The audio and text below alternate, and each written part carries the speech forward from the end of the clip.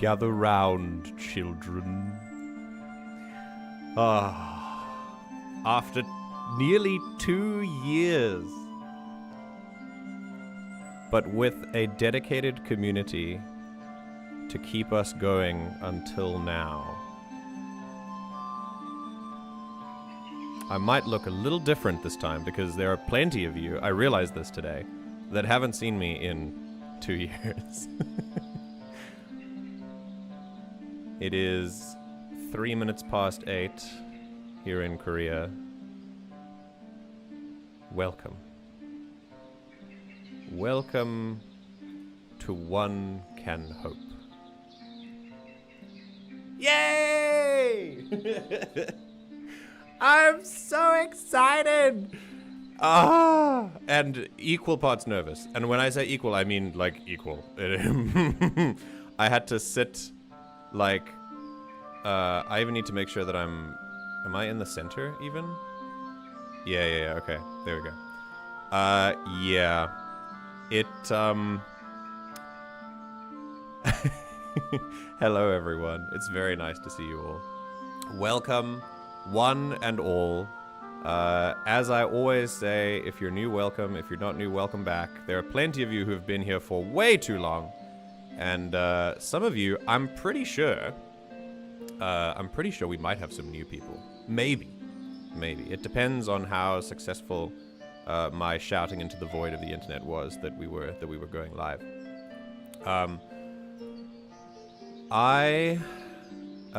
You can see that there are some people here that I can't hear, and so neither can you because I'm currently deafened. Our lovely players that I'm about to introduce to you all. But first, allow me personally to welcome you to One Can Hope. What was once the Everything GM, where we did a bunch of different stuff, is now a tabletop broadcast. An actual play within the system of Daggerheart, a system that I am incredibly excited to play with, because I believe that it's a system that allows for exactly the kind of storytelling that I like to tell, and it also allows for the kind of things that we want to do in this community. I think it's if we want to tell the kind of stories that align with the vision that this community has, I think Daggerheart is definitely one of the best systems to do it in my limited experience of the system, and I want to know more about it. So, indeed, who's Michael from Rooster Teeth? You know what? That's a great segue. I think it might be time. Let's see. Oh, you know what? Yeah, that's a great. Thank you, Aracheesy. That's a great point. I need to announce that we're live. You know, you always forget something. Let me give a little link. Go, go, go! We are live. Right. Now, to be, I can't spend too much time yapping where it's just me because we do have a lot of stuff to get through, but we'll get there. Let me just make sure that everyone's aware. Very good. Very nice. Right. All right, now, of course, I have the question. Who is Michael from Rooster Teeth? Google it. Okay. I don't know. We're gonna Google it. Let's see. Your doppelganger, clearly. Michael Clearly. from Rooster Teeth. It's great because his initials are also MJ. Wait, really? Oh, it's Michael Jones. Yeah. Whoa. Whoa, wait, what? Okay, I mean, I kind of see... Okay, look. If white man with short brown hair and glasses of, like, rectangle frames, then sure, I guess. Hey, I'm face blind. It will work on me. You know, yeah, honestly, no, I do see it. I see it. Welcome, everyone. Oh, I've been given a DM as well. Ah, yes, Zareth is sending me, Okay, cool. Yeah, that's what I was thinking. Okay, cool. Right, yes. Hello. For those of you who are new, my name is MJ, and I've been here for a while. I was streaming, I started streaming in about, was it 2023, I think it was? 2022. Yeah, it was around there. And I streamed almost to the day for about 2 years. We streamed a lot of different things. We did a lot of different content. But basically the idea was to encourage things like critical thinking, a healthier relationship with politics, some good media literacy, just things that can help you operate a little bit better and with a little bit more reflection and awareness of yourself and of the world around you. And all the content we did was with a view to doing that. And then I realized that, I mean, a lot of things happened. I got a lot busier with like a job, and things changed. And I realized that actually we needed to take a bit of a break as things moved forward in my life. And so we did. We took a break for almost another 2 years. And in that break, I spent some time engaging creatively with things like creating the world that you will see as we go on with broadcasts in future weeks. And with other things as well, like I got married. That was quite cool. Look, I have a ring now. Just casually. Yay! And that was fun. And I'm now ready to involve not just me, but now actively involve other people in this project as well. Hence, we have our players. So, I will explain exactly what this project is in due course. For now, I think it's best to do things in the order that we've decided. So, we're first going to start with... Let's begin with a little bit of a table introduction. This Discord overlay that you see here that shows where the players are speaking, this one down here, wait, there, won't be around for a setup other than what you see right now. When we switch over, that will disappear. So I think for now we'll start with the player introductions here so you can see who's who and put a voice to the name. And you'll notice that first is the name of the player themselves, and then after that is their character's name. And once we get to the table arrangement of the stream, you'll be able to see what characters they're playing. So, we'll start with the person who is, of course, the most comfortable with self-introductions, Ash! I'm instantly regretting the alphabetical priority. we thank Discord for its humble ordering of things. Wait, no, I'll fix it for you. If I share my screen, I'll be live. There we go. Here, have some music. I'm changing my name to Zash. Just remove the A and then you'll be below Silv. There you go. You'll just be shh. You'll be Many people do say to you, actually, so... Oh, That's true, yeah. Damn. I'm not speaking for the rest of the stream. Yeah, I'm kidding. Oh, illegal. Right, I give you all player number 1, Ash. Ash, who are you? I'm me. Very good. I don't know how else to answer the question. Pronouns, please. She, her. Very good. I'm And- a thing. Indeed. Yeah. All right, and what character are you playing? I am playing a tiny little bug wife. Very good. A tiny little bug wife. A slightly insectoid fairy folk called Cyrta. Thank you, Ash. Candi! Hi. Tell the people who you are. Hello, I'm Candi, she/they pronouns. I'm a recovering VTuber who has fallen in love with tabletops, and I will be playing Ramba Ashfall, my little southern bundle of joy and chaos. Very good. Very good. Number 3, Duddles. Hello, hello, this is me, Duddles. If you know me, you do. If you don't, well, now you do. I am playing a generously sized Famfawoom called Ochros, who, for the lesser-known people who don't know much about MJ's world here, that is basically a mammoth. Yes. And he's as big-hearted as he is big. Beautiful. Indeed, indeed. He is a big boy. We do have, I mean, the fairy in the party is she 10 The centimeters? size variation is insane. Yeah, 10 centimeters. 10 centimeters Little tall. tiny, And then we have yeah. then we have an 11-foot mammoth as well. So that'll be quite fun. Is the Discord overlay broken? It is. This is a problem that we'll have. This is why the Discord... Now, it's back. It's fixed. This is why...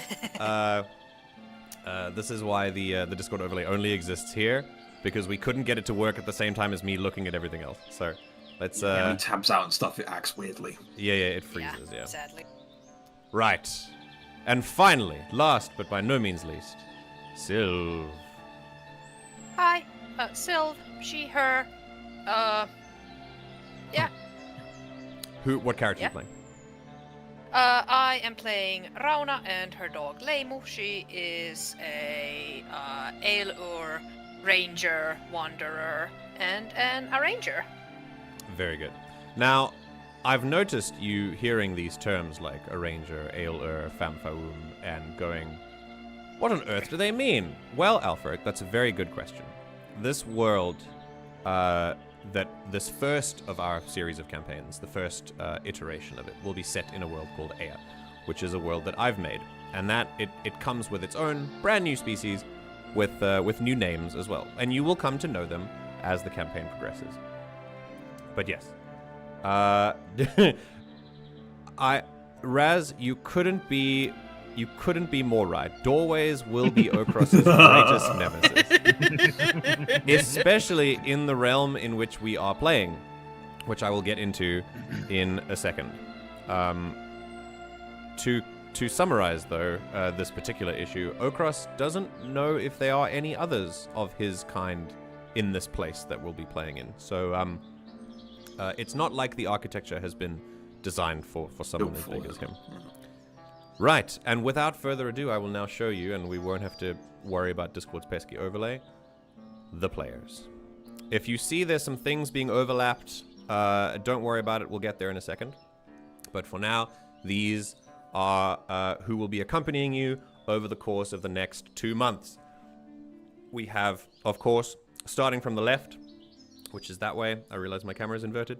We have Ochros, played by Duddles, Ramba, played by Candi, Cyrta, played by Ash, and Rauna, played by Silv. And of course, her good boy, Leimu.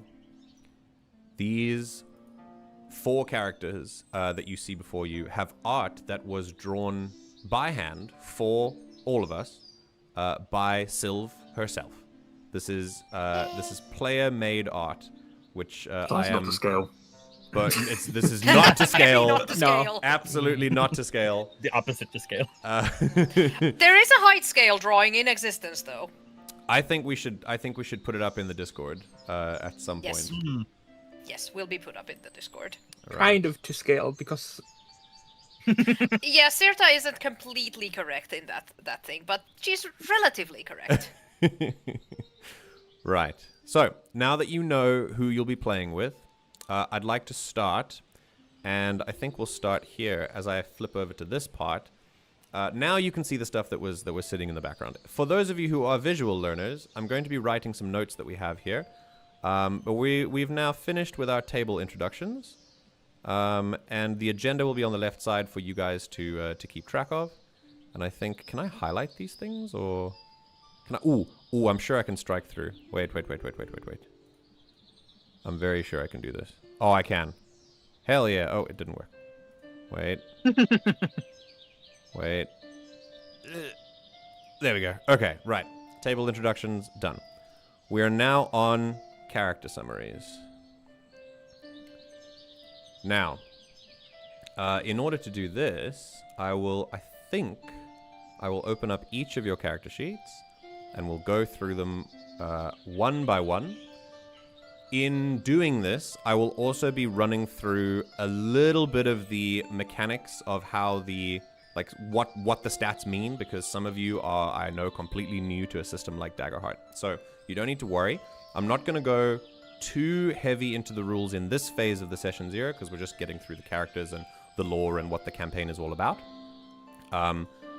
But first, let's look here. Like I said, for the visual learners. And we'll start at the beginning.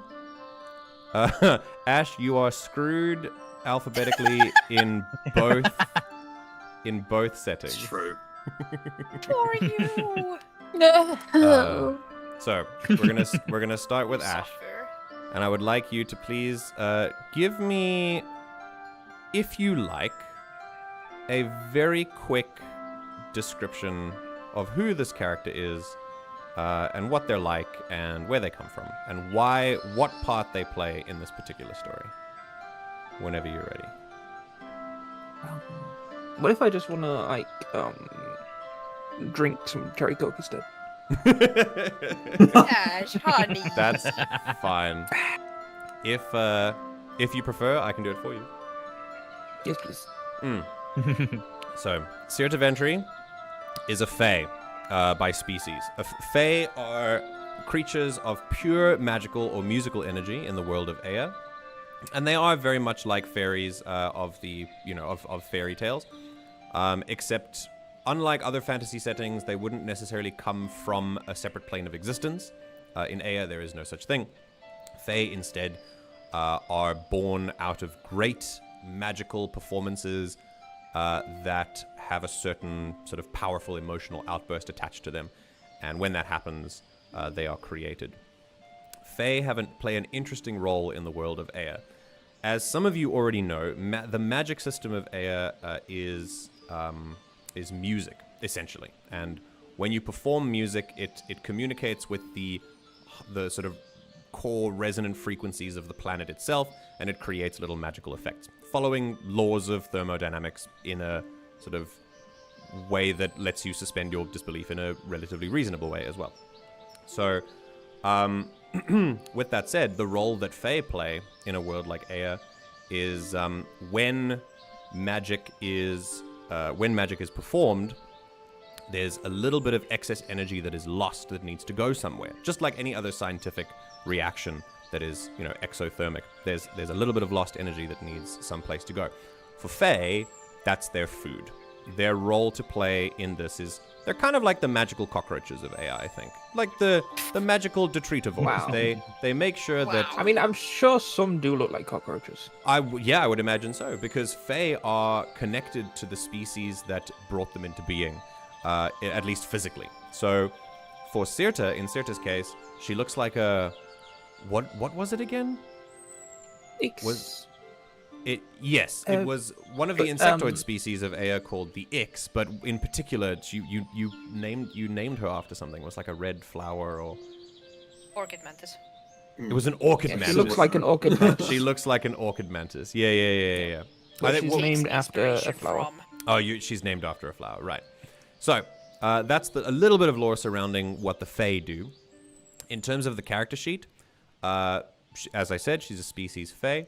Her background, which in Daggerheart is called a community, is highborn, meaning she's become accustomed to a certain privileged standard of living, and that gives her some inroads within the higher echelons of society. And as a sorcerer, she wields magic in a more, not necessarily wild, but maybe a more pure way, although in her case it is definitely wild. And her subclass is an elemental origin sorcerer, which in the details of the subclass, you choose an element when you take the subclass, for which Cyrta has chosen fire.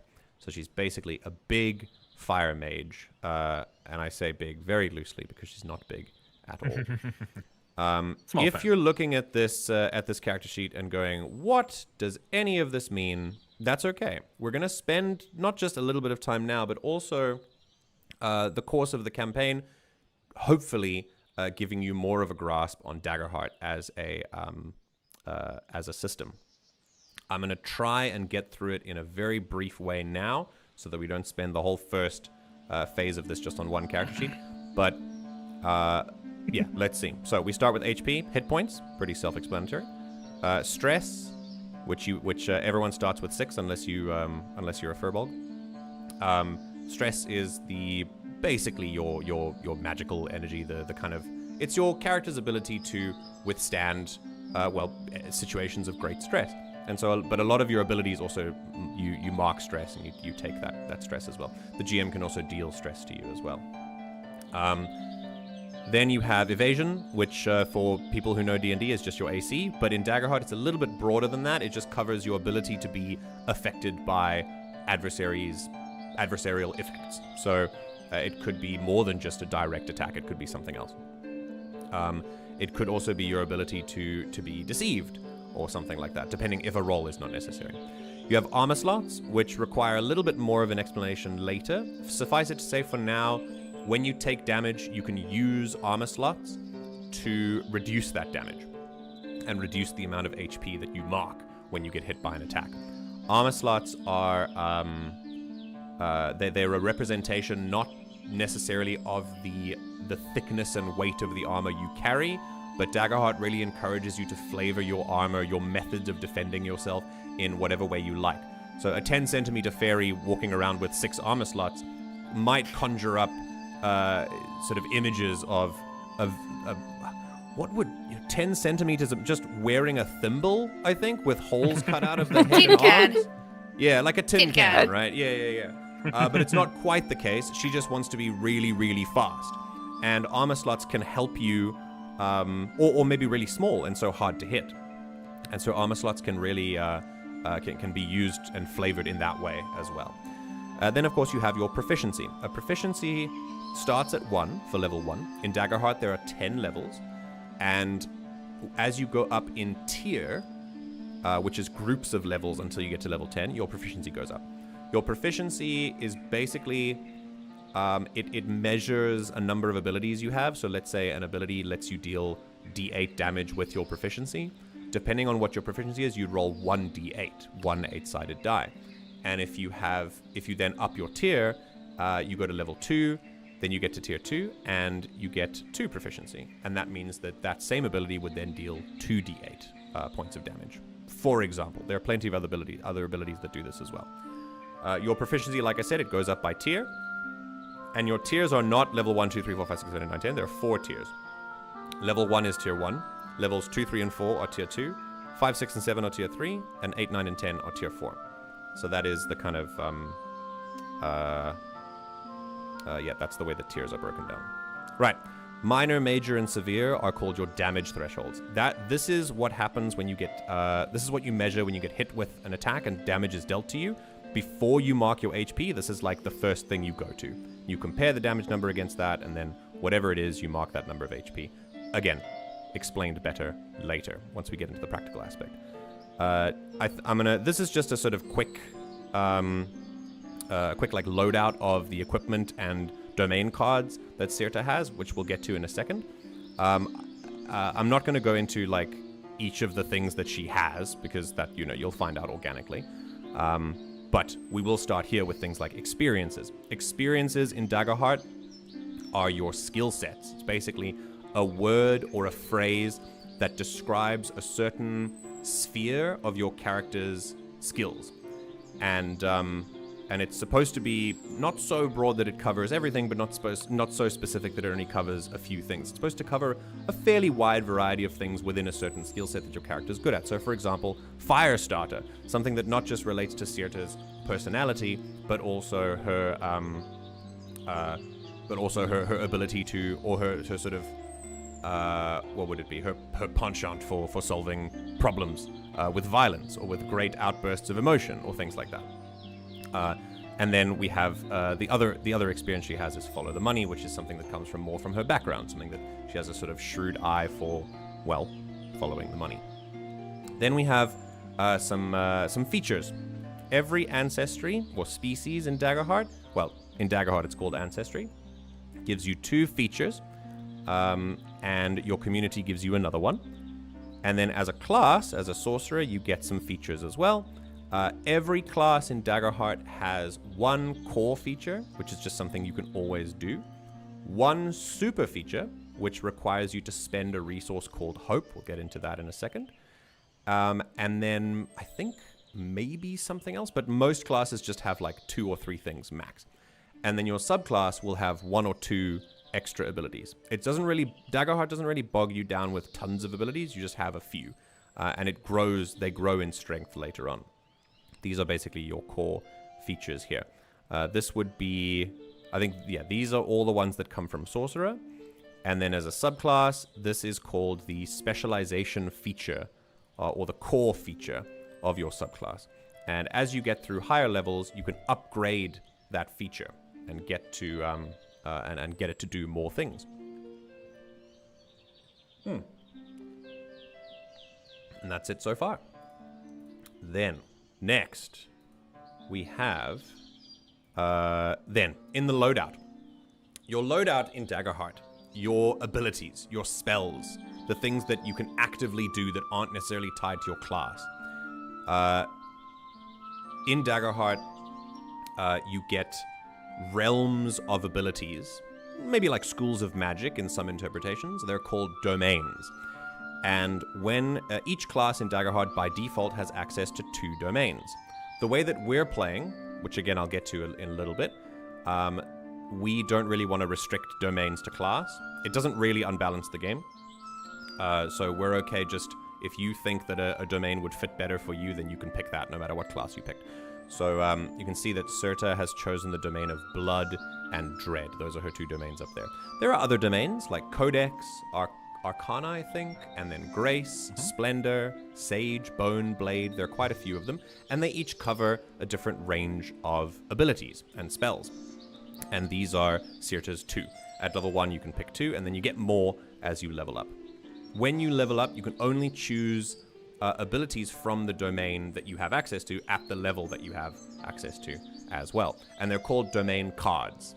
Because in Daggerheart, if we weren't playing online, we would have access to physical cards that we would use. It's quite a tactile game, which is very interesting. Right, looking at her inventory, we look at the amount of wealth she has, which is a handful of coin. Daggerheart doesn't do a lot of like minute tracking. It's more of an abstract thing. So we start with handfuls. You get a lot of handfuls. You get a bag. You get a lot of bags. You get a chest. You get a lot of chests, and you have too much to carry, and then you have to, put it somewhere. So they do it like that. Then you get access to weapons that you can equip. You get one-handed weapons, two-handed weapons. They each have different traits and abilities. Your armor determines how many armor slots you have, and it also determines your thresholds, just your ability to defend yourself. Like as you've seen, this is not a fairy in full plate armor, but instead. We've flavored this for her to be just really, really small and fast and hard to hit. Then you have things like consumables, and then of course you have your loot. That's the inventory. Then I think in the biography we've kind of that's more of a default thing. But yeah, let's go to the top here and look at the core parts of the Daggerheart system. These are your traits: agility, strength, finesse, instinct, presence, and knowledge. Once again, for those who are familiar with D&D, these, you get 6 ability scores as well. Daggerheart has done some changes to those. Obviously, Daggerheart as a system was created by the people at Critical Role, and obviously they are very familiar with D&D. So that was definitely one of their. If you look in the rulebook, they show like various touchstones that they had. D&D was obviously one of them. What they've done, if you want to think of this in those terms, D&D has strength, dexterity, constitution, intelligence, wisdom, and charisma, and these have kind of been translated loosely from that system with one notable change. There's no more constitution. It's now weaved into strength, and instead of dexterity being a just catch-all agility thing, we now have agility, which is gross motor skills, and finesse, which is fine motor skills. Then your instinct is just your sort of perception of things around you. Your presence is your force of personality, and your knowledge is your mental acuity, your book smarts, if you will. And finally, right up here, we have hope. The part of the title of this very stream. Hope is a central resource, one of the most important resources for a system like Daggerheart. You have 6 hope maximum that you can have at one time as a character, and hope is a thing that you spend a lot of. It's a resource you spend a lot of. You spend to use a lot of your abilities that you have, a lot of your domain cards, your class features, and all of this, especially your hope. And how much hope you have is determined by the roll of the dice. which is another thing we'll get into a little bit later. Right. Cyrta Ventri. After a brief introduction of the character mechanics of Daggerheart, Cyrta Ventri is a fae born into a community of fae, but a little bit, because of her, the way that fae kind of biology is structured, which, again, we'll find out as the campaign progresses. Cyrta's ascension into a fully grown adult fae was quite rushed, leaving her a little bit headstrong and a little bit of a fire starter. And quite literally, as her life went on. Fae go through cycles of rebirth in the world of Eyya, and over the course of her first life, Cyrta caused a little bit of damage that on the island that she was living on at the time created a little bit of resentment that grew over the courses of her next cycles. Eventually, she now, in her third life, very early on, was offered to as a sort of a peace offering between the Fae community and the people of the island, one of the main cities, an attempt to maybe sort of show her a path that the Fae could not until now, and maybe curb some of her strongest impulses. Some might say misguided, but that is what happened. And she now, where we find her, she has been, she was raised in that environment for quite some time, and then decided this was certainly not for her, and left. She didn't go back to her Fae community, though. She's been sort of on the run ever since. And this has been very recent, I believe. I think we organized that it's literally just been like a week, right? Or no more than a few days. Is that right? I think so. Okay. What? Right. Sounds familiar, yeah. So, I just have one question. yes. Why does the character sheet look different on your screen than mine? That's a great question. Why does it look different on your screen than mine? It might be I'll because show I'm you. Is it because I'm the GM? Does it not show as many things, or is something missing? No, I'll It show you. I'll put it in no mic. Oh, Yeah. I think I know what you're talking about. Oh, yes. So you'll see that I have little increments, little dots where HP Yes. and stress are, and you have a bar. That's a client-side setting on Foundry that you can do. If you go to your Oh, Daggerheart I'll settings, change it now. it'll do it for you. Yeah. Right. Thank you. So, with that, we say goodbye to Cyrta and go on to Ochros. Hello. Now, I've already gone through character sheets and the mechanics, so we don't need to go through it again.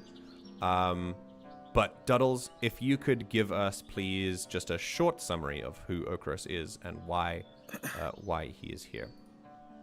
So, Ochros is, as I said before, Famfawun, which are essentially mammoth people in MJ's setting. Yeah, elephant. Yeah, like elephant people. Yeah. This particular Famfawun is a little bit out of place because in this particular setting we're going to be in, he may well be among the only Famfawun in the continent. So he has quite mysterious origins. He is probably going to be the oldest of the party members in this little campaign. And he is seasoned because of that in many different ways, because he is a veteran of a long, exhausting war that the continent has suffered.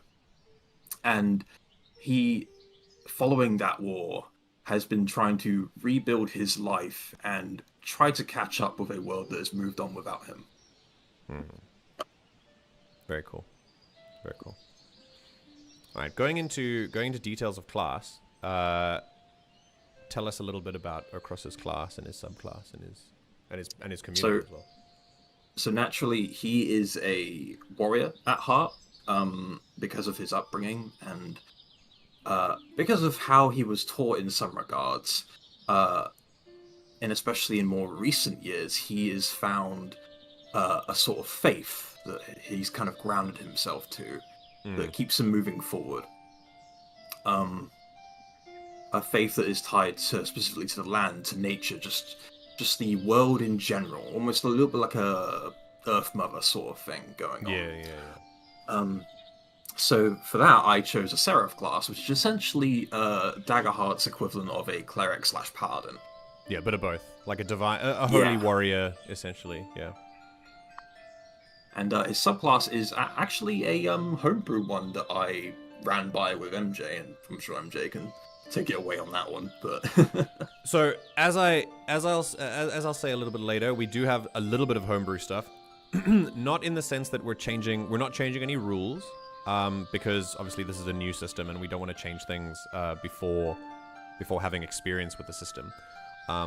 But each class in Daggerheart only has 2 subclasses, and I believe if I know Duddles as a player, I know that only 2 subclasses is not enough for the character that Duddles wants to play. Yeah. There will always be an attempt to look outside and look for something else that's a little bit more suiting of his character, which is fine. You know, this is great. It's just his style. And so we found a homebrew subclass for him. It does nothing to change the rules. It's just an extra subclass on top, and it's called Deities Chosen. Right. Yes. Yeah. Anything else about Ochros? I think, yeah, the reason I didn't want to go any other subclass, I didn't want to make Dumbo, and I didn't want to have him have a floating sword. So I should explain. In Daggerheart, the 2 subclasses for Seraph as a divine warrior are Winged Sentinel, which gives you wings and lets you fly, which I thought would have been really fun. It would. You know what it reminds me of, Duddles? Mm-hmm. The flying build for Orisa. Oh my god! Jesus. Overwatch, yeah. Oh god. And the other one is a what is it? A weapon?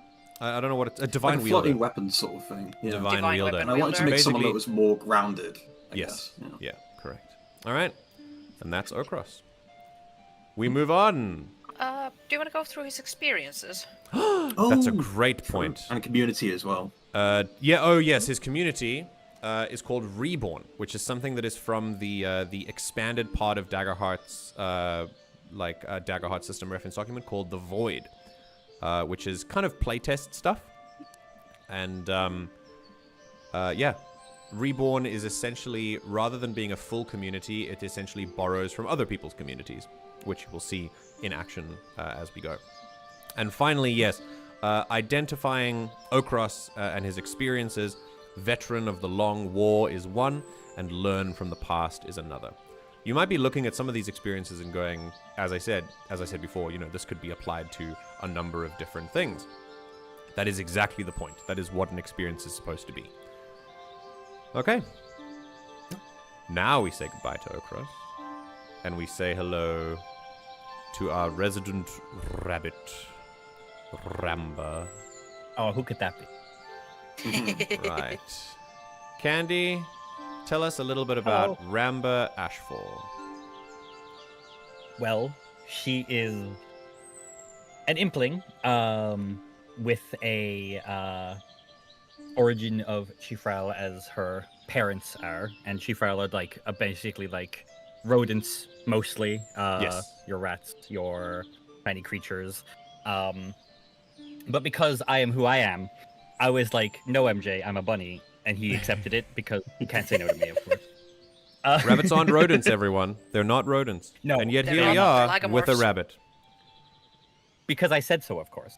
Yep. Implings are essentially... There's 2 different kinds. The one I am is I was born of 2 parents who are not implings, and I have a lovely twin, though technically I'm part of a quintuplet. Oh, yeah, because they're rabbits, yeah.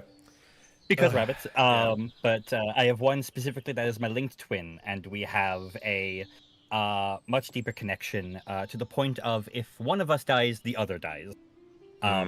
Which kind of sets up for Ramba as a whole, with her being very curious about the world, very adventurous, very knowledge-seeking, and maybe a little bit reckless compared to her linked twin, which is none of those things. Very stay at home, reading, reserved, and such. And with that, a lot of disagreements and such. And upon learning the impling side of things from some people, eventually, in her teenage years. I say teenage loosely.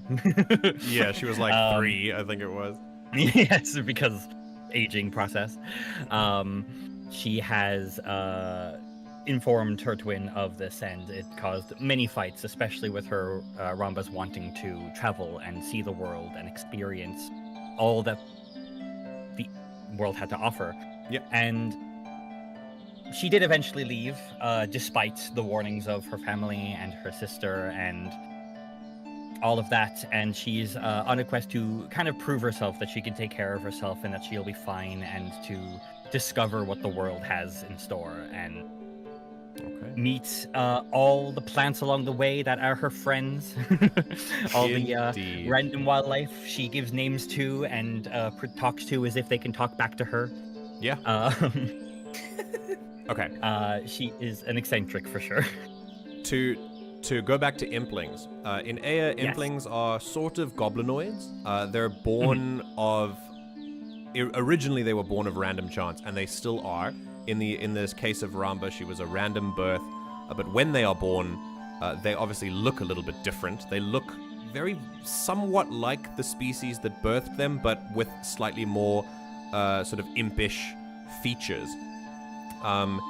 And this is why, if you look closely at the art of Ramba, she looks a little bit more like a jackalope than like a traditional rabbit might look.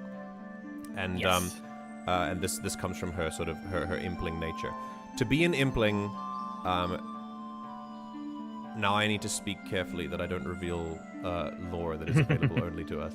But to be an impling is basically to just look different. And physically you are a little bit more of an imp or a goblin, but the most different thing about an impling is, as Candi has said, you are linked to someone else as you are born. You are always born as at least a set of twins. And the other twin is the other one that is born is your linked twin, and when one of you dies, the other one dies as well. This connection is born out of something that would require a lot of explaining of the history of Eyya that we don't quite have the time for now. But it will be summarized later on. Especially, I might do something in the Discord for those of you who are interested. Suffice it to say that is, in essence, what an impling is in practical terms. Someone who is born as part of at least a set of twins. In Ramba's case, because Chifrel, the rodent species of Eyya, develop more than 2, sometimes 5, 6, or 7 at a time in each litter. Only one of them is Ramba's linked twin, but it applies the same. Over time, many implings that were born might have formed, they've definitely formed their own communities. And so implings can be born from parent implings as well. Those implings have since, over time, melded physical features and become more of an amalgamation that ends up looking way more like a classical imp or a goblin. But in the case of implings, in Ramba's case, they will adopt the features of the species that birthed them. Okay, let's go through experiences quickly. Ramba's experience as an adventurer and someone who's very curious has had 2 experiences that define both of these things. First one being, there's a plant for that, which is something that reflects her experience as a herbalist. And finally, something that reflects her curiosity. What you doing? Which I require you to say exactly like that every single time. What you doing? And I will gladly do something. Tell me about her class and her community, if you please. Yes. So she is a druid. So very nature-based. It was taught in her home village of Glenora. So they are very kind of almost isolated. They're very self-contained, and with that comes these beliefs that self-sufficient, nature's around them, growing their own stuff, all that. And she learned of it from there as one of her greatest intrigues that kept her put longer than 5 seconds. She is a warden of renewal, so more of the Healy kind of druid than the damage type. She is much more supporty than, say, someone who throws around the elements. Yeah. I chose Sage and Grace as my domain. Yes. She is also a bit of a yapper, so loves engaging with people, loves learning things from others, learning of their experiences and seeing what she can learn from them, and through that has just gained a natural affinity for talking to people and being distracting. Very, very cool. And her community is the Hearthborn. It's very close-knit, so I can help others regain some hope if I spend some, which is very, very nice. There you go. And with Ramba Ashfall, we bid thee farewell, and we say hello to the final member of our party that is, in fact, one of two. And that would be Rauna and Leimu. Silv, tell me something about these characters. So, Rauna is the only person in the party who has been off the edges of the continent that we are on. Because she is an arranger. MJ's world has Eyya has magical barriers that block access in places. They are, to the normal populace, they are not crossable, but certain people are born as arrangers who can cross over these barriers. Rauna is one of those people. So she was born a couple barriers away, and things happened in her life where she was, I don't want to be here. I'm gonna go. Goodbye. And so she wanders. Indeed. And at some point in her travels, she picked up a little traveling companion who, as it turns out, can do the same thing as she can. Yeah. Completely accidentally discovered. Like, she traveled for a while with this dog and was like, well, there's a barrier over there. I want to cross that barrier, but my dog is here.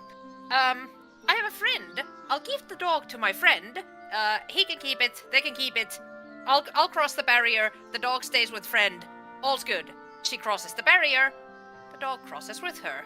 She's like, oh, okay. Aww. You're my friend forever now. Let's go. So cute. Love. Excellent. Rauna and Leimu together Yes. forever. Does the dog also become naked? Yeah. Just Dogs loses are- all its fur. I mean, Oh, it's what do you not mean? the Oh my fur. god. Okay, hold on, all right. Let's talk about barriers first. So, as Silv said, Eyya is a world divided by magical walls. They've been there for at the start of our campaign, they have been there for exactly 1,000 years, allowing cultures and countries to develop entirely separate from others in the world. But the barriers are quite far-reaching. They don't divide the world in too many places. It leaves, I think it is about 11 regions of Eyya that are completely separated from each other. And for the first little while, before Arrangers arrived, everyone within their own barrier region just thought they were the last ones left because they had no way of communicating with others on the other side, such is the nature of the barriers. Eventually, mutation, evolution finds a way, and arrangers started to crop up. People with the natural affinity to match their frequency to that of the barrier and just pass through it very normally. Of course, that means their equipment, the things they're wearing, doesn't match with them, and so they have to leave everything behind when they go through a barrier. Arrangers, or sentient or sapient species are not the only ones who can be arrangers. Animals can be too. Hence why Leimu is the sort of crossing, the barrier crossing companion of Rauna. But no, Ash, I don't think that animals who cross the barrier get shaved. I do think that your fur, hair, scales, or whatever, or feathers, does count as being part of you. Otherwise, some flying birds who cross the barriers while in flight are going to be very, very upset. Oh no! And on the other side of each barrier, they're just going to be some nice pancakes every time you leave, and you end up on the other side. There's going to have to be cleanup crews on some of the more like advanced. God. Well, that's why, Good like, God. the vicinity of barriers is popular with animals. It's free food. Free Oh food. my fucking god! Just wait for the Here we are, birds to making drop up out law of on the the sky. spot. Oh, and they're also like they're already plucked for you, so it's perfect. Yeah, My exactly. God. Does this extend to clothing, Alfred? Yes, it does. When you're an arranger and you pass through a barrier, everything goes with you. Everything has to stay behind, except for the Basically, stuff New that is Game organically Plus. part of you. That's it. Yeah. Right. And so with that, we have some experiences for Rauna. She is a survivalist in terms of her background and her skill set. And the second experience, more for her personality and how she approaches things, is just head down, keep moving, which I think describes her fairly well. Right. Then Leimu as an animal companion in Daggerheart. This is part of the class and subclass. Silv, do you want to say a little bit about the class, subclass, and community? You go. Okay. Then, as a ranger, which is the class of Rauna, the subclasses available to you are, I think Wayfarer, which is like more of an experience, more of a terrain environment kind of hunter type of ranger, and Beastbound, the second one. Beastbound is one that gives you an animal companion, and so obviously the animal companion we've chosen is this little guy. And animal companions have their own mechanics. They basically act as extensions of you, which again we will see later. But they also have their own experiences. And so Leimu has Hunting Companion and Resilient to show both his personality and his skills. And as a community, nothing would suit an arranger like Rauna more than Wanderborn. But it does describe the people that she grew up with before, which was more of a community of nomads, wanderers themselves, which has given her a couple of tools to help her in that situation. Right. With that, I think we're ready to move on to the next stage. But first, birds tend to swallow rocks for digestion. Do the rocks cross with them? This is why I love opening up a world like this to the public, because it ends up with these questions that I haven't thought about, and that's a really good question. I would guess your body creates a hole in the barrier, not that the barrier goes through you. But the intention otherwise- that I had. No one could go through if they've eaten within the last 12 hours. Well, that's the thing, yeah. So if it's something that's like edible, yeah, I'm not actually sure. I think once it enters your body, but then again, that means that like, wow, this changes so much. And there's another good question above that. Thanks, Raz. This is amazing, because you could swallow like a diamond and then take it through with you. Mhm. Like, Yeah? Like, whoa. yeah, like a little cheat code, like Ash said. Smugglers. Yeah, cheat code. Yeah.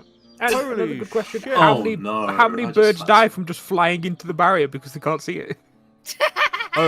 barriers ward creatures off like very subtly at the further you get to them, and then the closer you get to them, they start to look a little funky as well. So it's I did think about that.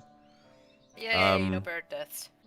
Maybe once like, yeah, I'll have to think about that. I'll have to give that some thought. So Thanks, Raz. technically, Cyrta could hide inside Leimu's mouth as he goes through. God.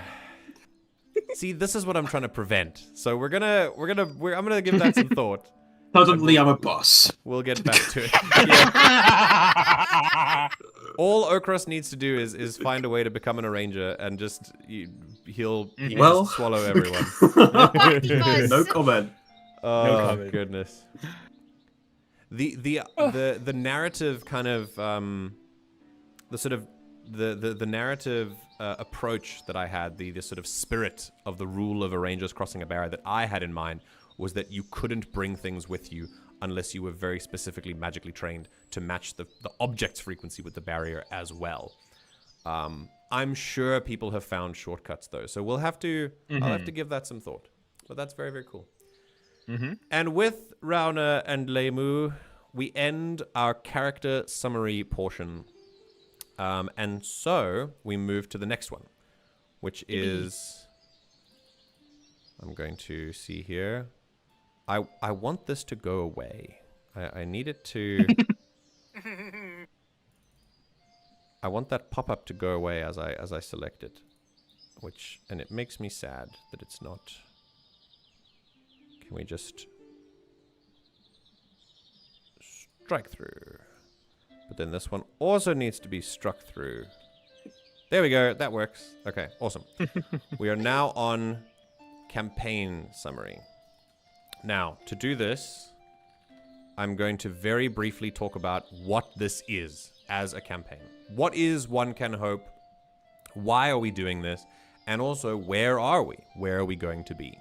So, first, this is a campaign that is first and foremost a tabletop campaign, but as with anything else that I wanted to do online and with a community at my back, is I wanted to do something else. I wanted to do more than what it is on the tin. And I am a true believer in the power of tabletop, not just to share stories, which is, I believe, their primary function, but they have hidden functions as well. If you do them a certain way, they can teach you many, many things about yourself and about the people you play with, and depending on the story you tell, about the world at large. And so this campaign and the series of campaigns that will follow it is with exactly that in mind.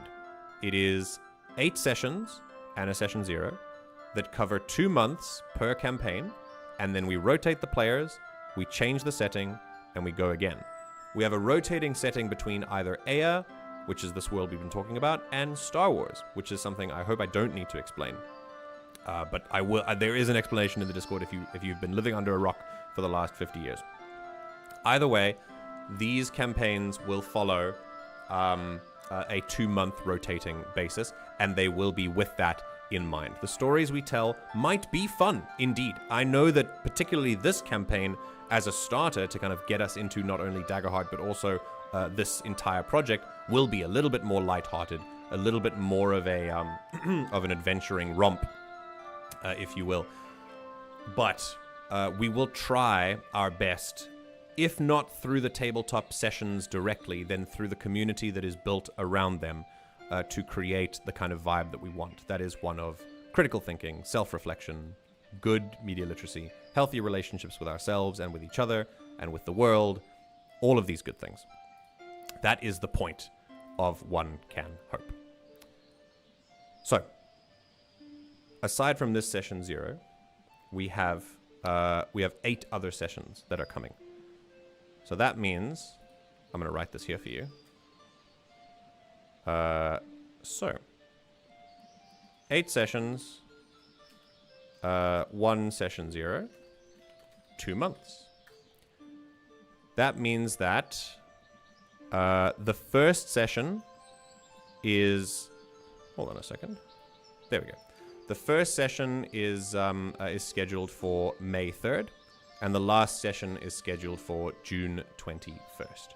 So over the course of May and June, this first Eyya campaign will run. When we're done, we will swap over. We might take a week break, and then we'll go on to Star Wars, and we'll do another 2 months of Star Wars, and then we'll come back to Eyya. Right. Then, in between the streams, I am considering. Let me show you. I think I'll do this like a little PowerPoint. This seems fine. Let's do that. I am considering weekly session recaps. Kind of like a little, where were we? What did we do this session? Decisions that we made, things like that. As I say here, I'm unsure of when we would do it, but there's just something to keep in mind.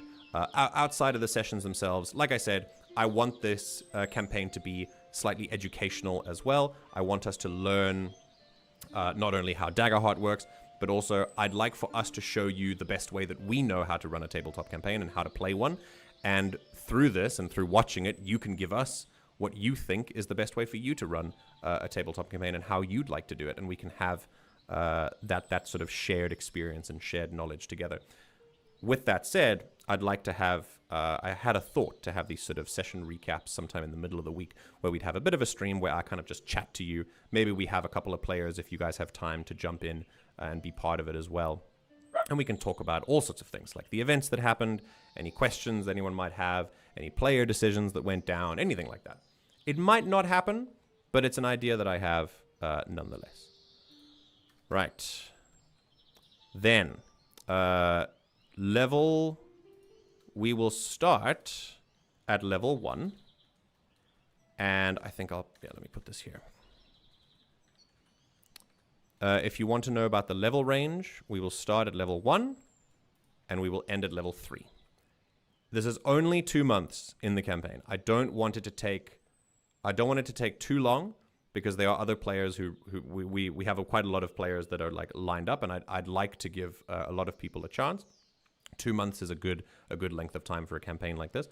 But also, if I think about 2 months, if we jump up levels too fast, especially if we're trying to teach a system and we're also learning the new system ourselves, I think it would be better to go a little bit slower. So we're going to go from level 1 to level 3, meaning the first few sessions will probably be level 1, and then we'll go to level 2 for the bulk, and then level 3 for the last couple. Right, then, to essentially pitch this campaign to you, I'm going to paste this for you, and then we're going to read it together. But I would like some listening ears, and make sure that you are in a comfy position. Oh God.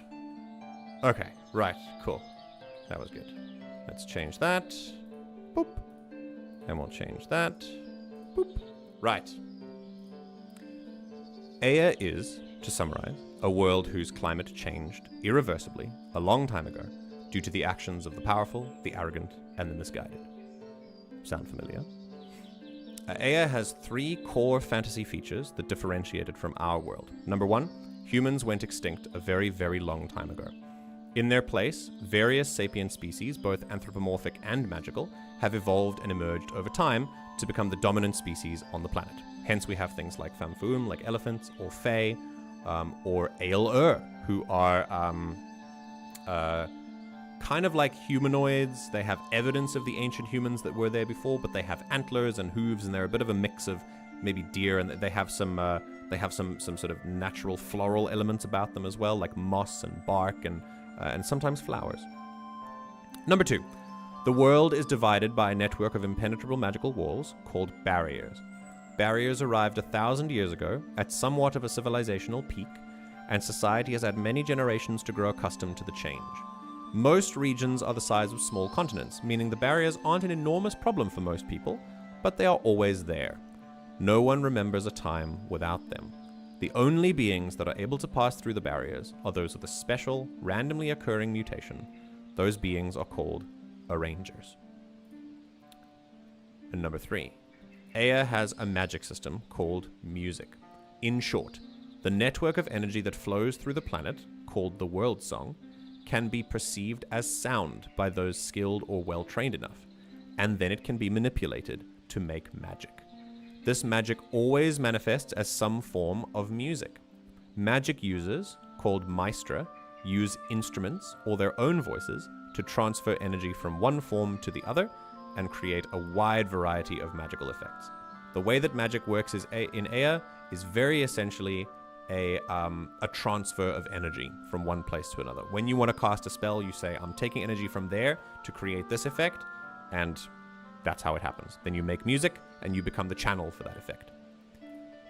Right, so that's how Eyya works. As far as where we start, the stories that we tell will take place in the land of Ketakara, at the turn of the 1000th year since the barriers arrived on Eyya. It is a mountainous region, thick with alpine forests, snowy tundra to the north, and slightly more continental climate to the south. it also has quite a diverse population of different species and cultures. This particular story takes place in a land in the western portion of Getakara, a small territory nestled in a mountain range called Kovaru. And that is where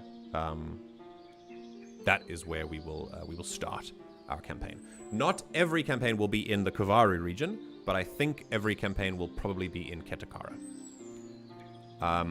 I will have more visual aids for you as the campaign starts, and we'll have things like maps and some other artwork that should be good as inspiration. Because I was a little bit nervous about using art in a stream, especially because I want it to be done right. I want there to be permission and credit, and I wanted to source all the artwork correctly, which is something I still want to do. And because of that, I realized, I'm gonna need permission for all the art I use in the stream.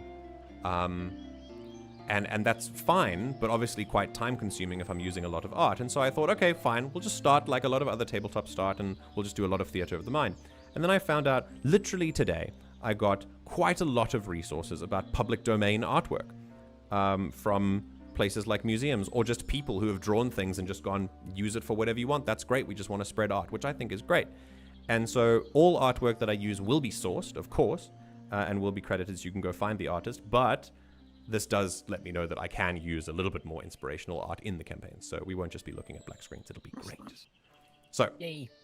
With that said, that is a summary of not only the world we will be living in, but also the location in which we start. Is there anything that I have forgotten, players, about the campaign specifically? I feel like there was something I was going to do before running through the lore, but I think... I think, do you have any themes you might want to be going through in the campaign? In particular? Yeah. Yes. I think what you can I don't have any... I won't give any specifics right now. But the kind of thing that the kind of aims for themes that I'm going to be... that we will be doing together in this campaign are... I'm thinking something that's a little bit more...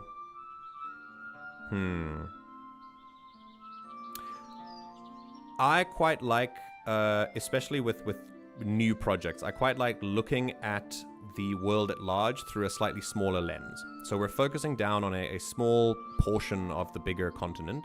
Kovaru is a place that is still trying to grow, and I do enjoy the kind of stories that can come from a place that is still trying to grow like that. If you are looking for things like tones, it's not going to be overly serious, but there will be moments of that.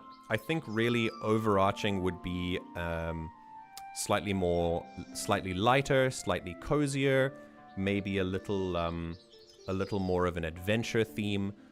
But in every feel-good adventure, there are those moments that are a little bit more emotionally powerful, maybe emotionally taxing, and so it'll be there as well. I'd like to blend and mix tones like that. However, don't expect something that's too depressing or bleak or dark or anything like that. Not for this first one. We might get there as parties change and as people have different interests, but for now, I'm thinking of keeping it fairly light, while still having every now and then some high-stakes decisions.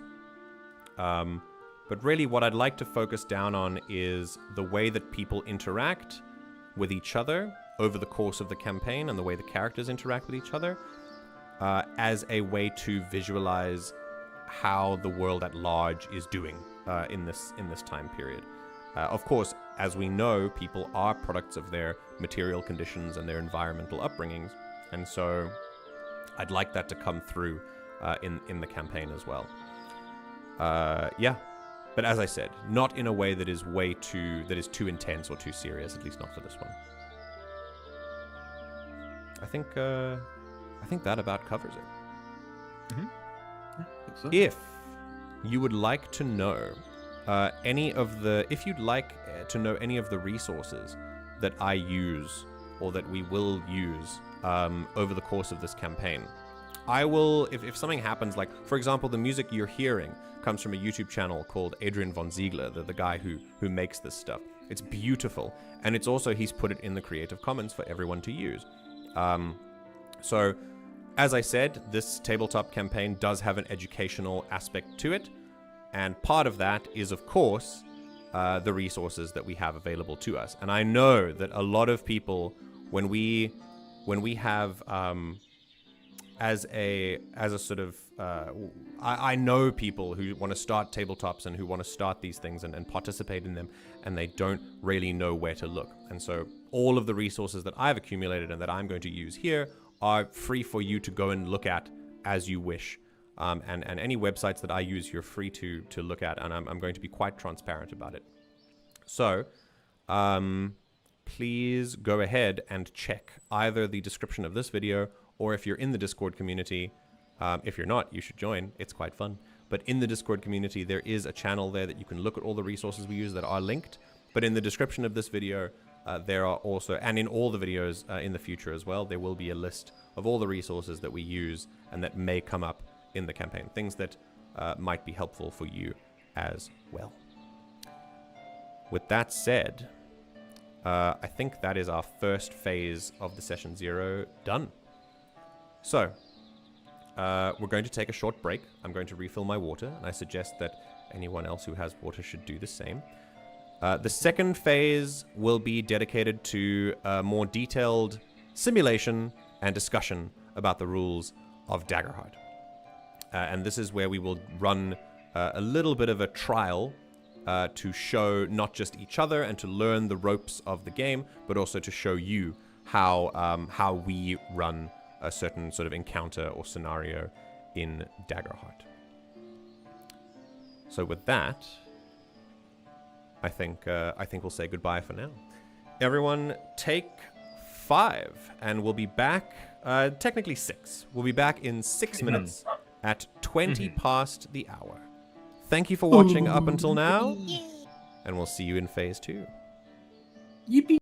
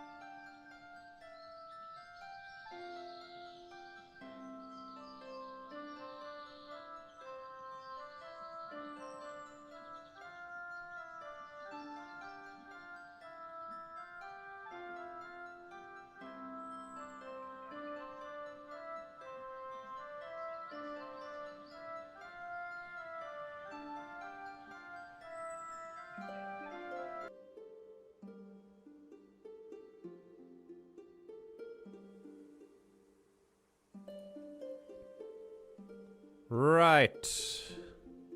It is time to return. And for you, you sleep. Yeah. Who needs to sleep? Oh, I was saying to you this about Blue. I was telling Blue about this, but she said I'm going to be asleep, which is fair because it's going to be 7 a.m. for her. Fair. The fact that Alfred is here, who lives in the US as well, is insane. I'm pretty gobsmacked that they were able to wake up at this time. Right. Greetings. Greetings once again. We are here in phase 2, which is going to be the much more practical section of the session 0. And yet it will be first be dictated by a brief reading of the very basics of what Daggerheart is. And so, for those of you who know very little about Daggerheart and only know what little we've spoken about in sort of theoretical terms from the character sheets, I'm going to quickly run through the sort of intro that the book gives you, and I'm going to read it for you here on Foundry so you can see it and hear it at the same time. And then we're going to show you how it would work, or how we hope we're getting it right, and how it would work, how we would show you it would work, in a little scenario that our players have never seen before. Isn't that right, players? I don't have eyes. Does anyone know that? Does anyone know that reference? If you do, No. You know Ball. It's a great show. That's from a show called Game. I think it's from a show called Game Changer. It's a comedy show by Dropout. Oh, I know Game Changer. Dropout TV. Yeah, very, very good. Very funny. Right. It's very With that, let's go a little bit theoretical and let's talk about Daggerheart. What is Daggerheart? Daggerheart is a tabletop role-playing game for 1 game master and 2 to 5 players. Each session lasts about 2 to 4 hours, and Daggerheart can be played as a one-shot or a multi-session campaign of any length. Whew, good. During a session of Daggerheart, the GM describes situations, narrates events, and controls any adversaries or obstacles that the player characters encounter. The players, in turn, role-play their PC's reactions to the scenario presented by the GM. If the outcome of a player's action depends on fate or fortune, the GM calls for an action roll. So rolling of the dice in Daggerheart is dictated as essentially if the story would be moved forward by the action that a player is taking, and if the consequences of failure would push the story forward, then you call for a roll. Otherwise, there's no need to roll. And Daggerheart really stresses that you don't have to roll for every single thing, which is very cool. I do like that. When a player makes an action roll, they utilize duality dice, 2 D12s, representing hope and fear. One of your die is a hope die, the other one is a fear die. The duality dice are rolled, relevant modifiers are added to the results, and the total is compared to a difficulty set by the GM. If the total meets or beats the difficulty, the player succeeds. If it's lower, they fail. In addition, the situation changes based on which duality die rolls higher, either giving the player helpful hope tokens or generating terrifying fear tokens for the GM. And of course, you can see this little tracker at the top that I'm moving up and down right now. This is my fear token, my fear tracker. As players have a resource called hope, I have a resource called fear, and they can use hope to make my life a little worse, and I can use fear to make their lives a little worse. And this is how it works. Right. The golden rule. The most important rule of Daggerheart is to make the game your own. The rules included in this system resource document are designed, I think reference document maybe, designed to help you enjoy the experience at the table, but everyone has a different approach to interpreting rules and telling stories. The rules should never get in the way of the story you want to tell, the characters you want to play, or the adventures you want to have. As long as your group agrees, everything can be adjusted to fit your playstyle. If there's a rule you'd rather ignore or modify, feel free to implement any change with your table's consent. There you go. Secondly, rulings over rules. This is something personally I have very much as part of my GM style. While playing Daggerheart, the GM and players should always prioritize rulings over rules. This document offers answers for many questions your table may have about the game, but it won't answer all of them. When you're in doubt about how a rule applies, the GM should make a ruling that aligns with the narrative. For example, Daggerheart has a weapon called a grappler that lets you pull a target close to you. If you try to use it to pull an entire castle, the weapon text doesn't forbid you from doing that, but it doesn't make sense within the narrative, Ash. Instead, the GM might rule that you pull a few bricks out. Say Ash's name. Like, What? Or What? pull yourself towards the wall. It says Ash right here, like in brackets. It's highlighted. It's made red as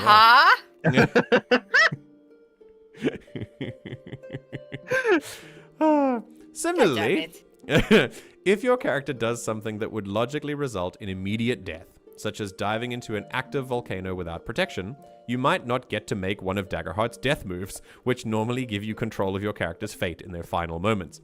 This kind of consequence should be made clear before the action is completed, and it should always follow the logic of the world. No jumping into volcanoes. No promises. As a narrative-focused game, Daggerheart is not a place where technical, out-of-context interpretations of the rules are encouraged. Everything should flow back to the fiction, and the GM has the authority and responsibility to make rulings about how rules are applied to underscore that fiction.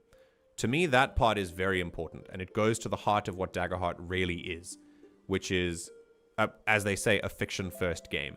That doesn't mean that there are no rules. In fact, I quite like the extent that the mechanics go to in Daggerheart. I really like the Daggerheart mechanics. But I love that they place an importance on it's okay to follow the way that the narrative is going, even if the rules don't go there immediately. Yeah. Daggerheart does not have dynamite, Ash. I'm sorry to say. Yeah. Oh no! It can She's be gonna find a invented. way. Right. She's gonna find a way. With that said, it is now time for... Hold on a second. There we go. It is now time for the rule simulation. And we're going to begin immediately. Alright, so for now, we're going to be Theater of the Mind. I'll set the scene. And, actually, yeah, let's go here. It's going to be the setup, just to let you guys know, the setup is going to be very short. Just very much, you're here, what do you do? Yeah, basically, what I want to test here is there will be combat, but for those of you who are unfamiliar, Daggerheart doesn't really distinguish its rules. The rules don't change between in and out of combat. You can use abilities whenever you like. And it follows a sort of fluid spotlight rule, which we'll get to in a second. So with that said, it is going to test you know abilities in combat and potentially out of combat, but that really depends on you. For now, I'm just going to throw the scenario at you, and you react and tell me what you'd like to do. Okay. Are you ready? Yeah. Then here. Wait, what are we Go doing? on then. Sure.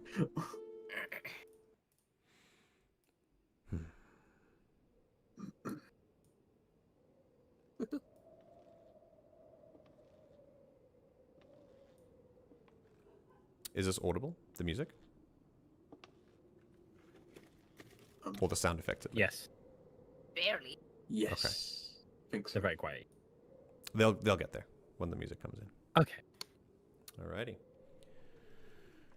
Oh,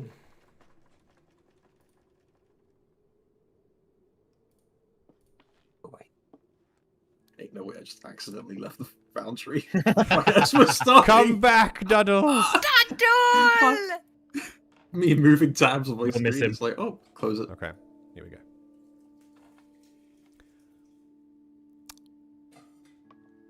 The crack of flint that sparks onto some kindling, hastily cobbled together, that sets a fire, weak but slowly getting stronger as you add more to it. The creakings and cracks of the floorboards in this house that you found yourselves in. through this wasteland that you've traveled through, devoid of anything that could resemble life. And now here you find a house, abandoned, that is your only real refuge against the only things that you have found here. Not life at all, but death. No one lives in the few square miles that you've been traveling. Instead, something has plagued this region of the world. See, the campaign that we're about to embark on is going to be a light-hearted adventure, but I said nothing about this simulation. God damn it, MJ. That's how he gets us. On the way, perhaps it was a regular job that you were hired to do as a group together. You can figure that out as we showcase your as we go down and move the spotlight to you. But either way, whatever has happened, you've found yourselves in this region, and in moving through it, you've realized that the only real population that remains are the living dead themselves. Zombies. You've fought a few of them. You know enough to know that they hunt in packs. They do not tire. They do not rest. They eat. They consume. They are... You know enough to know that they're fairly sensitive to sound and light. But in this case, this region is so cold that you have no choice but to put on a fire at this point. And as this fire sputters to life and then gains energy and steam and starts to cook, it illuminates the lonely room that you're in. This spacious house is abandoned, long since, by its inhabitants. Some parts are cracked and weathered, and the house shows signs of age and perhaps some character. But beyond that, it really just looks like whoever was here just dropped all their things and left. No bodies. But again, zombies don't really leave corpses. That's the other thing you've learned about them as you've trekked through this land.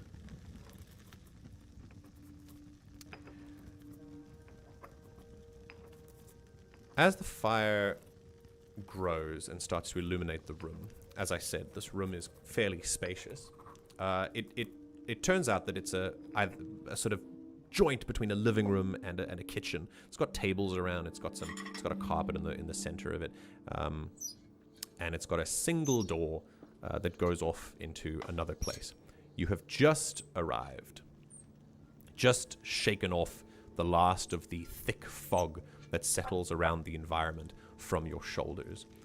And as you gather together, I'm going to ask if Ochros stays outside or comes inside, because the door is a squeeze, but it is possible.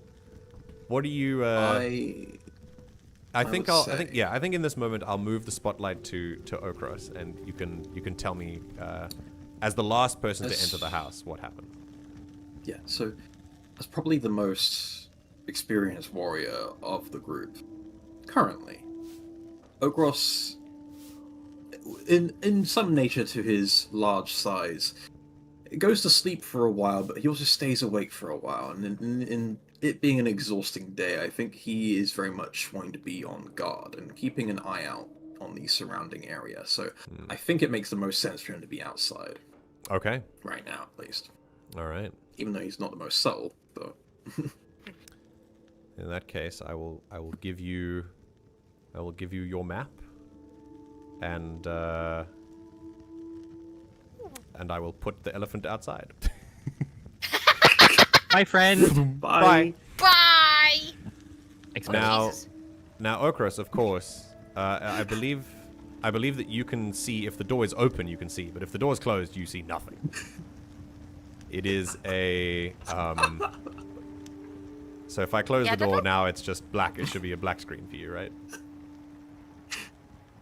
So given the late night of the day, there came a point where Ochros realized, despite his best efforts as a warrior, he can't see sweet FA. Address the elephant outside, indeed. Ray. You know what you can do, Ochros, is instead of like chilling by the door, I can actually move you. There is a window in this place. Okay. I can move you here, so you can just kind of sit there. The elephant staring in through the window. So to paint the picture, then, yeah, to paint this picture, you all, 4 of you, Leimu included, have made it to this have made it into this room, and Ochros has decided to sit outside. Now that you've found a window to peer through, you can see that, and you can hear what's going on inside as well. I mean, you've got elephant ears; you can hear very, very well. And despite the lack of sight, he has got very good hearing, which kind of makes up for it. Yeah. Right. So, Ochros moves across and settles himself in through the window. As I said, the environment, the forest around you has a thick fog that really clings to these trees and makes them really damp and wet. It makes their creaking a little bit more like almost like a squelching instead of a creaking. And around you, you've made your way up a winding road that cuts through the trees that came down from a smaller group of buildings that were just decimated on your arrival. And now you've come to the only building standing in, you know, the last few miles of travel. And here you are. Who lit the fire? Who the fuck do you think? And I was thinking Leimu, of course. I was thinking the ranger of the group, but actually the fire mage might have been I mean, Leimu's name means blaze, so... Oh, that's so funny. He's got a little, like, fire starter in his mouth, you know? Very good. Very good. Perfect. That's what he brought across from the other side of the barrier. He had a lighter. He had a Zippo lighter in his mouth as he crossed. Yeah. Okay. For those wondering, since this is a session 0, I'm going to be I'll be looking at chat a little bit. But yes, this was made using Canvas of Kings. It's a game that you can make on. It's a game that you can buy on Steam, and it's amazing. I have a bunch of mods for it. I can link you the collection that I used to get there, but the game is linked in the description. So, Grab your hands. yeah, Cyrta, how does a fire happen here? You're gonna need to take heat energy from somewhere. So where does it come from if you're gonna use it? If you're gonna use magic to do it?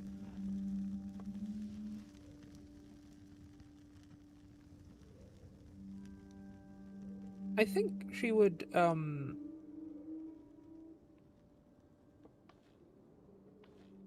Unless you're not gonna use magic to do it. Remember, using the moment that anyone in Eyya decides to use magic to perform music, there is the possibility of a consequence. So is that still something that Cyrta does very easily? Does she have a sort of casual relationship with music in that sense? I mean, yeah, I think she would do it without thinking mostly, because, you know, it's just part of her. Okay. Then I think using our first special mechanics, which I appreciate you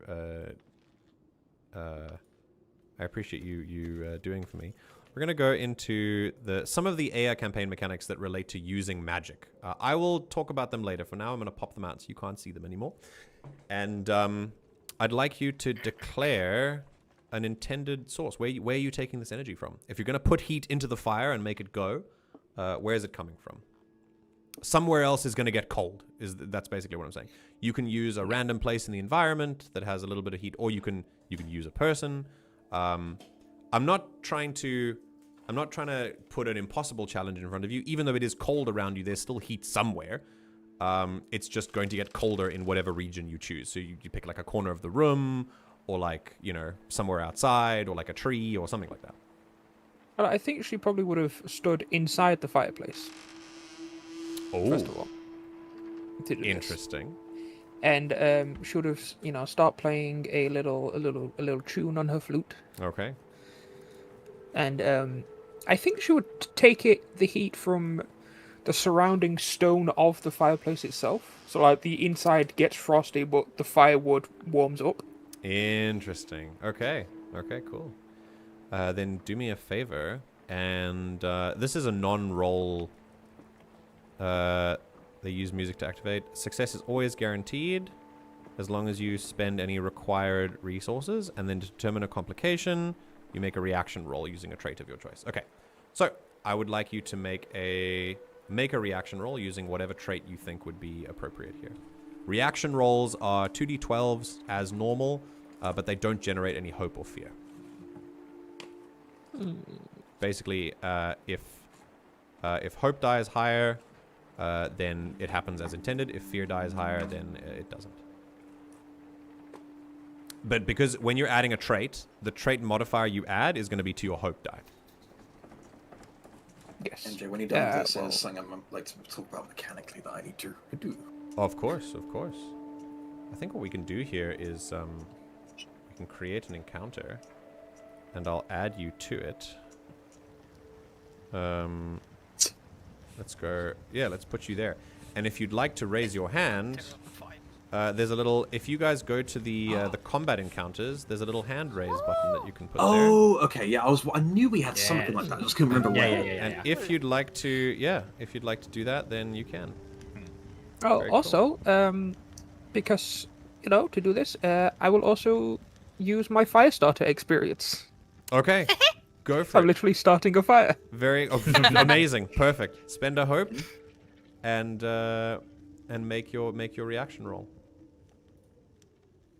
Oh my God! Holy shit!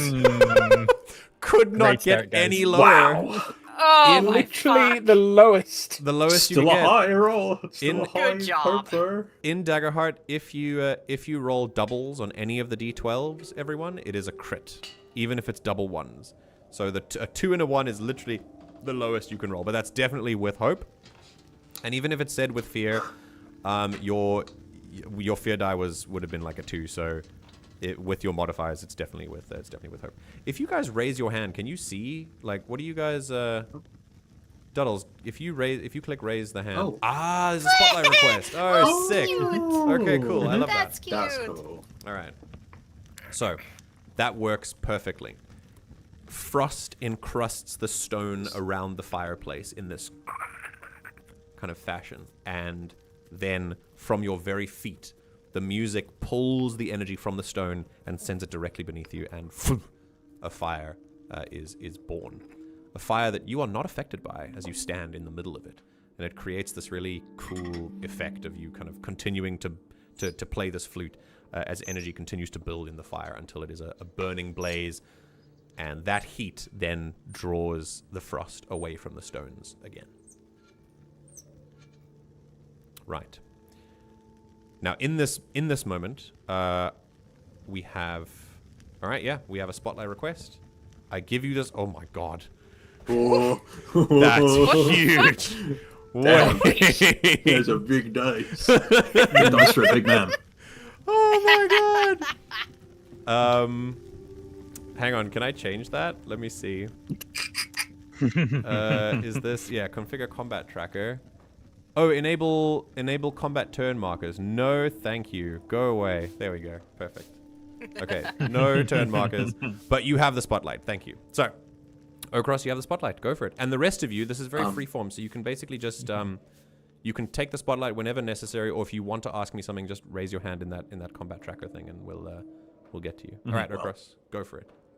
I remember a fun little feature Oh. that Seraphs have, and I'd Shit. like to sorry. flavor this as like when we had arrived here. The reason Ochros immediately stayed outside, not only to keep watch, but it was a moment of quiet respite alone where he could mutter quiet, I guess, prayers of thanks and also protection. That hopefully, wink wink, that this is a peaceful, undisturbed night. And I'd like to utilize my prayer dice. Let's First go. here. All right. At the beginning of each session, roll a number of d4s equal to your subclass. I think. Have you rolled those already? I have not rolled them, so I'll just roll. I'll do it manually because the All right. system's a little Let's roll the first one. Okay, Oh, so I do... also remembered. I need fear. I start with 4 fear because I have as many fear as there are party members. I'll roll 2d4. Do you want them individually? 2d4. Okay. Not that one of them will even matter, but go away! Yeah. No, stop! No, no, Duality of man. Oh god! This basically means I have 2 of these prayer dice, and I can use them to say add a result to a roll that someone does, reduce damage, or give someone hope. Yep. And as a part of my subclass, the homebrew one that I have, One of your prayer is dice can called be a fucking 4. Hear My Prayer, which means I can look at that one and be like, actually, you're a 4. All right, so you now have 2 4s, the maximum prayer dice you could possibly have. Have fun. What's happening already? Oh, goodness gracious. Okay, a prayer given, and the beautiful thing, the beautiful thing about prayer is the reply doesn't come back in a way that is ordinarily perceived, but in some way you do feel it. You do feel that strength reach you, that strength that you've always had. And where you believe it comes from is different for everyone. For you, this is from Eyya. Alrighty. Silv. Question. Are we supposed to see, like, literally nothing else except the firelight distance? Yeah, it's... Oh, can you not see this No, area? we can't see. No, Nope, we can't. Nope. Complete blackness, pitch dark. Completely, yes. Thank you. Interesting. I was going Let to me bring it check up, but that. still got there. If That I was, raise... that was my first question. I do have a thing I want. Yeah, of course. Like, If I I don't raise know the what to be darkness doing. level, does that change things? No. Just made the seeable area brighter. Nothing Yeah. else. Yeah, Huh. this is like the cusp of it right here. Yeah. Interesting. Okay. So like I have to look at the stream to actually see anything at all. Oh, okay. I think I know why. So I have to look at it's the way that lighting is interacting, but I think if I look at your vision. Ah, okay. So you have vision range. And you don't have any dark vision, so if it's dark, you wouldn't be able to see it. But I still could give you a vision range of, let's say, 100 feet. And then it's updated. Yay! Now do you see things? Room. Wonderful. But it's quite bright, isn't it? Yeah, it's bright. But So if I it's turn still down- like visible where the If I turn that down, did that just grow darker? yes. Interesting. But it doesn't grow... Yeah, it doesn't get to a stage that I really want it to be. I'll have to tweak that. Thanks for bringing that up. For now, I think what I'll do is... The problem is if I give global illumination, then you can all just see things. But, Yeah, then I can see outside. yeah, But let's that's the go... window, though. I can only see inside the room right now. Yeah, you should. And this is all black for you, right? This area, Candi? No, whatever you just did, I can see like the objects and stuff all the way over here. It's not like pitch blackness now. Interesting. Why was Yeah. it pitch black for you, Silv? I have pitch black like around the room. Oh yeah, it should be. Then yeah, I yeah, see yeah. dark around where Ochros is, like dark, like shadowy. That's because you've outside. seen that already. When I hit global illumination, you saw that, and the fog of war is just tending to that. Okay, if I take away your vision, I mean, I'm going to give you vision in terms of like light. Everything went black right now, right? It should have, No. except for the fire. Nothing changed. Nope. Silv? Nothing changed. Nothing changed? Hello. Hi. No. No change. Oh, that's weird. Okay, keep it as it is for now, and I'll tweak it later. Yep. Cool. Right. Then what else would you like to be doing? Unchecked. fog Rauna and exploration, Leimu want to do internal a little bit of like exploration of this area, or like look through this building area properly. So she's gonna go like this way, and she's gonna send Leimu the other way, and oh, he's been. Oh no. Stop. Wait a minute. Oh, I know why. Hang on. I need to lock his rotation, Just and I need happy to to make explore, so he spin. that. And I need to make his rotation 0. Cool. Done. Okay. And then I'll tweak that setting as well. Do I spin? I don't spin. No, none of you spin. Yay. But don't move him, Doesn't otherwise. Oh no, he doesn't spin anymore. sorry. Yeah. No, it's fine. It's fine. Yay! I'll quickly do that with tokens. Let's see, default sheets, and we'll go with prototype overrides. There we go, for companions, and it should be lock artwork rotation. Yes, lock. Done. Cool. He should be fine. Yay! Wonderful. Right. So, Uh, Leimu yeah, very very Send him dutifully off to do goes a off and sniff. goes and sniffs around. I think Leimu, interestingly, would find the presence of food, just some produce that's gone a little bit musty after being left gosh. alone for a couple of days, which does give him the clue that this place has been abandoned for probably a few days, that you've missed the inhabitants by only a few days. Everything else in here that has been kept in slightly warmer, more room temperature places is full of stuff like grain or flour or other things like that. That's more long lasting. Okay, so does he find like actual like fresh food, not It's preserved? it's quote unquote fresh. Like it is fresh Well, food, but it's not. yes, but is it not preserved? Yes, there are Yeah. some, but some of it is like fresh produce, like veggies and things. Yeah. Okay. Curious. Okay.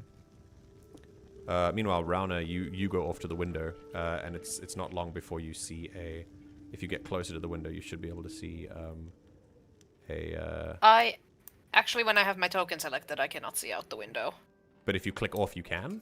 That's weird. But Yeah. I see you. Bro, what? This is Rude. crazy. Do walls only work? Wait a minute. Okay, I'm gonna. That's for. I can see when I click on my token. I can see inside, which is interesting. So is it a Yeah, one-way you should- window? No, you should be able to. It shouldn't One-way be a- window. Shouldn't be a one-way window. Okay, you know what I'm gonna do? We're taking it away. Boom. There you go. Hi. Yay! Hi there. Hello, Alright, Ochros. This is all good to know. This is why we test things. Yes. Okay, I'm just gonna delete all these other windows then. Cool. Right. So yeah, as you move to the window, you see Ochros as well. He's just. She's chilling just there. She gives a polite nod of her head and otherwise proceeds to ignore him. Wait, before she moves, Uh-huh. she's gonna see Ochros like look over, like his big yellow eyes, just like look over, and his trunk with its fingered end is gonna like gently tap on the window towards where maybe a latch would be, like to open it. Then she does it. Then she just at first like she nods like yes I see you type of like polite greeting, but then when he taps she goes like oh and unlatches the window, lifts it if it is easily liftable. I'm presuming it is. Oh yeah. Then he'll retract his trunk and he'll just quietly say, "It seems quiet out here for the moment. How are things inside?" Quiet as well. No changes. Nothing. Very good. Let's try to keep it that way. Hopefully. He just gently And if- bows his head. If he says nothing else, she walks off and goes to see the corner. Okay. He will keep the window latch open just in case he needs to reach his trunk in and be like, "Hello, there's some stuff going on out here." Wiggle the trunk fingies. Oh god! For those unaware, Famfoom evolved for their trunk to be their primary mode of digit manipulation and fine motor skills, and so they have evolved little tendrils that kind of act as a hand basically on the end of the trunk. Right. I do like to imagine he stood in front of the window as well to stop light from coming out, so he can look in. And Okay, stuff nice. Like that as well. Yeah. Mm. Just, Smart. is he backing into it? His ass is just like pressed.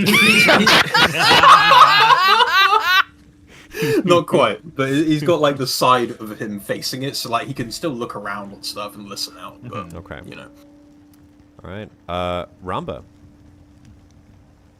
I think Spotlight moves to you. watching, yes, seeing this thing with the window open, everyone can hear her now, and with everyone out milling about stuff, I think Ramba would just milling about, just say out to the open air.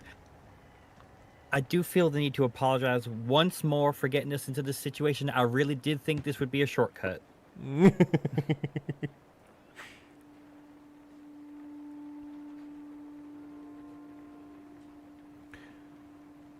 There's just a barely audible groan as a response from Rauna. Ochros abstains from saying anything, merely because he's outside, isn't want to talk when he has to. But you do see like the trunk come through the little open window and they give a little thumbs up. Trunks up. There you go. That's unsettling. Ochros, since you're keeping an eye out, can you do me a favor and make me an instinct roll, please? Yes. I was going to say he's mainly keeping out with noise, because there's one thing they've learned about zombies: they're not quiet. Indeed. So he doesn't need to rely on his sight as much, and because he's so used to keeping vigilant and stuff, I'd like to invoke Veteran of the Long War and go for it. Yeah, keep that watch. Spend some know. hope. Yeah. So that will be instinct +2. Okay. Right. Let's see how it goes. 4. Oh my god, there's a 19 with hope. I get hope back. I need to check Wait, that for those of you watching chat, this is why you should not players. I might show for the educational aspect of things. I might show some of the adversary stat sheets. So once we do the full campaign, don't watch the stream. But but for now, I'm pretty sure that makes okay. All right. There's no hope gain from that, is there? Because it's a reaction. No. I made you make a roll. This is an action roll. Oh, so you gain a hope from that. But I am not able. Yeah. Okay. You, as I said, keeping watch, as loyal as you ever have, looking through the trees down to the far south. There's a particularly thick, like, clump of them, slightly to the. I think this is this full darkness? Let me change. No, it shouldn't be. It's weird. I'll figure out the vision, but slightly to the edge here, there's this in the middle of these trees, there is maybe a little bit too close together as they sway back and forth, but unmistakably you saw one of the trunks shift a little bit more than just swaying, which makes you kind of but it's your elephant eyes. They don't really see so well, especially in the dark. And then it's when your ears pick them up. And even if they were very quiet, there's no ways that they would have snuck by you. There's a group, and they're shambling around in those trees. Just this slow, heavy, fleshy sound of multiple bodies rolling so high, in fact, you know that there are an entire pack of them just boom, boom, boom, boom, boom, boom, boom, boom. just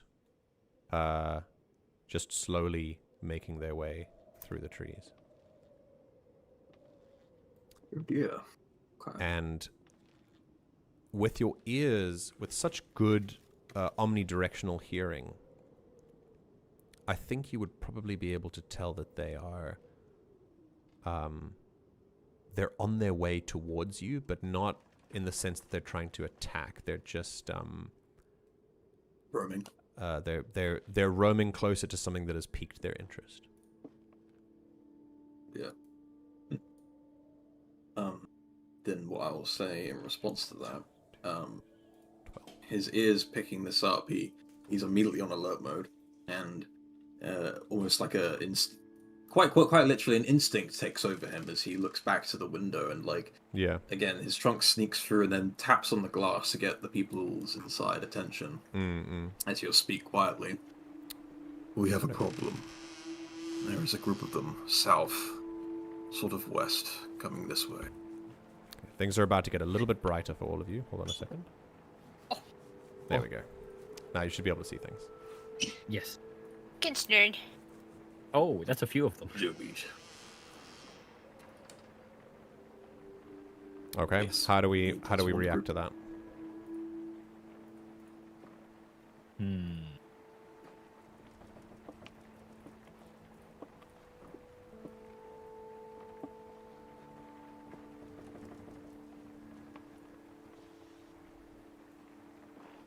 Oh, did you not?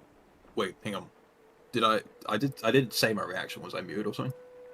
Oh, Nope, wait, didn't hear sorry. you. What? Your reaction was to speak to them, right? It was to say, yeah. Yeah. listen, Did you not hear what I said? Oh, there's one. Yeah, Oh. there's. Yes. There are a few of them. Yeah. Yeah. They move couple. ever closer.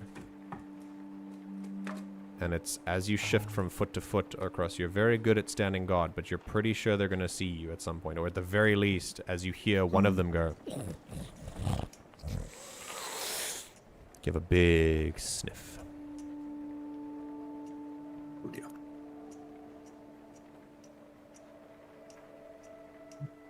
I shall wait for the others to react before I do anything. I think Cyrta will flit on over to the window to try and get a look. Okay. With Ochros pointing it out, you can see these. You can see them moving within the trees, like kind of from one trunk to another. They looks as if a shadow passes between them, very slow and shambling, but unmistakably, a plenty of these. You mark about 12 of them actually. Each of them belonging to a different species. Some of them are kind of the same, but they're a sort of mix and match of sizes and shapes, and some of them must have come from Quoll, the avian species. Some of them might have come from Bon Bao, the primate species. They look like, the deathly and grotesque remains of what were once people. And I am going to spend a fear. Oh wait, Silv, you have the spotlight. Go Hello. for it. Hi. Yes. Rauna will come over here. Okay. I'll also have Leimu trot closer. Okay. Hello. And Rauna has where's her gear? There's her gear. We had her have the spear and the short bow.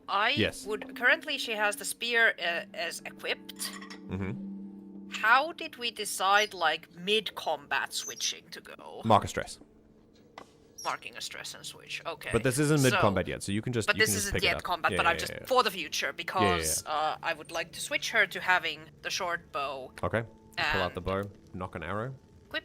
Yes, and Mhm. she is quietly telling Ochros to well, maybe no. Maybe she shouldn't yet because he's blocking the light, but she is hoping that if it's needed, Okay. she would like to have a shooting range, free, visibility enough that she can take a shot Yeah. if they start. Okay. She has knocked an arrow and is waiting in case the zombies do decide to take exception to their presence. Well, it's good that you say that because I'm going to spend a fear. And that sniff bears fruit as one of the zombies suddenly the shape that is moving from one tree trunk to another stops in the middle and turns. And as it stoops over, it look, as I said, they belong to different species. This one looking to be one of the Bon Bao, kind of low in a sort of primate gorilla-like position, looks over, and you see hollowed out eye sockets with pinpricks of amber in the middle of them, peering through the darkness towards the window as the blocked light, but clearly sees this, or at least smells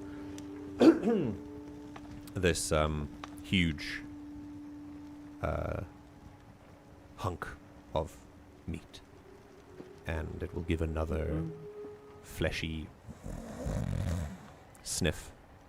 And then...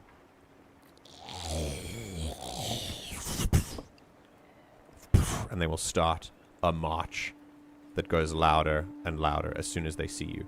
And yeah, I'm going to spotlight the horde. And let's see. Let's see if I have combat music.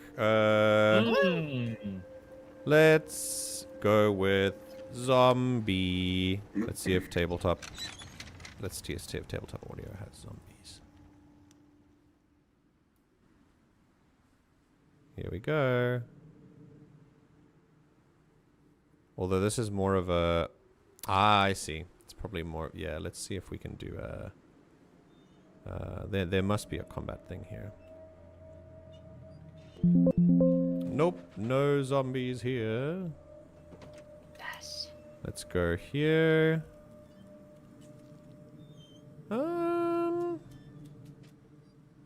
Oh, yeah, this one's not bad. Let's see if this one will work.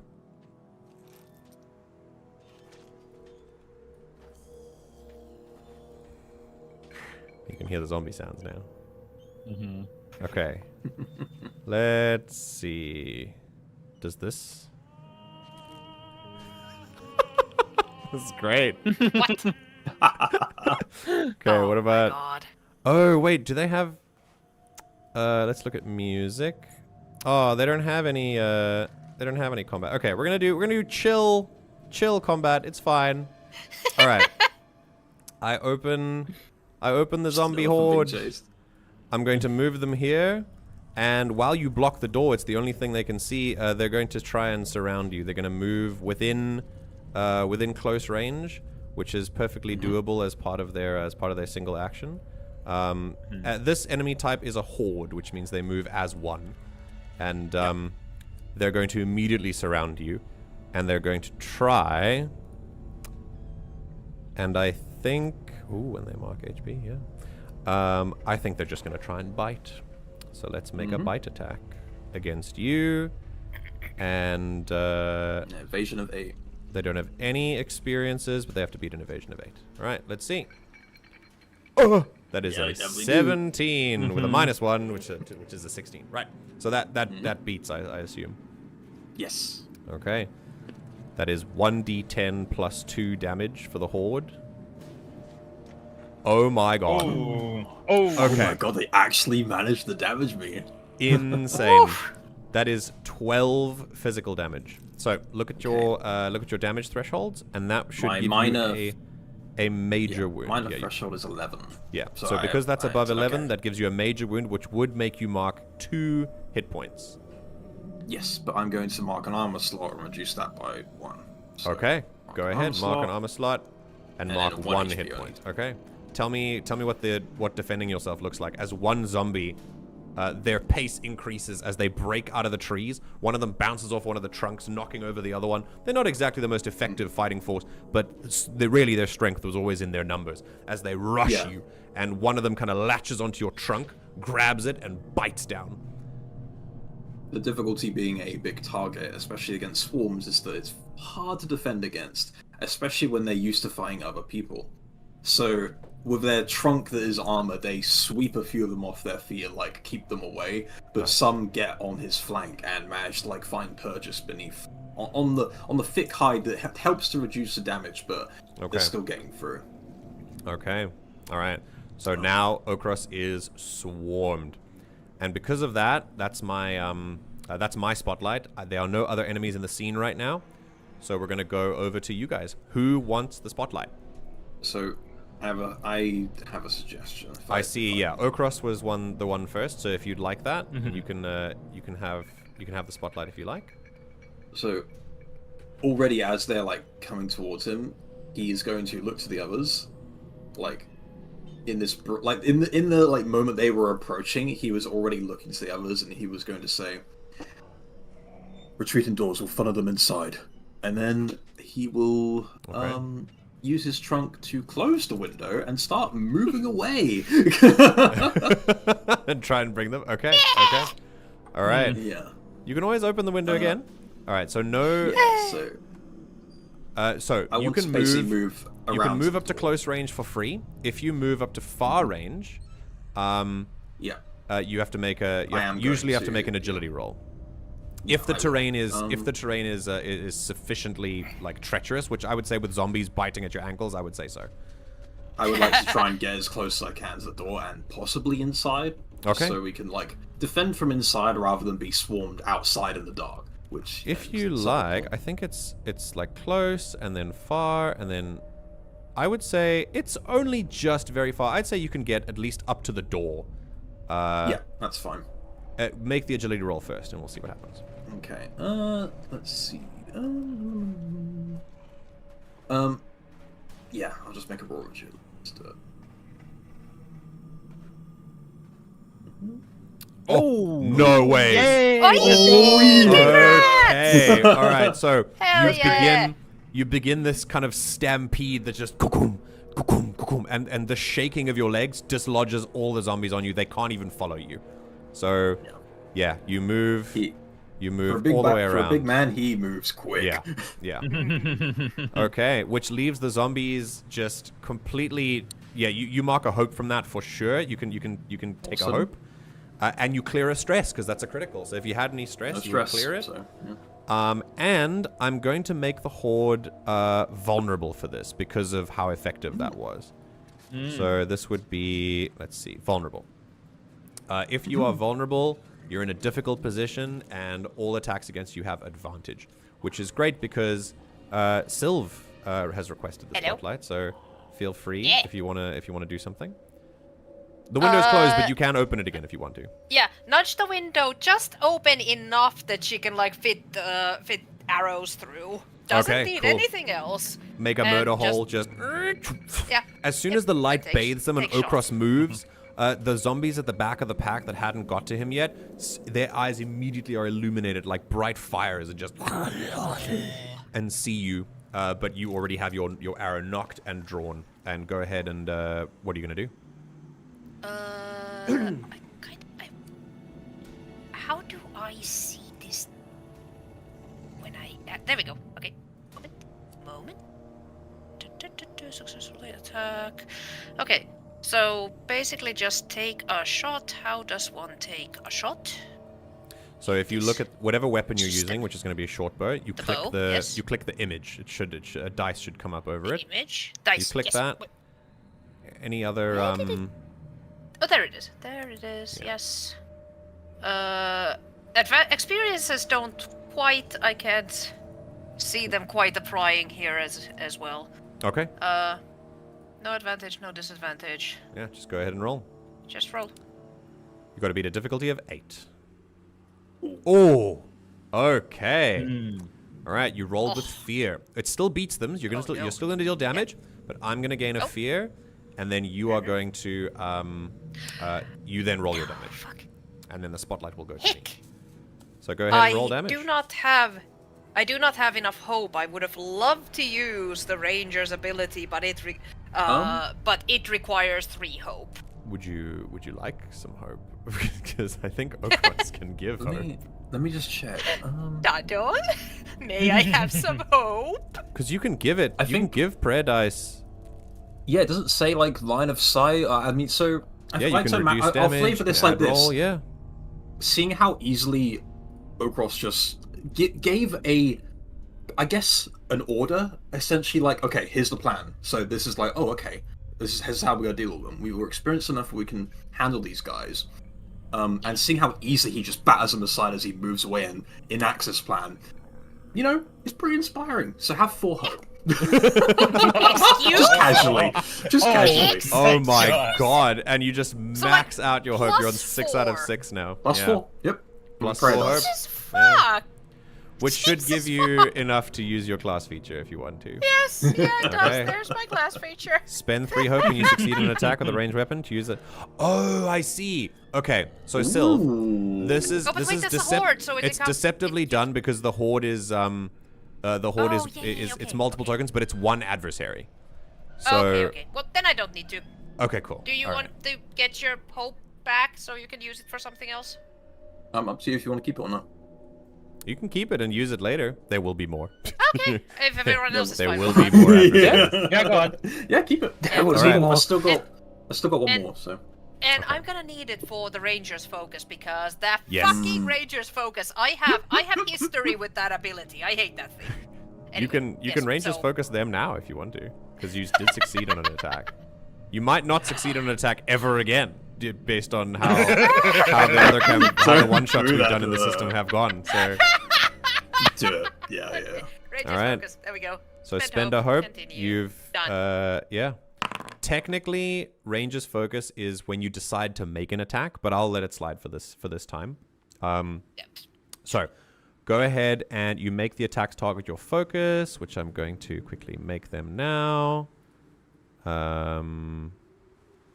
Restrain, hidden, dead, unconscious. Let's go with I just realized targeted. Rauna didn't add the vulnerable bonus to her roll, but Oh, you didn't have advantage. Yeah. No, true. But it hit anyway. But still. Okay. Deal attacks normal damage. Make the target your focus, so you know what direction they're in, and they need to mark a stress when you deal damage. And when you fail an attack, you can end your ranger's focus to re-roll the dice. Cool. Okay. So now, what I'll need you don't need to click apply effects. That's fine. All you need to do is spend your hope. And now you should have 5 I hope. clicked on it, so yes. And now correct. you need to go all the way up to your short bow attack and just click roll damage. And we'll see what that does. Oh my god, it's max damage. Let's go up. That is 9 physical damage, which breaks their major, so that makes them mark 2 HP, and that is also 1 stress. So, nice. because they're your 8 focus. of those is crazy. So, yeah. Now, the thing about hordes is that you kill a number of them for each HP. So, out of the 12 that are here, 4 of them are cut down in a matter of seconds. Just 1, 2, 3, 4. Just center mass arrows that just manage to get them in exactly the right spots. Just 1. Oh, shit. And I need to not remove that one. That's got all the marks. 2, 3, 4. Okay. And you start just basically thinning the herd. Amazing. All right. The spotlight goes to me, and at this time, the zombie at the back is going to let out this like wild cry, and I'm going to start a little countdown. It's going to be a size 4, and it's going to be help us. Oh no. Oh, And no. that is Reinforcements arriving. That's what's happening there. Then I'm going to spend a fear to activate the horde, and they're going to try and climb through the window, and they're going to get through you. Ow. They're going to get through you Oh, to no. do it. They're going to move into melee range and just flum, flum, flum, flum, That's so tidy. flum. I don't think they can actually get through you, so they're going to try and hit you first. And if they succeed, I'll say that some of them can get into the room. But I'm going to give them a disadvantage because you've opened the window just a little bit, so the window can act as a little bit of cover. So let's see. They're going to try a bite, and it's going to be with disadvantage. What is your evasion, Rauna? 12. 12. Let's see. Oh, it's a 10. Oh, Okay. let's go. As soon as you're finished dispatching 4 of them, you slam the window shut, and they just just batter their arms against them. And you've noticed that these particular zombies, every zombies are different. Some of them are walkers and shamblers. Some of them are dying light zombies who are absolutely fucking terrifying. These ones kind of start slow and get faster the more momentum they build up, and so they're starting to get a little bit hungrier, a little bit more desperate. All right, but that's it. Spotlight goes back to you guys, and I think Candi is next. So, Rauna, you want to do something? Ramba. Ramba, excuse me. This is going to happen a lot. That's gonna happen. It's That's going to gonna happen a happen. lot. Yeah. Honestly, good. Bunba. Well, I'm going to seeing how there's a obvious funnel. Yes. Not wanting to be far away from the action. Going to smooth over here. Okay, move within close And the range. window's currently Good. closed, is it? The window is closed as Rauna is like holding her arm in there, kind of trying to beat back the the battering of zombies. They will get through the window Okay. eventually, but right now she's holding them. Okay. Can I hold action? Like hold something, or do something, Yeah, if you want it. Do you want to wait akin for a that? trigger? Yeah. Yeah. So I want to just have my my fluted quarterstaff just at the ready for the moment one of them breaches the window, or like they start reaching in to hit someone, just ready to Okay. like bunk stick them. Okay. As soon as they get through the window, you want to hit them. Okay. Yeah. All right. I would say, since you're heart of the spotlight, we should have an action roll if you're going to take the spotlight. So, I could. You could roll it in advance so that when they do that, that'd be a roll for when you know. possibly. You know what I think I'll do? It doesn't have to be an action roll. I think the way I'll rule this is, you can move, and then we'll just kind of dynamically move to the next spotlight, and just for this, the thing. So here's the thing. Technically, according to mechanics, if you take the spotlight and, well, it's not really mechanics because they don't want you to do this, but if you were a shit about it, you could go, I move within close range and do nothing. And then I pass the spotlight. Okay, I move within close range, I drink a potion, I do an ability that doesn't require an action roll, and then I do nothing, and then I pass the spotlight. And you, technically, if you were interpreting the rules in very bad faith, you could jump around like this and I wouldn't be able to do anything. But it's actually, according to the mechanics, I have ways against that. I can just take the spotlight back when I want if I feel like you're being shits about it. However, I do think that moving closer to the window and preparing yourself is not going to be a problem. So I think... Yeah, because the intent was to move here and then like hit one of them if the window was open, but the window was closed, and I don't want to just open it up again for like just to do a quick attack again. And just, For sure. I think so. I It just think makes what I'll sense do... to do this instead. I think like Rauna would still have, like, if at all possible, she would have left like a gap for the shooting, because like there's not meant to. Then again, they can get their hands on. Yeah. Open up the thing, so maybe. We can Yeah. wait. It's fine. That's fine. Yeah, no, it's fine. So I think what you can do is just move and then hold and wait, and then immediately following up is Cyrta. What would you like to do? You are Is she dancing in their outside? faces right now. No.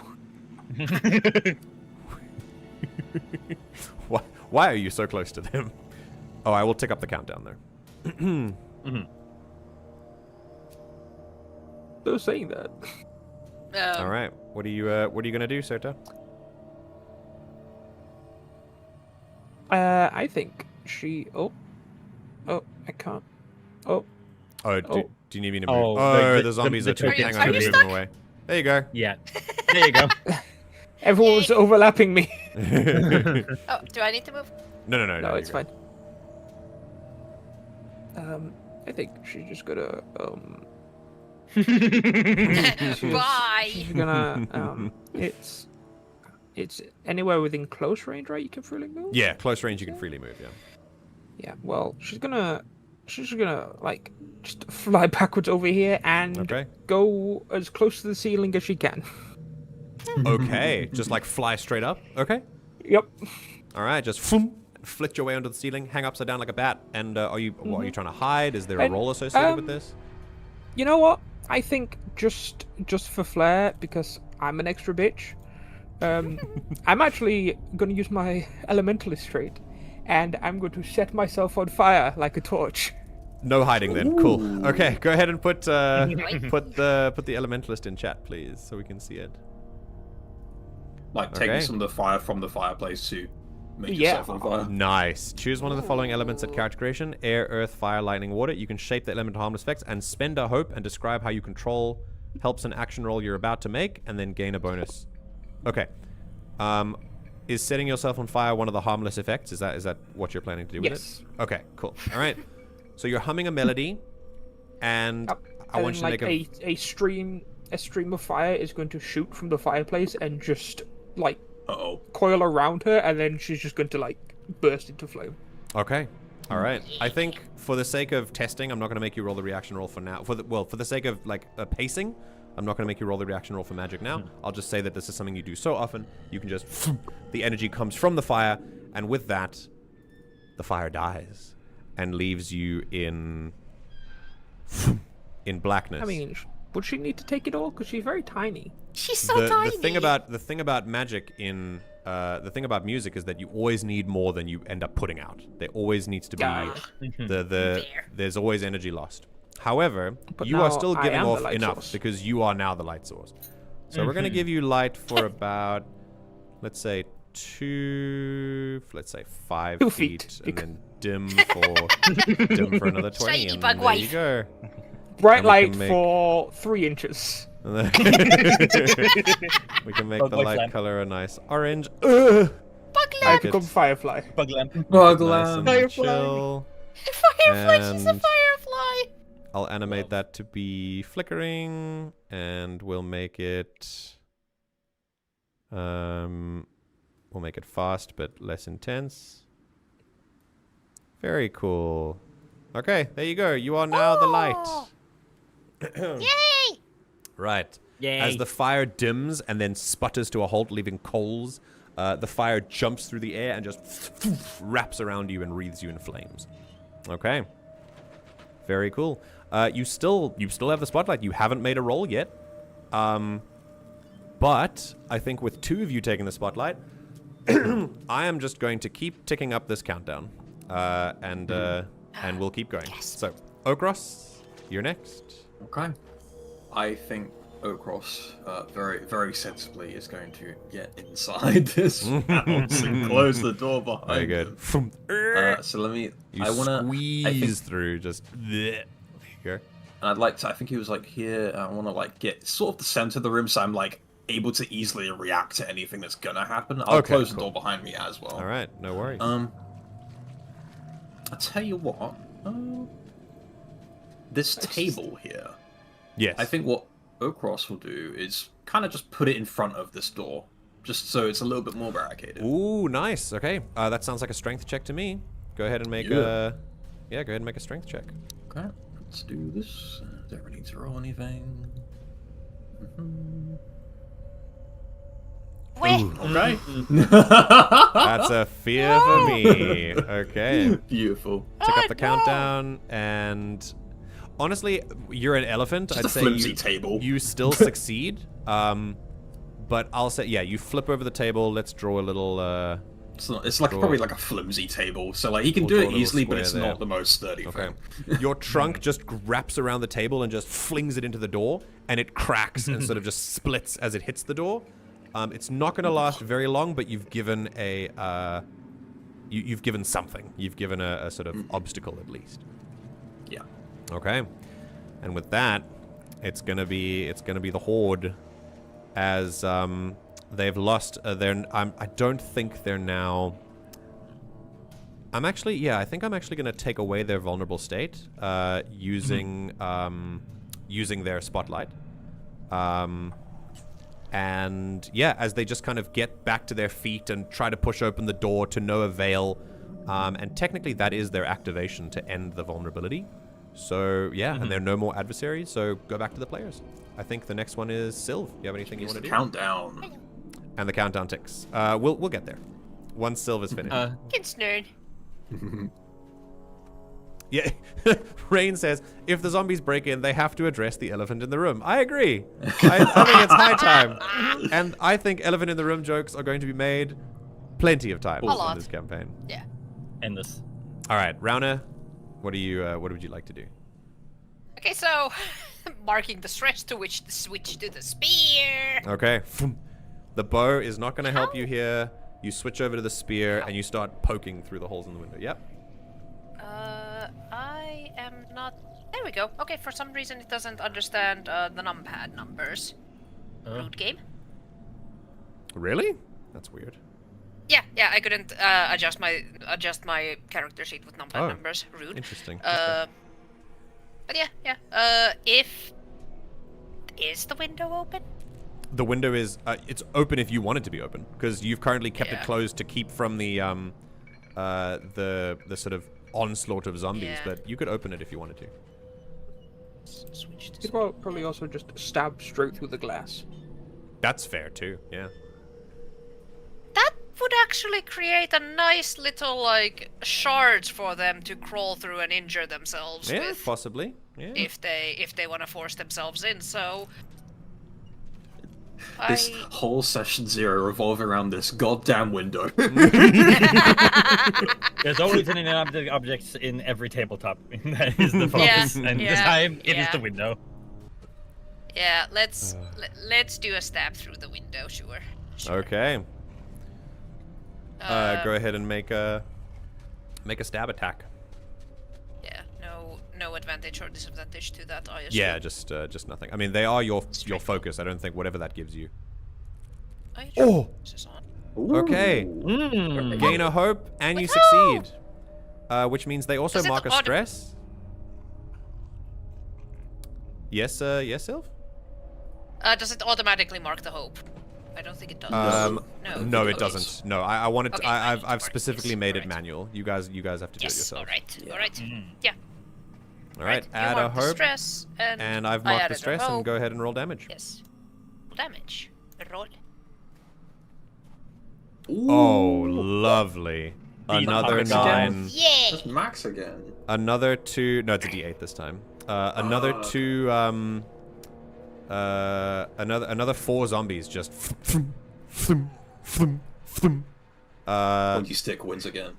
Which, yeah. Honestly, you start stabbing. You get the ones at the back, and I think which leave these Wait a minute. ones. Wait. Yes. Wait. Fear. When you succeed on an attack. Oh my god! Oh, Kick him! Kick them. Kick them Yes. immediately. Smash him. They are going the hecking away from us. Okay. Goodbye. Deal an extra 2d6 damage. And knock back either them or you to very close range. Now, they were Yep, going to they use are a going reaction, away from us, but they thank have to you. be at melee range to do it. So if you knock them back to very close, I don't think they can do it. Oh my god, nice! Go ahead and deal roll 2d6, please. 6. That's on top of the 9. Mm-hmm. 8 more. Oh yeah, shit, it's not done separately. It's done it's 9 plus 8, which is 17, which is severe, which is another 2 zombies just Oh my god. And with the last 2, what are you thinking? Like just a double kick, just straight to the final 2? Or how does this kick manifest to you? Are you kicking the window into them, or like how does it work? Yeah, actually, yeah. If she kicks the I have a cool idea. She Go kick for the it. window first, and the shards are what do Yeah. kick Splinters down. into the Yeah, zombies' heads. incredible. Yeah. Absolutely Yeah. incredible. Okay, the shards just yeah. it pokes out the eyes, and they just and they move back into trees, and the force of the window splintering just puts them back to very close range, which is going to be there, I think. Actually, it's more.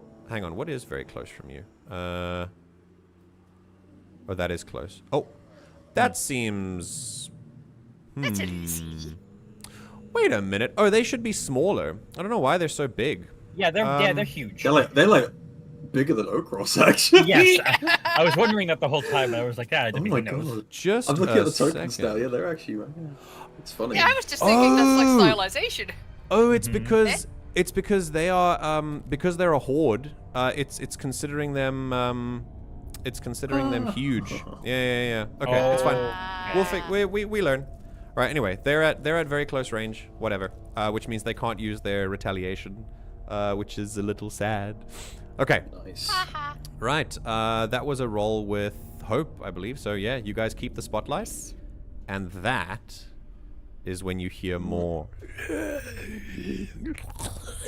And there is just this like running through the trees from multiple different directions, and then there is this kind of sound that can only be to you, Ochros, like something has flung itself into the door with as much strength as it can, and no concern for its own kind of well-being or anything. And there's this crack of either wood or bone or a combination. And this is where I'm going to use surprise. Oh. And I'm going to gain 2 fear. And the spotlight Ooh. shifts to one of the adversaries. We're gonna go with, I think, probably let's go with these ones first because they're just Let's go with a rotted zombie. Oh, good. And they're gonna go 1, 2, 3, 4, 5, 6. Okay, cool. And they're just gonna throw themselves against the door as a group attack. I'm gonna spend a fear, choose a target. If you want to make my strength roll the evasion, it's 6. Let's see. Okay, so we're gonna spend a fear, choose a target, spotlight all rotted zombies within close range. Those minions move into melee range and make 1 shared attack roll. On a success, they deal 2 physical damage each. And then combine the damage based on how many. So if they deal the damage, it's going to be times 6. So it's going to be 12 damage if they succeed. Okay. And I'm going to put the evasion at what you rolled. So let's go with 6. Let's do a bite against the door. And Bite the door. here we go. Oh, no way! Yeah, guys, it's totally a very sturdy door. It's a 0. They just and they continually throw themselves into the door to no avail. I'm gonna spend another fear and spotlight another one. We're gonna put these guys over here. And I don't think they need to roll for this. You know what? Yeah, no, I don't think so.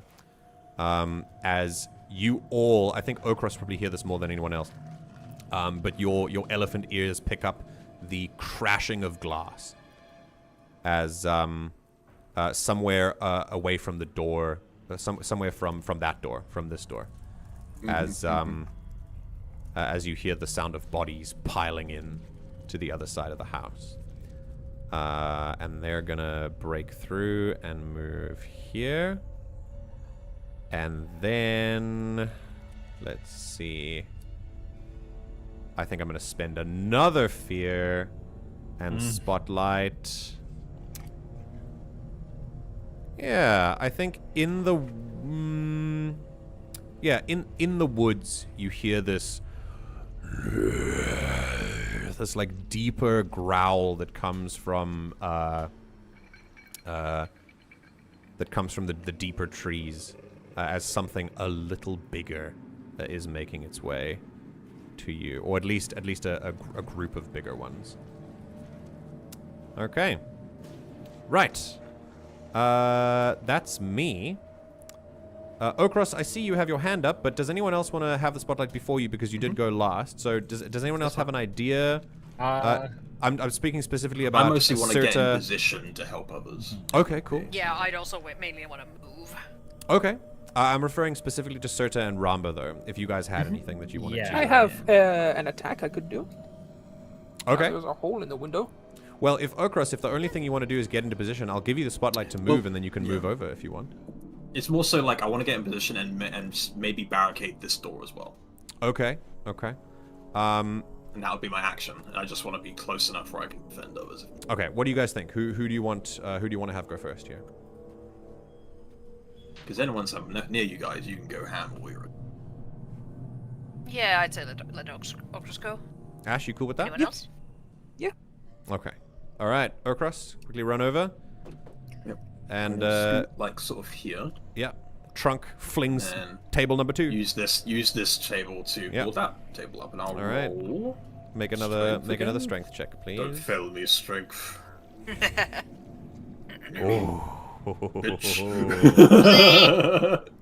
Okay.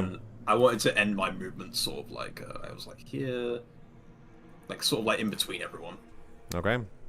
You throw the table, and it lands with a little more ferocity than it did last time, but for now, I think you know what? Let's put these guys here for now. Oh god, they're so small compared to the horde. I realize the horde is like I realize the horde is so is designed to be huge, but yeah, so interesting. Okay, That is I'll put funny. these guys over here. All right.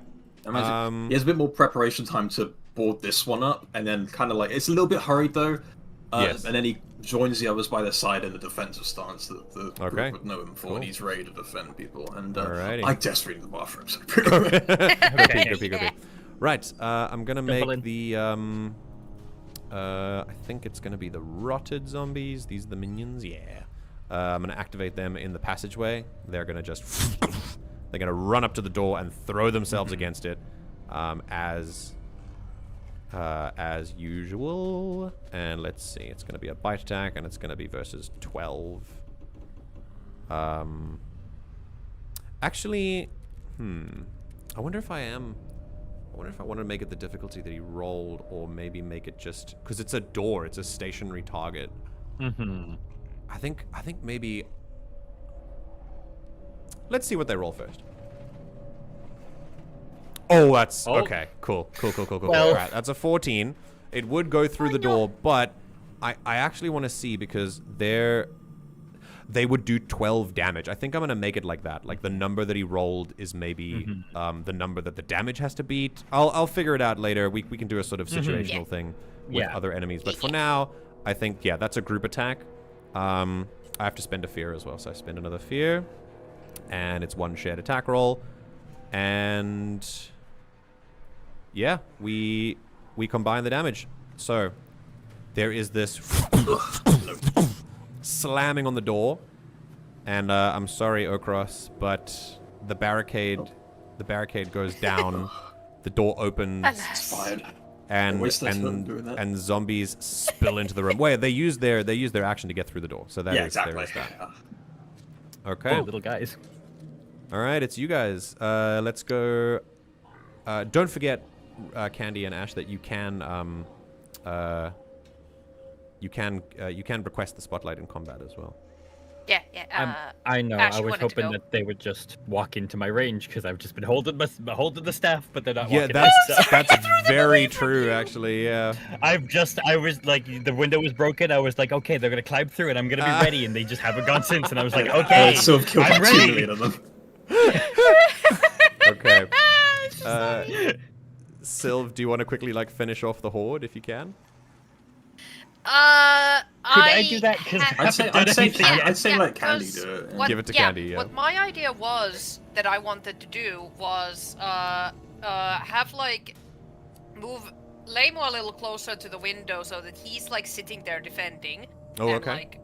Yeah, that's easily done. Have Rauna move here behind Ochros to Can take do. on these new guys. Okay, yeah, for sure. All right, But, Leimu kind of gives a loyal bark, and he's going to get to the door. And, yeah, Rauna, you can go ahead and move around Ochros, slide between the legs, and end up here, spear pointing at these zombies. Do you want to make an attack? Can do an attack if people are okay with it. Sure. Yeah. Okay, go for it. Anything extra on that? I mean, this would be a normal, unless you want to add an experience to it. I don't know if you would. Nah, these experiences don't quite make up for fighting zombies. Okay, let's see. Okay. That they have a difficulty of 8. That's a success with hope. Yay! Go ahead and add a hope and deal damage, please. You at max hope? Yes. Yes, I'm at max hope. That's Are these a horde? these are minions, so you can actually target separate ones. There you go. Okay, Yeah. so there we go. Okay, you're gonna spend 3 hope and immediately just Yes. your spear. I don't know if you guys. This gives me games like what is that name with Zagreus getting through the levels of hell? What's it called? Hades. Yeah. Hades. So games like Hades, where you have spears that can stab really, really fast all of a sudden. They have this the sort of visual effect around tick, tick, tick, tick, tick. That's what I feel like is happening here. But yeah. She's using the blade of the spear, yes, but also very much spinning with it. The butt of the spear is a bludgeoning weapon in her hands. Yeah. So she will break bones and incapacitate them in that way as well. You are slicing and dicing, wading into them and Yes. cutting through. And you can make the same roll against 2 additional adversaries So here's how it works with minions. If you deal any damage at all, one minion dies. And depending on the type of minion they are, the amount of damage you deal over will kill more of them next to each other. So I want you to roll damage for the first one and see what happens. What? Holy crap. Okay. Ooh. So that's, let's see. 8 What is damage. that? 8? Damage? That is enough to Yeah. kill 1, which leaves 7 left. I think it's, yeah, for every 3 damage a PC deals to the rotten zombie, defeat an additional minion within range the attack would succeed against. So that's another 3, so it's basically 3, 6, so another 2 go down. So boom, boom, boom. And then you move forward. 3 go down immediately, cut through, and you let that momentum continue forward, and now you can roll damage a further 2 times because of Hold Them Off. Oh, it works against both my of them. god. You're probably going to cut through this entire You're probably like, going group to kill of minions. all of them, yeah. Okay, go ahead and roll again. It's actually much of it. Because I'm gonna have to roll that manually, actually. You just have to roll the damage again because it's the same Yeah, attack. just the roll. damage. Oh, Yeah, you just deal is there damage again. does, Oh no, Yeah. it's roll damage versus deal damage. No. yeah. Just roll 1d8 plus A 3, it looks like. d8 plus 3. Yeah. Plus 3. Okay.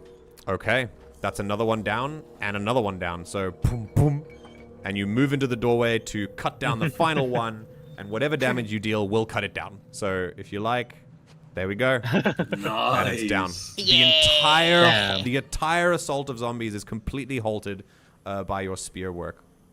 Oh, Okay. she's so hot. And that is hope. So, Ramba, as Rauna moves away, I think I'm going to take this opportunity to have the zombies kind of move up to you, which will give you your ability to trigger if you want it. Come on. So you can take that because as soon as the one holding the window open is gone, they're going to with renewed vigor just rush the window, and then you that can like trigger your attack. So go ahead and make your attack. Okay. Please stop. This. What's the zombie? Boom. Yes, I think that's all good. Difficulty 8, and they're very very close to death. Okay. Oh, great. I have Cool. Awesome. No, honey. It's okay, Okay. because Oh. Ochros next to you is encouraging you on with the sheer size of this mammoth man, and with his trunk helping to batter them and make them more unstable. I'm going to add 4 to your result. Let's Well, go. my last player. All right, have a 10. That'll hit. So go ahead and roll damage for me, Okay. please, Ramba. Thank you. Very good. Oh my god, you That was guys are so nearly a sorry. 1 for me. Oh. That is 9 9 damage. That is absolutely enough to kill them, as the last 2 zombies are just boom, boom, with 2 direct strikes. They are cut down. I imagine that like some of the glass shards were just like fell inwards as well after Yeah. everything, and so like she steps forward and like narrowly avoids it and stuff. Ochros's like trunk comes to steady her, and then she's like Very cool. whacks very him cool. forward. Wait, Okay. you imagine one tries to like grab at her, like "Rah," and then like Ochros's trunk is like on the forehead of it, keeping it at bay, so she could just.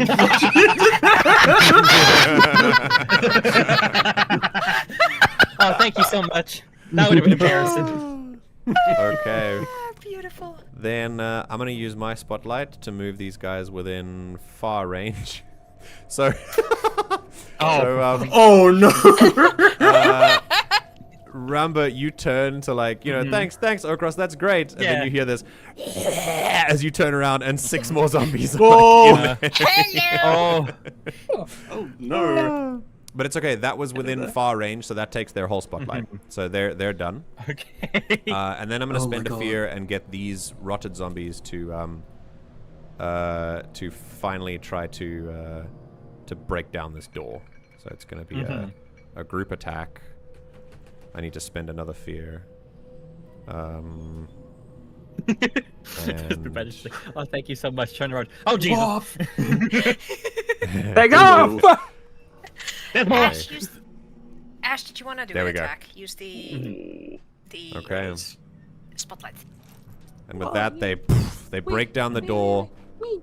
The door opens, and the zombies Just more. pour through into close range. Oh no. And then they clamber over the table. These ones are minions as well. They clamber over the tables. They fall to the floor, and then they look up at this like firefly that's dancing around the ceiling. In fact, I think they see more the fire than what's in the center of it, which is actually a being. But you're so small that they don't see that at all. Okay, which gives you the perfect opportunity. Go on, Cyrta. What do you want to do?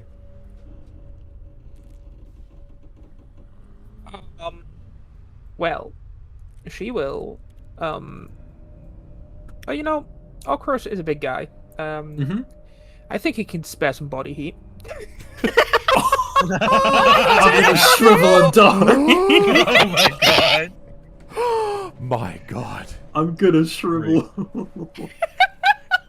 Jesus, come right to the plant for that.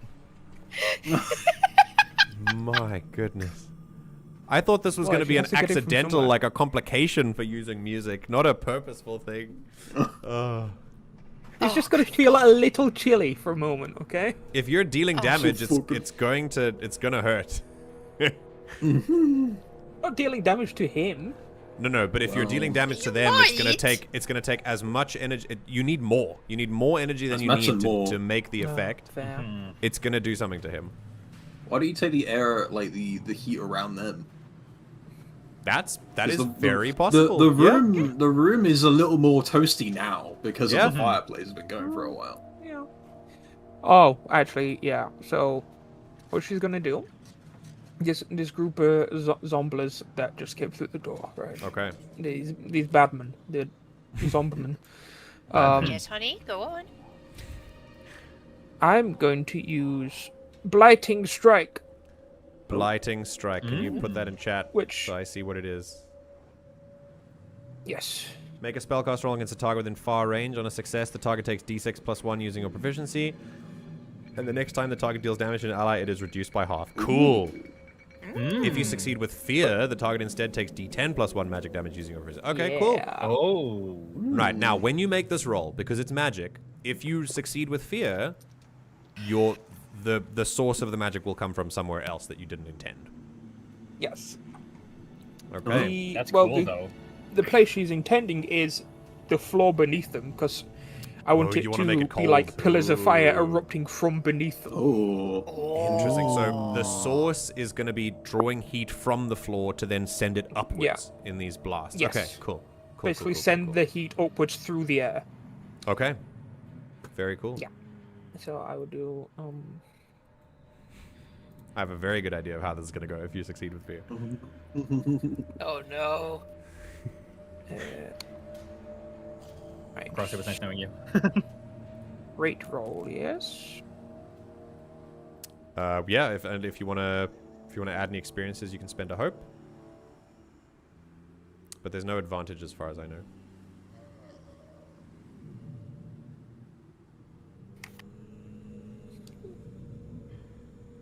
Let's go. Oh yeah. Oh my god, Oh, it works! Okay, so here's what's gonna happen. Oh, you used your targeting as well. Beautiful. That's Yeah. fantastic. That is a success with hope. So, you don't get to do bigger damage, but you do your d6.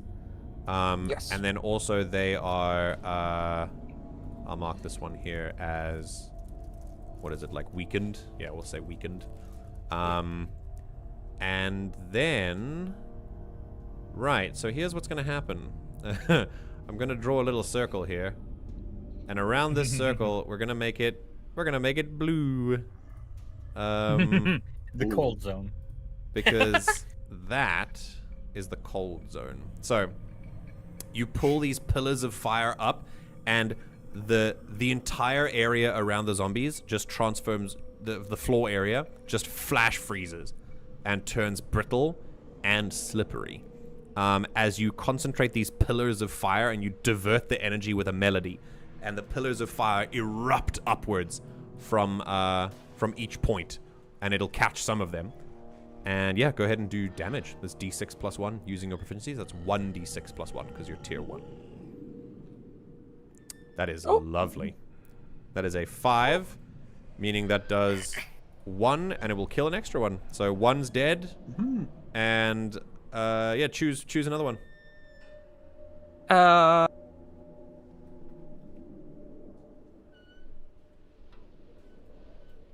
This one.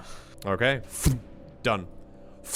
They're consumed with flame, and it leaves the rest of this terrain very, very dangerous to cross.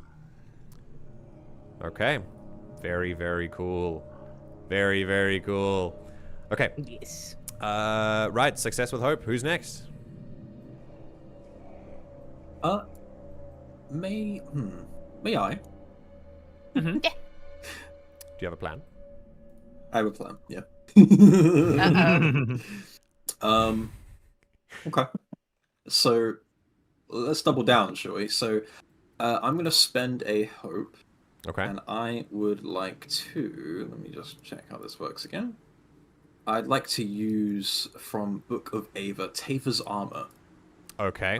So what I'm going to do, I'm going to take, with the trunk billowing as he does a little deep droning hum, he will summon the, was the ground there, was it like icy now, or like... Yes. How did that work? Yeah, I'm going to take some of that ice and reinforce my being with it. So that I'm almost a little bit frostier now, like true mammoth heritage, but way sturdier as well. I'm going to give myself Taver's Armor. Peak. Cool. I fear it's peak. Cool shit, Duddles. So I have 9. All right. 5 effects. Now I need you to make a reaction roll, please. It works. I'm not done. No. Because you're using magic to do it, there needs to be an immediate reaction roll to see if there's a complication. How do I do that? Just go into the chat, and above the chat there's just a duality dice roll. Just roll that, and you can add unless you can make a trait roll as well. You can make basically to see what trait you use to use this to cast this spell, to use music. Yeah, so I use strength for that. Okay, cool. All right, go ahead and make a strength roll. Okay. Ooh. Oh dear. Even with the +2, that wouldn't bring that higher to fear, and so I think what I'm going to do is, instead of it, I think it's going to it works and you get icier, but I think something's going to happen. There's a there's a roar from these zombies that distracts your kind of attention, and the melody changes just a little, which is unfortunately enough for the source of the energy to weaken not the floor, but instead the window. And it's going to basically make, like, there's going to be this sort of icy rot that spreads across the window, shatters the remains of the glass, and basically it just falls apart, giving the zombies pretty easy access to the room. But then, I tell you what. But you still work. You still have the armor. Yeah, I can't apply Taver's Armor to myself. It seems. I don't know. Oh, just It says no target selected or with its update permission. Oh, okay. Press it again, but target yourself first. So if you click, I already am. Really? It says no Yeah, I current... think it's update permission. Wait, permission? Oh, update permission. Wait, what? Yeah, something like that. It says update. When I click on it, it's just like, yeah. Hang on, that's weird. Okay, let me apply effects. It says no targets are selected or with the update permission. Ah, I see. No. You have to click Taver's Armor again with yourself as a target. Oh. Yeah. Oh, I see. Click Taver's Armor one more time with yourself. Oh wait, I was actually not selecting myself. Okay, so now you are armored until it goes. Okay, now what I'll do. If you want to turn it off, you can go to your character sheet, click Effects, and then just either disable the effect and toggle it off, or Yeah, got you. Okay. I think under Taver's Armor you might be able to. No, I don't think you can turn it off. I think just delete the effect. It should be fine. Yeah, it's working now. But Okay, cool. Okay. All right, Anyway, so that's your extra armor slot. You now have 9 armor slots. You absolute busted piece of shit. Cool. I'm gonna get. Can I move close enough that I'm within melee of these guys out here? Then, since the window's broken. Yeah, I mean, you can reach your trunk out there for sure.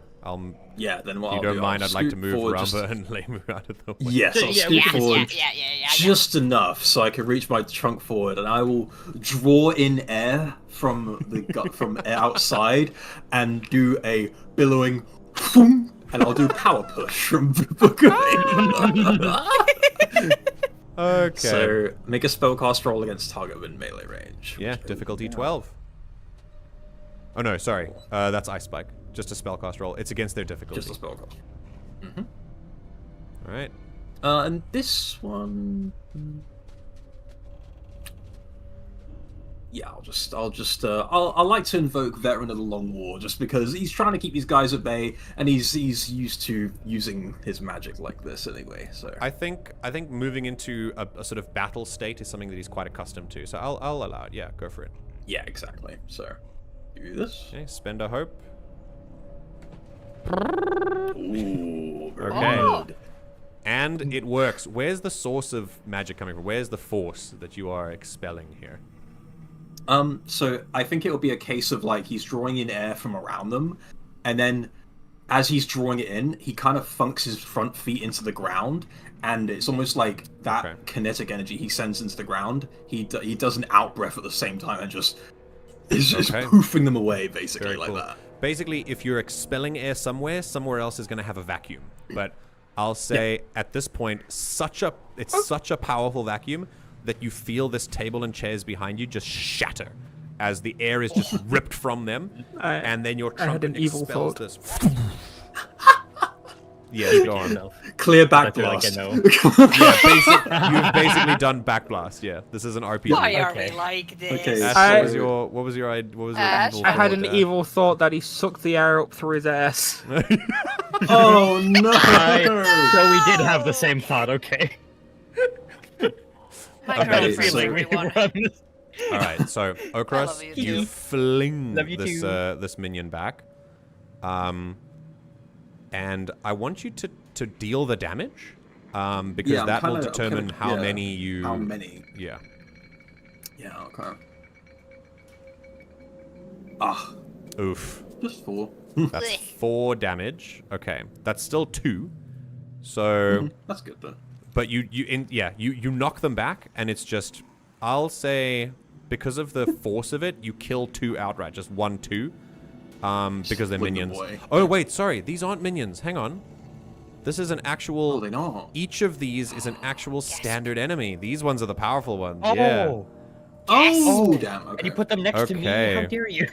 So this is going to. Hang on a second. Oh, okay, cool. I'm here. Right, it still succeeds. It still does damage.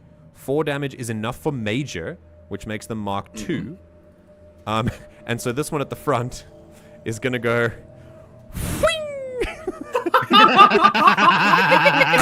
And just immediately thunk itself into a tree and crack Bye. as I'm it takes blowing the Mark's strongest 2 HP. raspberries at this guy right now. Incredible. Okay, And I'll cool. scoot back just a little bit. Whatever That's move still a back. success with hope. So who's next? Silv, you wanna do something? Or I hear Candi, yeah. Yeah. Oh, yeah, well, Can't you, go. no, oh, I was gonna say, well, you have your hand up already. If you want to do yours first, then. I've been going a lot. You go. Okay. I'm Go for gonna mark a stress. I need to make sure.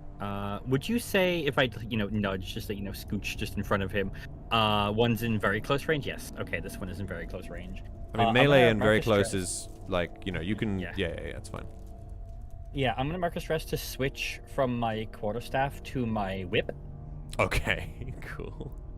Because I have to be in very close for that, so I can stay inside the building. Lovely, Ooh, I think I lovely. know what you're doing.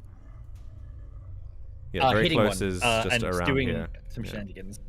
I want to see if I can Gotta give myself hope. this guy right here, if I Yeah. can try to make him fall over with my whip and take out his legs beneath him, Okay. and try to make him an extra obstacle for the others around. Oh, cool. Okay, that'll translate to what the whip does. Okay, sick. I like that. Mm-hmm. Because the whip is. Hang on a second. Yeah, It might marker make stress, people crack the whip, move force all away, adversaries yeah. within melee range back to close range. Oh, cool. I think based on like, yeah, I think you can just like keep these away, and I think no, I'll allow that. Okay, cool. Right. Okay. Go ahead and make an attack roll first, because this is just what happens as part of the attack. So Yeah. so make a presence roll, Okay. and let's see what you do.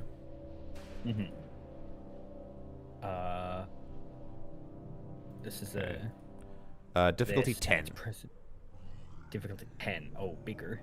Yeah. These guys are considerably beefier. Oh, it still succeeds. Okay. I'll take a fear. I have yet to roll with hope. Yeah, that's wild. So it's swingy like that. You'll see. Some Yeah. sessions I'll gain no fear at all, and some sessions like you won't get any hope. It just happens. Okay. So damage. Okay.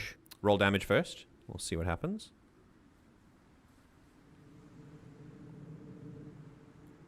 4. Oh, nice. 4 damage. Very good. That's major. So marking 2 HP. Lovely. Oh, wait a minute. That's everything. Yeah. Yes. Just so a just one. Just a moment. That one should be marked. Yeah, that's good. This one is marked. There we go. How do I like target something specifically with my mouse so I know for future? Like, how do I like? I think you can control. On the top left, the there we go. the multiple circles. So if you click the circles, it goes Oh, into targeting like mode. a However, Okay, thank you. However, I have a module in Foundry that lets you hold Alt and click, and you can target something instantly. Oh. Yeah. Oh, that's so handy. Okay, thank you very much. And you can do Yes, that to very multiple. cool. So if you hold Alt and draw a Yes. square over them, it'll target. Yeah. It should Oh, target. You can also nice. click one at a time as well. Oh, cool. Okay. Yes. Good Awesome. shit. There you go. Okay. Nice. Wonderful. All right. So this shambling zombie is gonna take.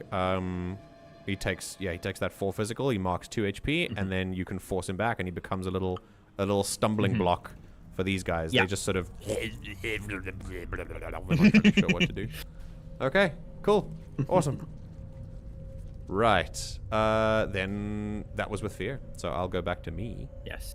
I want these zombies. I think they're gonna split up. This one's gonna move and that one's gonna move, but because they're on ice, I'm gonna make them. I'm gonna make them have a group attack. But then all of them have to do. I'll make a group attack for 2 of them. I will spend a fear, and make a group attack for these 2. But when they move, I need to give them a reaction roll. So let's go with let's just roll a d20 and see if it works. Okay.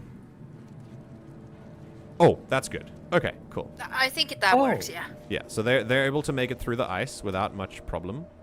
And they're gonna make it all the way up to you.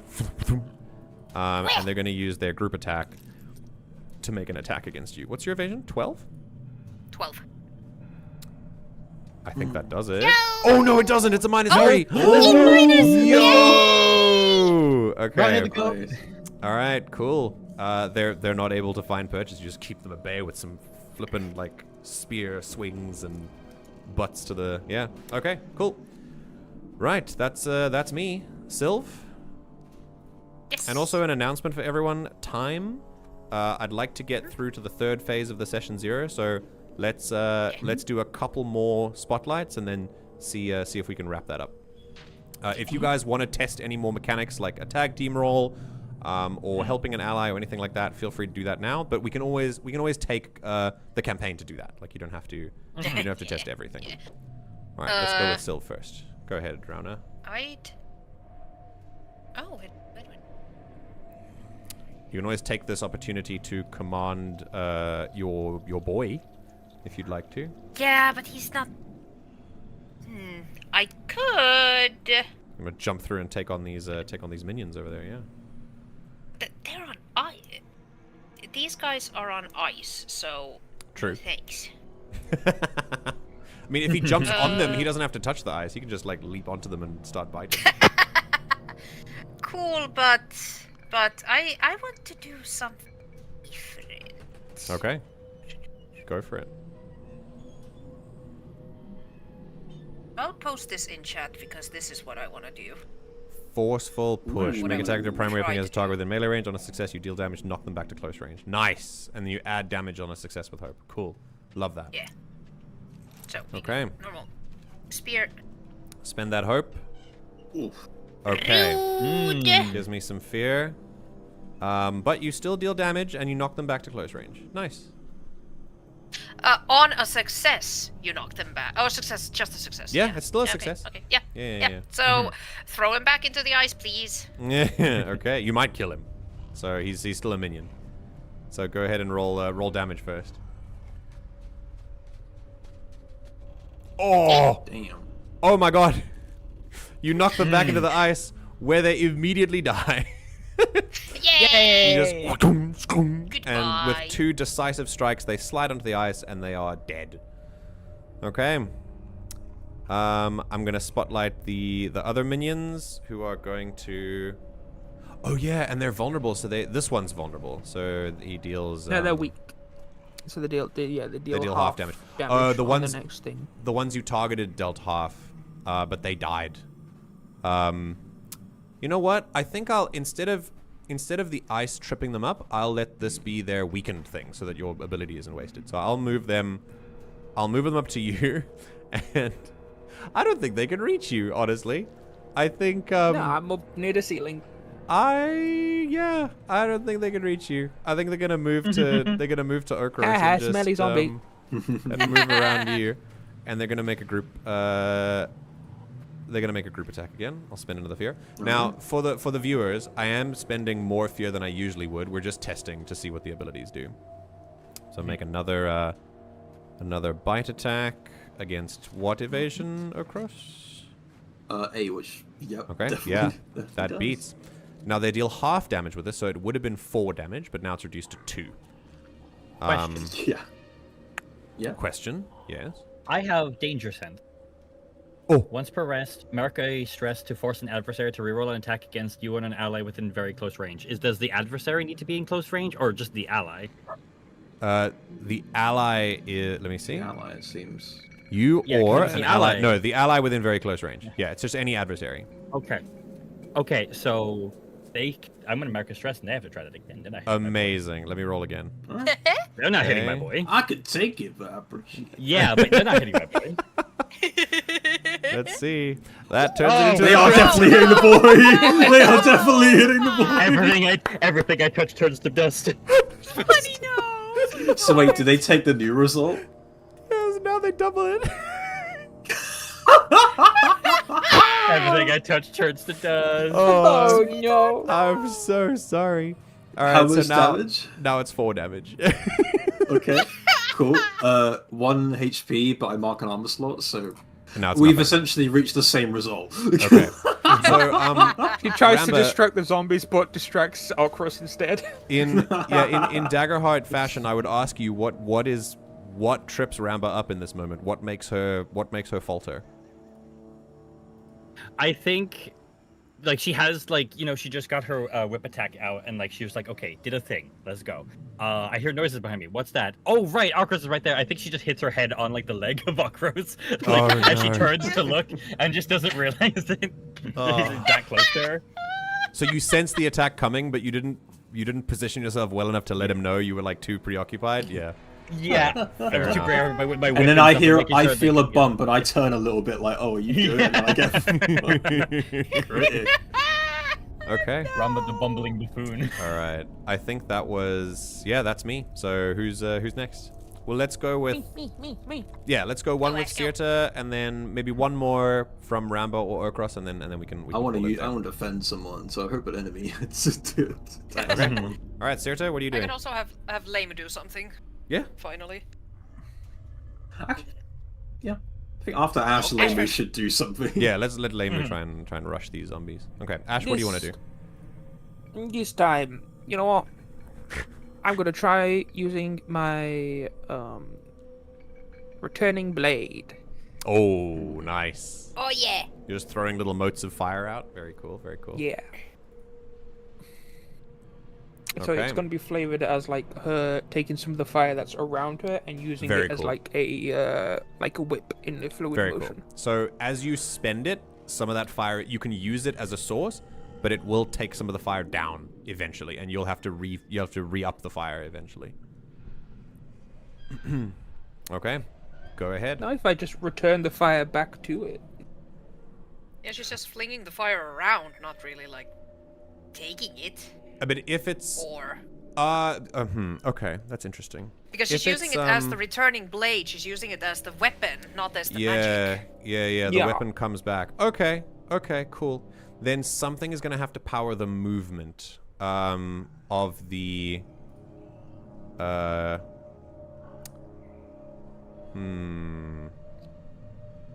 You know what? No, I think this time, it's just a regular weapon attack. I don't want to punish that. So, yeah. Go ahead and make an attack. It's fine. I don't want to be too sensitive about making a music performance. You are still using magic, but I think there are some things that might happen that are just like they're so easy for you that there's a very small chance of failure. Okay, there you go. That still hits. Go ahead and roll damage. What is that on a returning blade? D6. It's Ooh. 1d8. Okay. 28. That's 4 that kills them both. That's boom 1, boom 2. Yay! Done. Yay! All right. Let's spotlight. Yeah, this one that's been flown into a tree is very much out of the fight. Gone. I'm gonna spotlight this wounded one to kind of move in. And I think no more rotted zombies. When the shambling zombie, I'm gonna use too many to handle. When the shambling zombie is within melee range of a creature and at least one other shambling zombie is within close range, all attacks against the creature have advantage. And I think we're gonna attack Ramba. Let's go ahead and it's gonna reach through the rotted remains of the window and just try and give you a scratch. And we're not gonna handle zombie infection in this session 0. Don't worry. I'd be cooked Let's- already. If Oh, I think that hits. That definitely hits. Okay. Owie. We roll damage. but it's okay because Duddle? yes. I am your shield. Shield. So that deals I will 3 mark a physical skill. damage. And when an ally within very close range would take damage, you can mark a stress to stand in the way and make yourself the target of the attack instead. Yes, so kind of like using the trunk to just nudge Ramba aside. Ochros will take the hit instead. Okay, amazing. So how much And damage? that's 3 physical damage.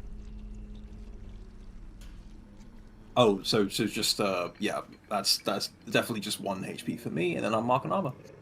So you mark an armor to reduce it to no HP? Yeah.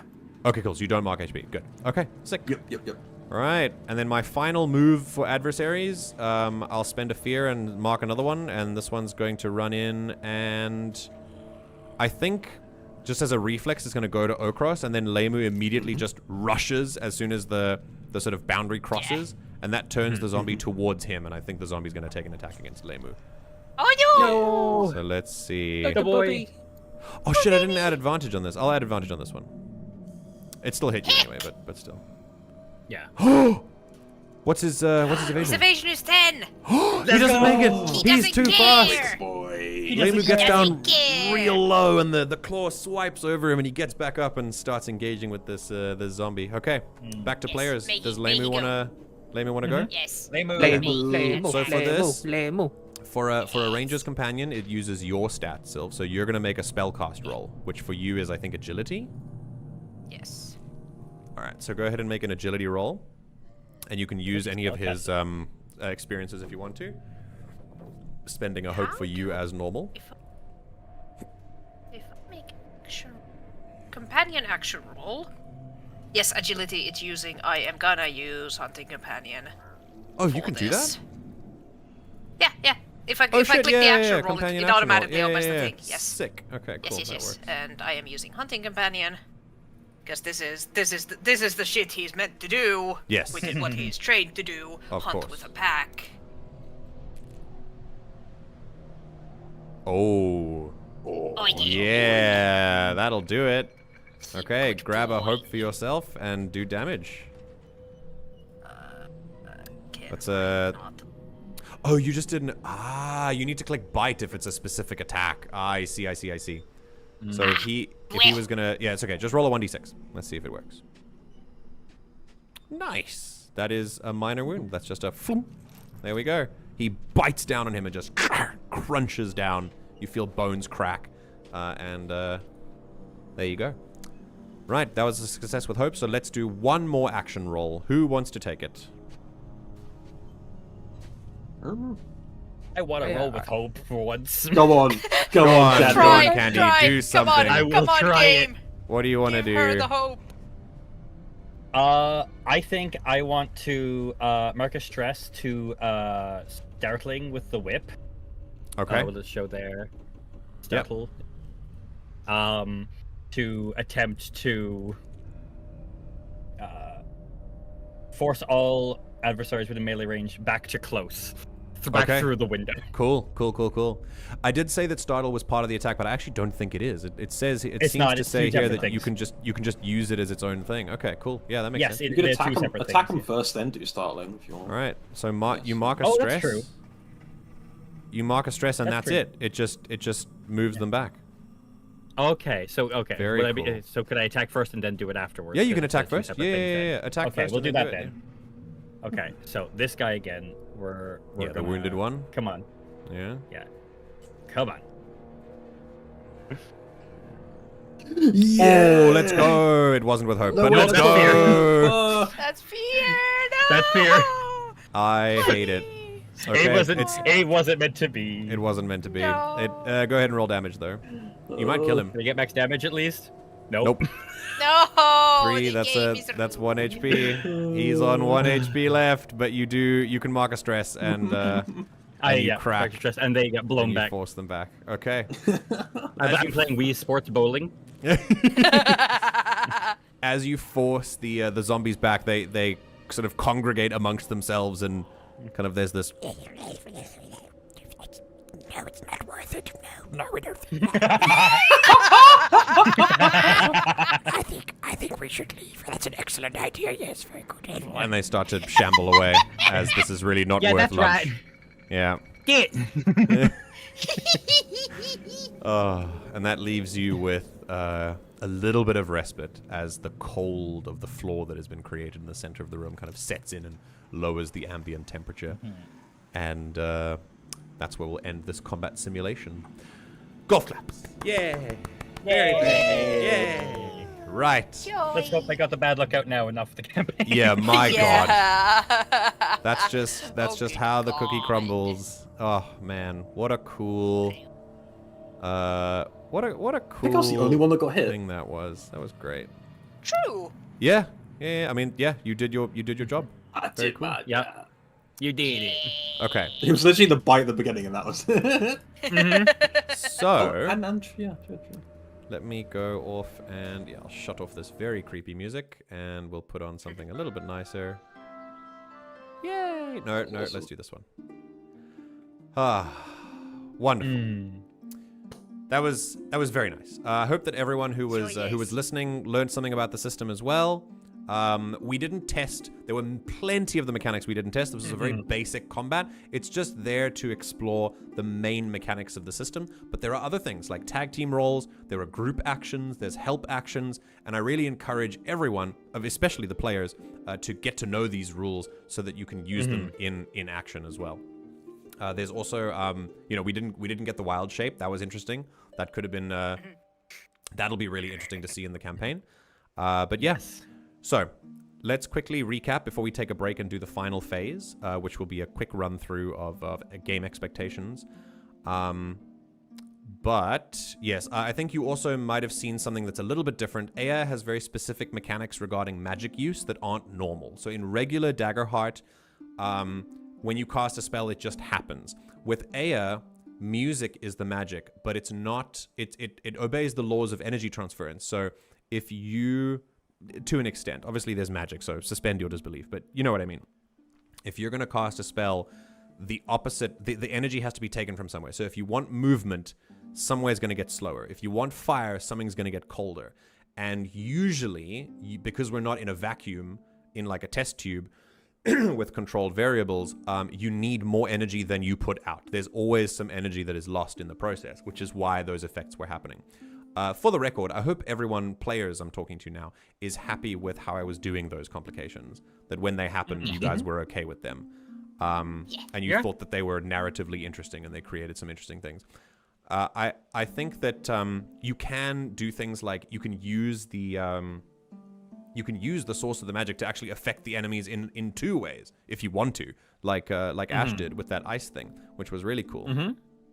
So yeah, it's really up to your imagination. So yeah, that's it. Right. Before we take a quick break, were there any mechanics that you wanted clarification on? Anything that you felt maybe you wanted to do and didn't get to do? Was there anything that you were that you want to talk to me about? Anything at all? Any feedback or anything like that? I would say something that I might just take a little bit of getting used to, but definitely like us putting our hand up for the spotlight and then having an idea, and like fear interrupting that, depending on who did it first. Yeah. And what. Yeah, like especially with Ramba early on, it was just like I didn't get to do much at the first half because that's very true. I was going to go, I was going to go and do an attack, but then the window closed because it made sense for us to not want to let the zombies in. And so I was just kind of waiting there holding something, and then nothing happened for a while with me. Yeah. I feel like that's just something that's going to either we're going to get better with that as we figure out the system more or something, but definitely something to keep note of. I think is like a lot of. The ideas can be kind of like shunted down with random changes and luck of the die with rolling fear and stuff. A lot of Daggerheart is quite swingy in combat. In all the experience I've had with it, you really can go back and forth quite a lot. And that means that the battlefield and the situation, the encounter, can change really fast. Which means you might set up a plan and then everything could change and the plan could be completely useless, like literally the next roll because the roll was bad or whatever. And yeah, like you said, it takes getting used to, and like the system encourages you to move the way the narrative is going. So if you see that it's getting swingy and you can see that the enemies are reacting fast, you can switch your brain to be like, oh, we need to be a little bit more like, maybe Ramba needs to like switch her tactics a lot faster, or maybe you need to say, I know that people had an idea and raised their hand first, but that's not the Bible of the system. Like, this is just an extra thing, just in case I have an idea and I don't want to let it get lost. So I just want to put my hand up now. Yeah. That's what that mechanic is there for. But strictly, you can just, when it comes to you guys and you have the spotlight, you can just be like, hey, can I have a turn? Can I go now? Because I want to change my plan. And that's perfectly fine. You can absolutely do that. You don't have to, for the players, none of you have to stick to that hand raising thing. That's just a helpful tool to see who has ideas and who's ready to go. But you don't have to stick to it. Like Candi, if you want to change that tactic and you're seeing that held action wasn't doing anything, you can just be like, hey, I want the spotlight quickly to just reframe and rechange that tactic. Okay. Yeah. I think the swingy nature of it will take some getting used to because it's quite unpredictable. Sometimes you guys could have 3 turns in a row and just build on each other. And then sometimes it's just you, enemies, you, enemies, you, enemies. And there's really like a lot of bouncing back and forth. So I think it'll take some getting used to for sure. But thanks for bringing it up. I hope I answered your question. And I will keep that in mind and make sure that that you don't feel like you spend a lot of your turns waiting for something that doesn't happen. Okay, right. Anything else? Anything else anyone wants to mention or say? Nah. Okay, cool. Right. I think personally, comments don't always have to be negative. I think everyone did fantastically.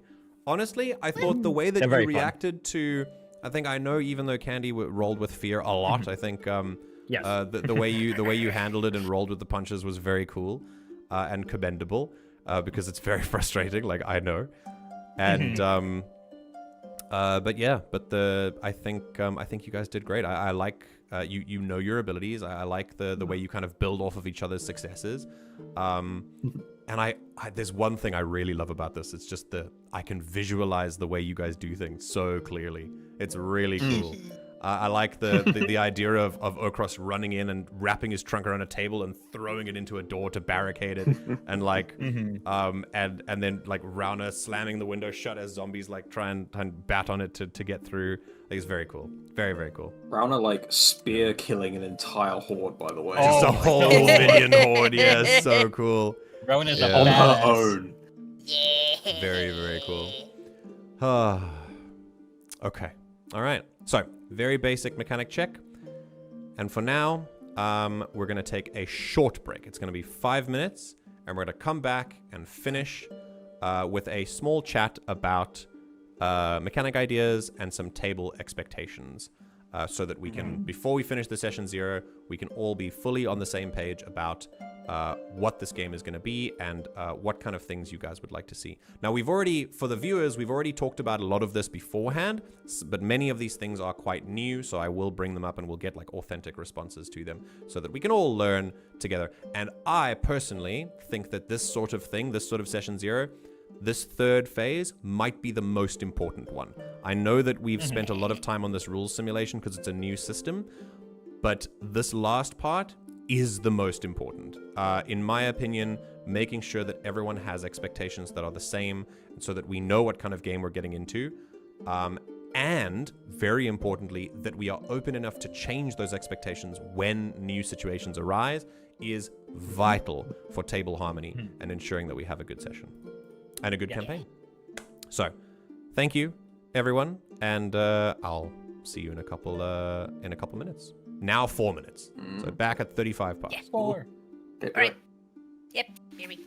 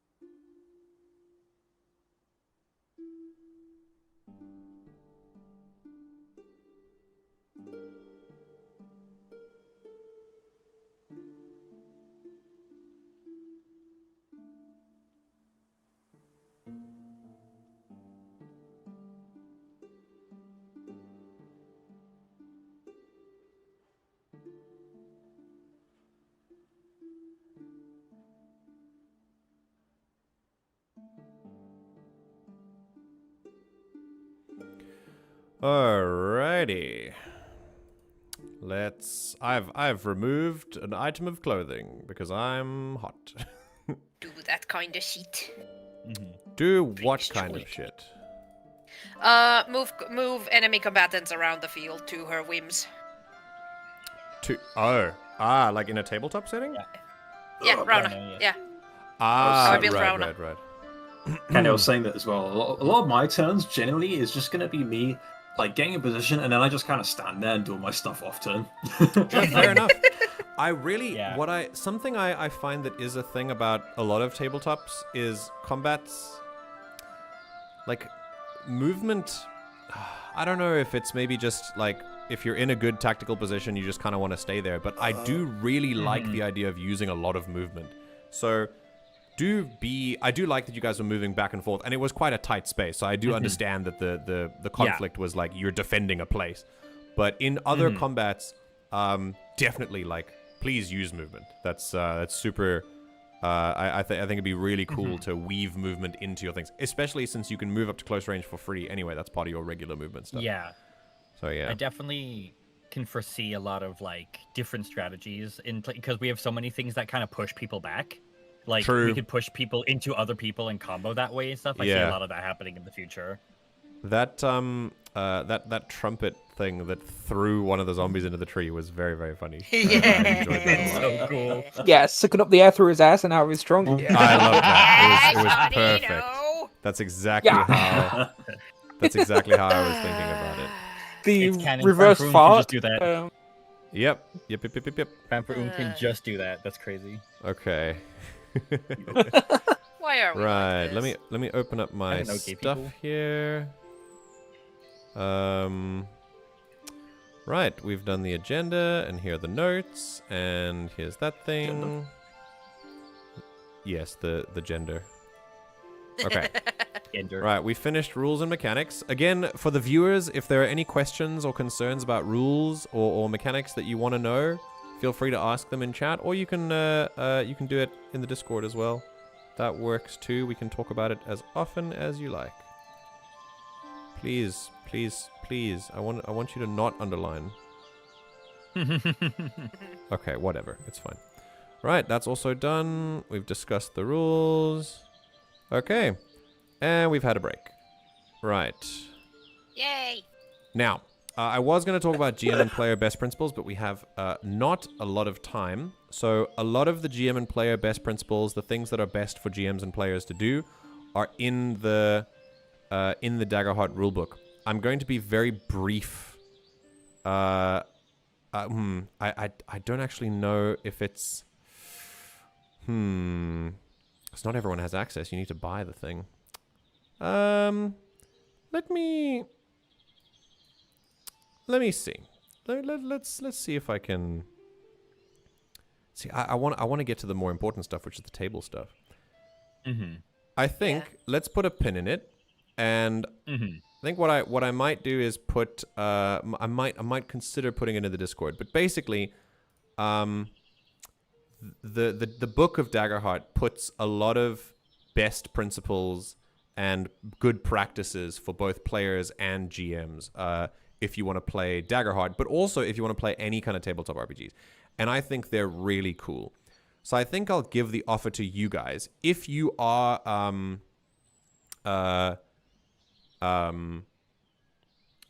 if you are planning on playing Daggerheart, I highly recommend you give those best practices a really good look. They're titled best principles and like player best principles, GM best principles. They're page 143 in the rulebook, and I think page 10 for the players, 143 for GM. Page 109 for more best practices. Anyway, I'm just rattling pages off right now. It's not going to mean anything if you don't have the book. But if you are going to run Daggerheart and you do have the PDF, come to me. I will happily share with you all of the important pages that you should know. And that's that. So I think I'll leave that for now, so we can have a chat about the mechanic ideas and expectations. So, with regard to one thing that I think is very important in a tabletop, and that is safety checks. I think in any tabletop, in any sort of thing, any campaign you're playing with a group setting, it's really important.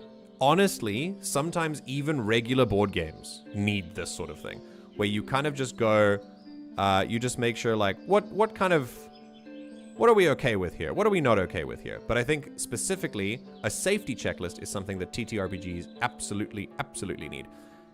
You really don't know, especially if you're not very good friends or if you're not super close with the other people at the table. Even if you are, sometimes it's always good to check. But especially if you're not, and the GM pulls a little bit of, like, they describe a scene that's particularly gory, and you are really sensitive to gore and you really don't like blood, and that really makes you feel uncomfy. And that's not uncomfy in the sense of, like, you're sort of, sometimes in tabletop there are moments where your character is forced to confront certain things that are maybe emotionally powerful and hard to handle, and as a player you find that challenging and that's a little bit uncomfortable. That kind of stuff can be really healthy and good, and you can grow from it. However, some things can be genuinely triggering, and you need to know what that is up front before you play these kinds of things. Because if prevention is better than cure, and if it comes up in game and you haven't checked it beforehand, and someone is adversely affected by it, that's not good. And we've got to now repair that instead of preventing it from the beginning. So I'm not going to talk about everyone's triggers or their safety checks now, because we've already done it. But I want to say, for the purposes of education, I think it is vital for every tabletop campaign that you are running to have this. To have a check to make sure that everyone is on the same page. The safety checklist is linked down below in the video description if you want to go and check out the safety checklist that we use. It's MCDM's safety checklist, and it's quite thorough. It's basically just, you want to check what is an absolute no, what's a kind of no, and what's an okay, just not for my character. And it's very detailed, like the kinds of things that you can tick off. Sometimes things I didn't think that I would be like, that I would tick. Like, I'm generally someone who thinks I don't really have any triggers, and I don't necessarily, but there are plenty of things that I'd just rather not do in a campaign, and that's what the safety toolkits are important for as well. Just things that I'm just not interested in telling this particular kind of story. That's really important too, so that everyone's on the same page. So, safety checklists, good things, right? Agree. The next thing. And now this is where I'm going to ask you guys some questions, and I would like some input. The first thing is going to be, there are some ideas for mechanics that I had that I would like to run by you. And the first one is, basically, this is going to be stuff that you're comfortable with happening potentially in the campaign. Question 1. Mm-hmm. How attached are you to your gear? Would you like either new items, as in, like, when you loot things, you get a new fancy magic item, or upgrades to existing items? Like, how attached would your character be to their gear? Is this something... Upgrades make sense. Okay. Obviously, because... No, I'm asking this because sometimes people will be like, this pistol was passed down generation to generation. It's like, ooh, a +1 longsword. I'll take that, thanks. And then you kind of swap that out. But, yeah. Rauna herself is absolutely not attached to worldly possessions. Yeah. Mm-hmm. Makes sense. Yeah. Me, I am more so attached to playstyle when it comes to Rauna. Like, I want to keep... like, I want to keep her using a spear. The same style of gear. Okay, cool. Yeah. Otherwise, I don't mind, but I want to keep her as a spear and bow user. Okay. It's like don't give Rauna an axe. Do you know what I mean? Because she's not gonna. I mean, she might throw it, but I could see her throwing an axe. But she's probably gonna use a spear. Yeah, or like she would be happy using an axe. I wouldn't be happy with her using an axe. Right. Okay, I hear that. Okay, cool. All right. Anyone else have any preferences on that? My answer to that is I always love new gear. I always love upgrades to existing gear. For Ochros, personally, I don't see him being particularly I think like just in general speaking, I feel like if a piece of equipment or an item is like a integral part of the character, I feel like that is something you should make MJ aware of just straight up. Like, hey, Yeah. this particular thing, I want it to be personal and maybe it becomes better. Everything else, just kind of like, yeah. Okay. I think for Ochros in particular, I always like upgrades. I don't really like losing stuff. Yeah, that was the other caveat to this. Like how there might be places where you know there could be a situation where you're put in a difficult position. Someone takes your gear or your gear gets destroyed. Like, is that something that you would rather not happen? I think for a campaign as small as this, where we only get that access to that gear for a limited time, I would like to make full use of it. If there is a situation like, oh, we're going to a dinner, put your weapons away, that's fair. Yeah. But okay, cool. permanently losing something, I'm like, nah. Okay. Very good to know. Not want. Very cool. Okay. Which I agree with that. brings up an interesting caveat because the way we've done it is Cyrta technically doesn't have any armor or weapons. It's just things she can do. Yeah, fair enough. Yeah. Which you might flavor as it being like, I don't know, more enchanted things. I don't know how enchantment works in MJ's world, but like things like that, I guess. Enchantment is Getting interesting. more skilled at the evasion. We'll have to talk about enchantment. I do think it's something that can be done, but it's not a permanent thing. I would say, if anything, it's like a temporary enchantment that wears off over time. Yeah, I don't know how easy it would be to permanently transfer energy to something in a certain way that like buffs it up. Unless you're talking about like, I do love the idea of like a sort of a witch or a shaman placing a sort of a hex of like good fortune, quote unquote, over a house and just kind of maybe bringing birds to it, or like, you know, like something cute like that. Like that's quite cool. Yes. That brings joy. But that could be interpreted in many different ways, and technically that is an enchantment, you know. So yeah, we'll have to talk about it. But I see what you mean with Cyrta. Okay.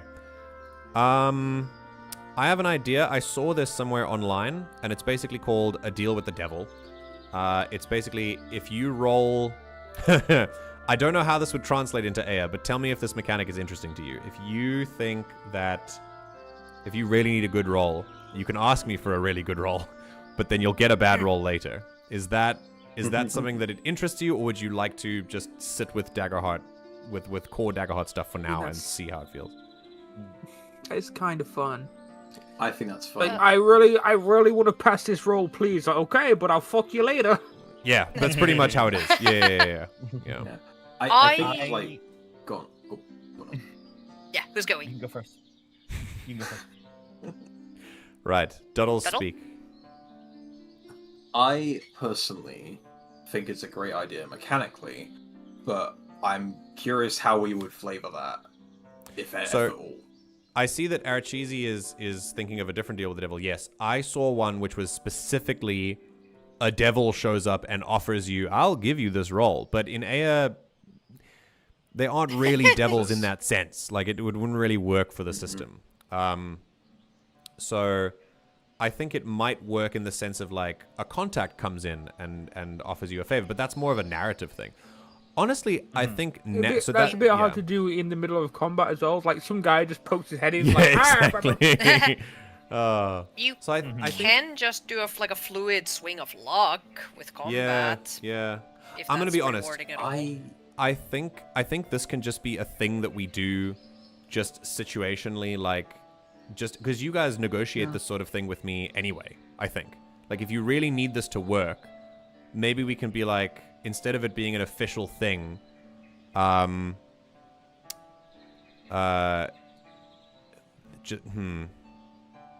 have a thought as well. Yeah. It's that, it could be a case-by-case thing where it could just be a string of luck, or like that comes to bite you in the ass later.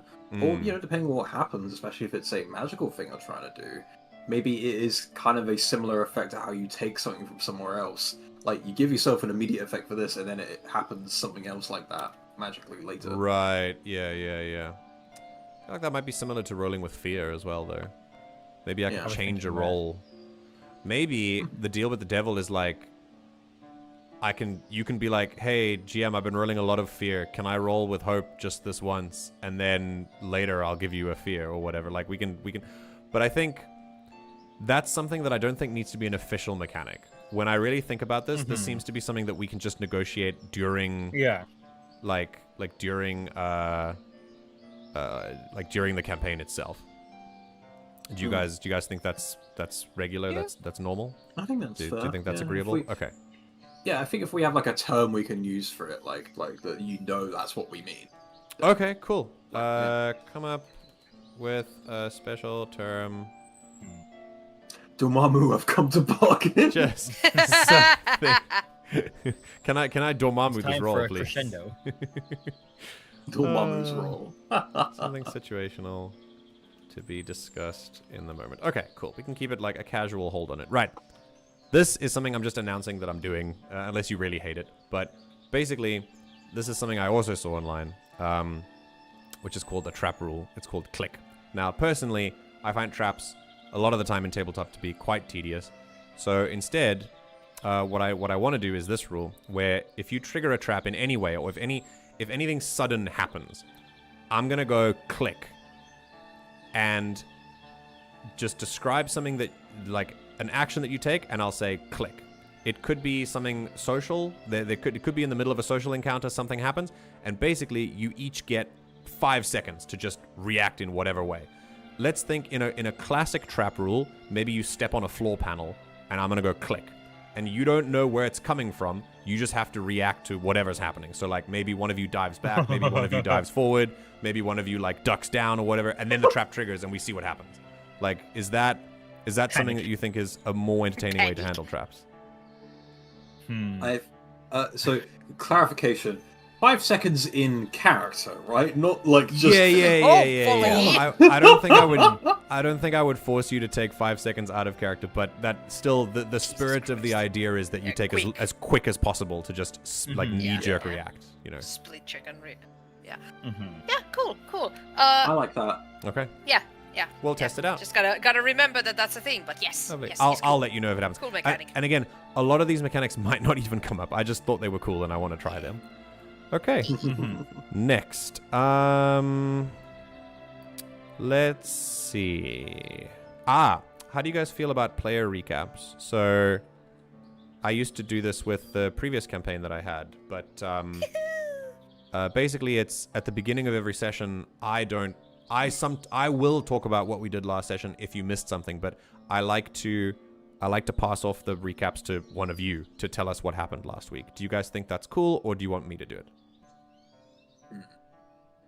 Star Wars recaps was so much fun though, because people got creative with Yeah, them. people did them in funny ways. Yeah. I think I'm fine with recapping if it's on the players. Yeah. Like I said, I'll fill in the gaps if you make any. But the way that what it did for the previous game that we did is it made players engage with the story more than just listening to me and then waiting for your turn. Like if it's a player recap gives you a little bit more like a connection with what actually happened last session, because you have to actually engage your brain. Yeah, I think it's fun. I think if the only caveat is I'd say, like, if we can't, then obviously do it. Okay, takes awesome. over. Like Cool, let's do it. I'm like, if it doesn't happen, I'm not gonna be fussed, but I am more positively inclined towards doing Awesome. player recaps. Okay. Just send it to the four of us, and just like we try to fill in the gaps for each other, and then by the end of it, you're like, I'm so you also forgot this, but thinking, Yeah. as an extension to player recaps, I kind of think this just hit me while we were doing the stream. I think a player recap at the or like some recap at the end of a session for those who aren't around for the whole thing might also be a good thing. Plus things that have happened just this session. Like, So like if we have the time. player recap at the start to be if we have time, player recap at the start for last session, and then at the end of the current session, if there's time, recap what's happened for those who haven't been around for the whole thing. I like that a lot. Okay, right, cool. Next. And the final one for the game mechanics before we go into the table expectations. Music mechanics. there are plenty of domain cards that violate something that I think that in Eyya is very important, and that is the idea of mental consent.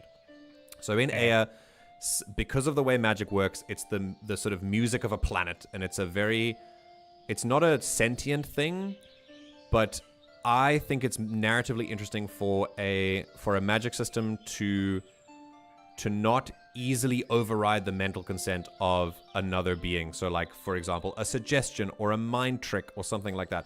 I think that should be treated with a little bit more weight because you are overriding someone's agency. Forcing someone back with a fucking big air trumpet is one thing. That's physical agency, and that's a lot easier to do. But mental agency is something that I really want to look at. So, and there are plenty of domain cards that do violate that consent thing. Like, there's like a level 1 grace domain card, I think, that lets you do that sort of thing. Candi. So I'm wondering, is there a specific way you want to handle it? Do you want to do it just by a case-by-case basis? Is there a thing? Because if I look at Candi, like we've got Enrapture, right? I have Enrapture, yeah, for sure. So on a success, your target becomes enraptured, and their attention is fixed on you, narrowing their field of view and drowning out any sound but your voice. Now you could flavor this magically as a literal enchantment where you take over their mind and force them to focus on you. However, the way that I would flavor this to respect that limitation of Eyya's magic, it would still work, but it would be more of a practical, your performance is so good that it just, instead of overriding their agency, you kind of you can sense what piece they would love to hear, and you give them exactly the music that would make them respond. And that would cause that same effect. Yeah. Okay. Yeah. I was going to say that the idea of something like enhancing yourself to cause the desired effect of what they want, rather than you just twisting them to what you want is cool. Yeah. ideal. Okay. Awesome. Make it more about self-enhancement rather than I am target. reminded of skits of sirens luring asexual sailors by singing that there's garlic bread down here. Oh my god, that It would- is it would work on me and I'm absolutely asexual. hilarious. Garlic bread. I want go. Okay. Ash, no. Don't No, go to the garlic bread. sirens. Oh, garlic bread. Ash, let's go get garlic bread. Also, I love what Alright. Aratizi said 5 seconds for all 4 of you to say what you do in a way Yeah. Oh, that would be I was awful. sure that wasn't Mayhem. what you meant. I just thought, No. oh, No, it's not what I meant, but it doesn't mean that you take a minute to think about it. Like, I do want it to be yeah, quick. knee-jerk reaction. I mean, some DMs would do that. I've If been part of that's TMs that do that. the point is that the table's okay with it. That's why I want to check with you. So obviously you guys need a little bit more time, but some tables are okay with that sort of thing, and that's why we check. Okay. Right, next, and as I said, the most important part of this whole thing, and that is some discussions about the campaign. So, let me skip the things that we've done already, but basically, I believe in things like creating a party together in the open. That's great. Right, let's talk about taking notes. Do we have a note taker? Do you guys want to take notes? I will place at the end of each session, I will put session summaries for viewers in the Discord. So you don't have to worry too much, but if you guys want to take notes, do you want to have a dedicated note taker? Do you guys have your own styles of taking notes? How do you approach note taking? I like to write my notes as if I was my character writing in a journal kind of thing. So but like very in that cool. instance, so it's like I would be writing notes as if Ramba was doing it, but like probably not only making observations and if it's about other characters and Okay, like cool. if they're not directly involved, like if something happens with like Ochros and like Ramba wasn't there and Yeah. stuff, she wouldn't have that. I wouldn't have that in my notes. Right. Okay, cool. I like That's that. kind of how I do it.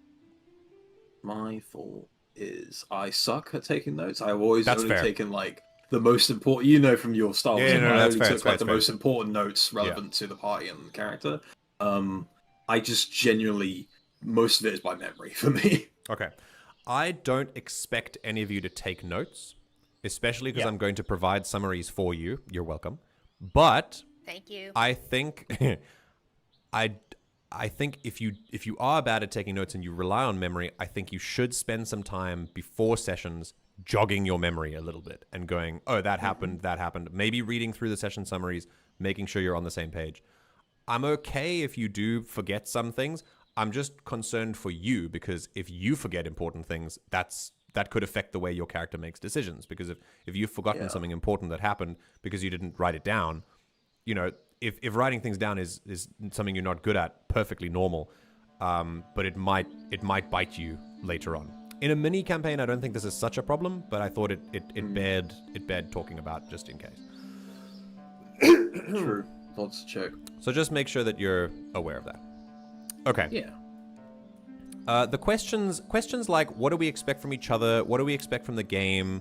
What do you want out of this? I think are important questions, but it's stuff that we already know about with each other. I think we're okay with that. We've had that discussion, so that's fine.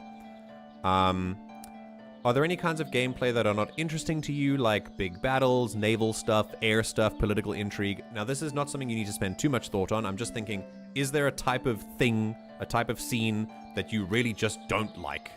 Not really a trigger or a line or a veil, but like, for example, some people hate shopping episodes, you know?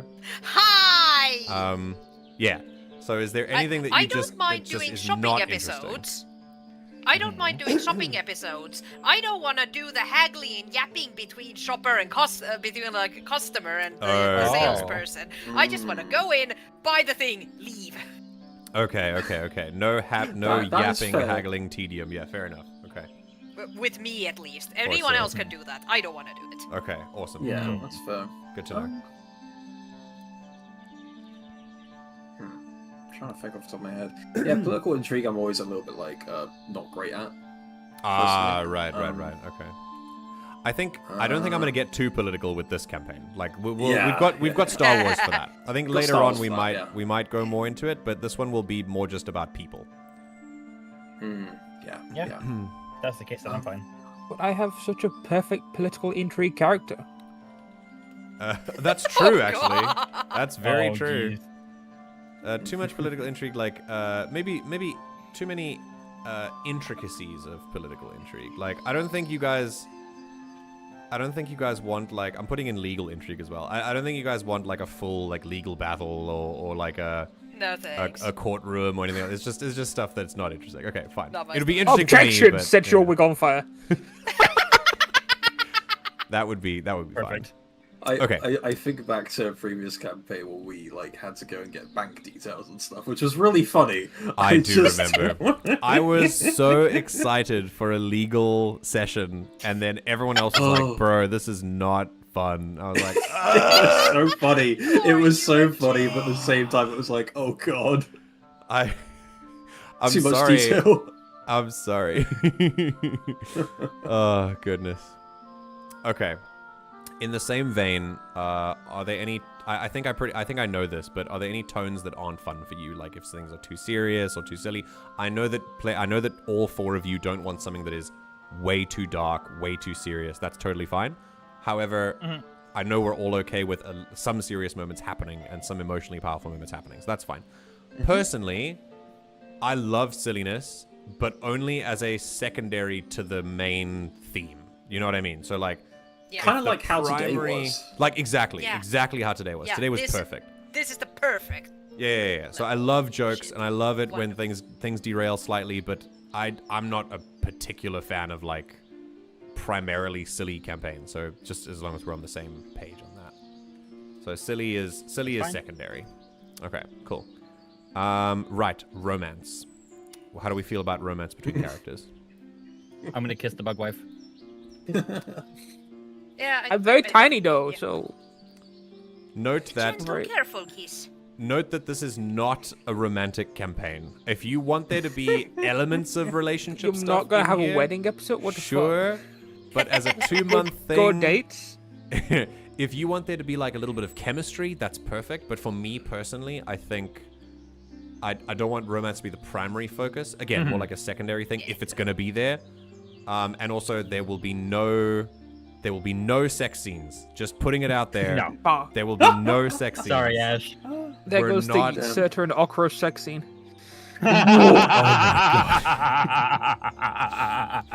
How? So I have speaking some from ideas, but I won't say them on live. speaking from my perspective, I imagine these other three here will be getting involved in all sorts of shit. I think Ochros Thanks. personally is not going to be focused on that much at all. Yeah, It might come yeah. up, but I really don't think he's focused on that. Okay, cool. If So, you guys do yeah. want to do, if you do want to do a chemistry thing, it's cool if you keep it cute, but keep in mind the tone of the adventure. Not heavy romantic. It's light, it's adventure-y, it's fun. Keep it like that. Because I absolutely want to do character chemistry, character relationship growth. But Yes. for me, I am fully fine fluidly going like whether it stays platonic or whether it is and develops into platonic, whether it goes romantic. I want there to be very, very deep character connection development. But whether it's romantic or platonic, that one I'm completely like fine. Which Yeah, it doesn't have to be romantic chemistry. It can be you can just be friends. That's fine. Yeah. Okay. I also Cool. think just with like 8 sessions in general, like it'd be a bit difficult to It's have. hard, It yeah. would be speed running a romance, which doesn't feel like the vibe any of us are like super Absolutely. looking for. So I think Yeah, it'll just be no. like natural as we go along. Things will Okay. like by session 8, maybe we'll have like maybe there's some interest. I don't know, but yeah, Okay. I don't think it'll be a focus. All right. Cool. Next, how long can you focus for, and when do you want to take breaks? The goal of this session, I know we've been going along with the session 0 has been going on for a while. I did kind of expect it to, but but this will not be the norm for those watching and for those watching the VOD. The sessions will be capped at 4 hours, like max 4 hours. I would prefer 3 to 3.5, so we have some time at the end to chat about it.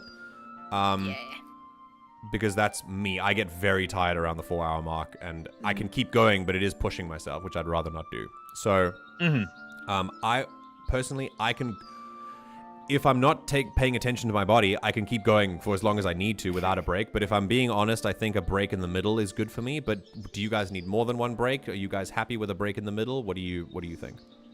I'm fine with a break in the middle. I personally like the layout of today, where we had like 2 breaks. Like, 2 breaks? Okay. Like split in thirds. 2 short breaks. Yeah. Okay. Yeah. Let's 2 short do. breaks. Let's. We can break up each session into like 3 acts, like 3 mini acts. We can do that. Exactly. Yeah. Okay. Cool. Can do. 3 Ash, you have act opinions? sessions. Yeah, Ash, any opinions? No. Okay. Okay. All right, cool. So I think what thoughts? we'll do then is we'll go for about an hour, and if it's going to be 3 to 3.5 hours, I think we'll go for an hour, take a break, an hour, take a break, an hour, and then finish then. Yeah. Amazing. Beautiful. Sure. Very cool. Okay. Next. Right. Danger to a character. How do we feel about danger? Injury, death, kidnapping, disability. In some way, incapacitating your character. I am of the opinion that there are other ways to motivate a character than the threat of death. However, if you are throwing yourselves into violent situations, I think it would be foolish to not, at least from an IC perspective, to not expect that death is a possibility. OOC, if you don't want your character to die, that's up to you, and you don't have to do that.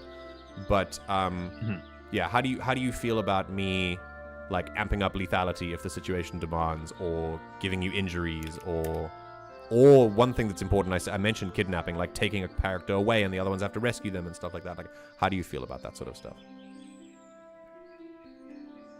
Kidnapping, am fine if it's like discussed in advance, like mentioned that hey, you're gonna get kidnapped, and then I'm like, okay, Okay. completely Give fine with advanced that. warning. I can do that.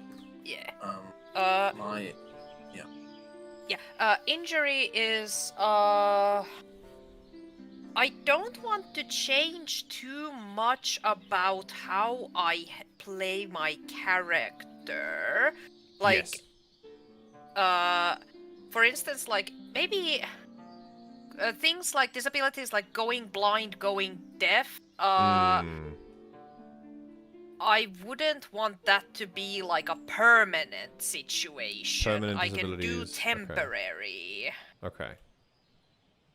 Especially for a short campaign, I think I agree. I think it's better Yeah. to it's better to just have it like as a temporary thing if we're gonna have it. Yeah. Yeah. I will absolutely tell you that if we go into encounter that could result in heavy injury or death, I'll give you warning beforehand. I'll be like, guys, this is gonna be tough. If we might make some death moves here. However, Daggerheart gives players agency over whether you die or not. I can't kill you without your consent in Daggerheart. You can force us to retire. it takes so long for that to happen. Like, So, and it's impossible at lower. It's literally impossible at lower levels. So, because you have to roll for it. Basically, if you make a death move and you choose to go unconscious, I can't kill you mechanically. Like, I can with your consent, but again, it needs your consent. So, you guys get to decide whether you die or not. I'm just saying, at higher level encounter, there might be some places where I might want to go, hey, this guy, he is going for something that is more lethal, or this is a really strong encounter or whatever. Like, are you guys okay with bumping up lethality and the potential of heavier injury? Yeah, bring it on. If I let you know in advance, of course. Yeah, I have something to say, or at least my own perspective regarding, like, go on. Completely fine injuring him like mad. That is his literal life. Okay. Disability, obviously, less so, because obviously he's lived for over 100 years, and if sure. he and obviously it's a shorter session as well. Yeah. Deaf, shrug. He could. I don't mind him at least. Yeah. Kidnapping, I don't like. I don't want. Right. I mean, luckily I'm playing a character that can't really easily be kidnapped. Someone carry the elephant away. Yeah, so like, don't do it obviously with me. Not that you probably easily could, but I think like what Silv said, giving advance warning and probably a choice like, hey, if this was to happen, would you be okay with that? Yeah, it doesn't have to work that way as well. Like we could make another way. Yeah. Okay. Exactly. Awesome. Yeah. Don't kidnap. Very cool. Yeah, Candi. I'd say fine with basically any of these. If they happen, they happen for me. Yeah. So the warnings would be appreciated. Okay. I will give warning for sure. And stuff. Yeah. But yeah, I'm very much like I'm a gambler at heart. So like, if the dice decide it kind of deal. Yeah. I love that. I respect that a lot. There's so many people who are very, and myself included, who. Like, it's tough. That little voice, the pattern recognition of your brain that gets thrown by bad dice, it can be really rough to try and deal with. So I think it's really cool that your approach is, the dice fall where they may. I think that's cool. I'm personally a little bit allergic to my character dying. But Silv would I prefer can not to die. Cool. Awesome. Yeah. Yes. And Same with Leimu, but then again, not dying. Leimu will not. Leimu will not die. The rules specifically forbid the animal companion from dying. Yes. Yes, we went over Leimu. that. Leimu is functionally immortal. Yeah, that's how that Yes. works. He's gonna outlive everyone. Okay. I may damage him, and he might get injured, but he will never die. Yes. That's fine. The dog does not die in this. In fact. Right. Okay. Cool. I think Ash. I know Ash well enough. I think she's cool with everything, so that's fine. Yeah. Okay. Right. Next thing. How do we handle things without you knowing? Like other players, maybe there's a situation where they want to steal from someone else in the party, or something that a player does that they want to keep a secret from other players. How do you want to handle that OOC? Would you like to just say, let's let everything out on the table OOC, and then we just react how we react? Do we have that?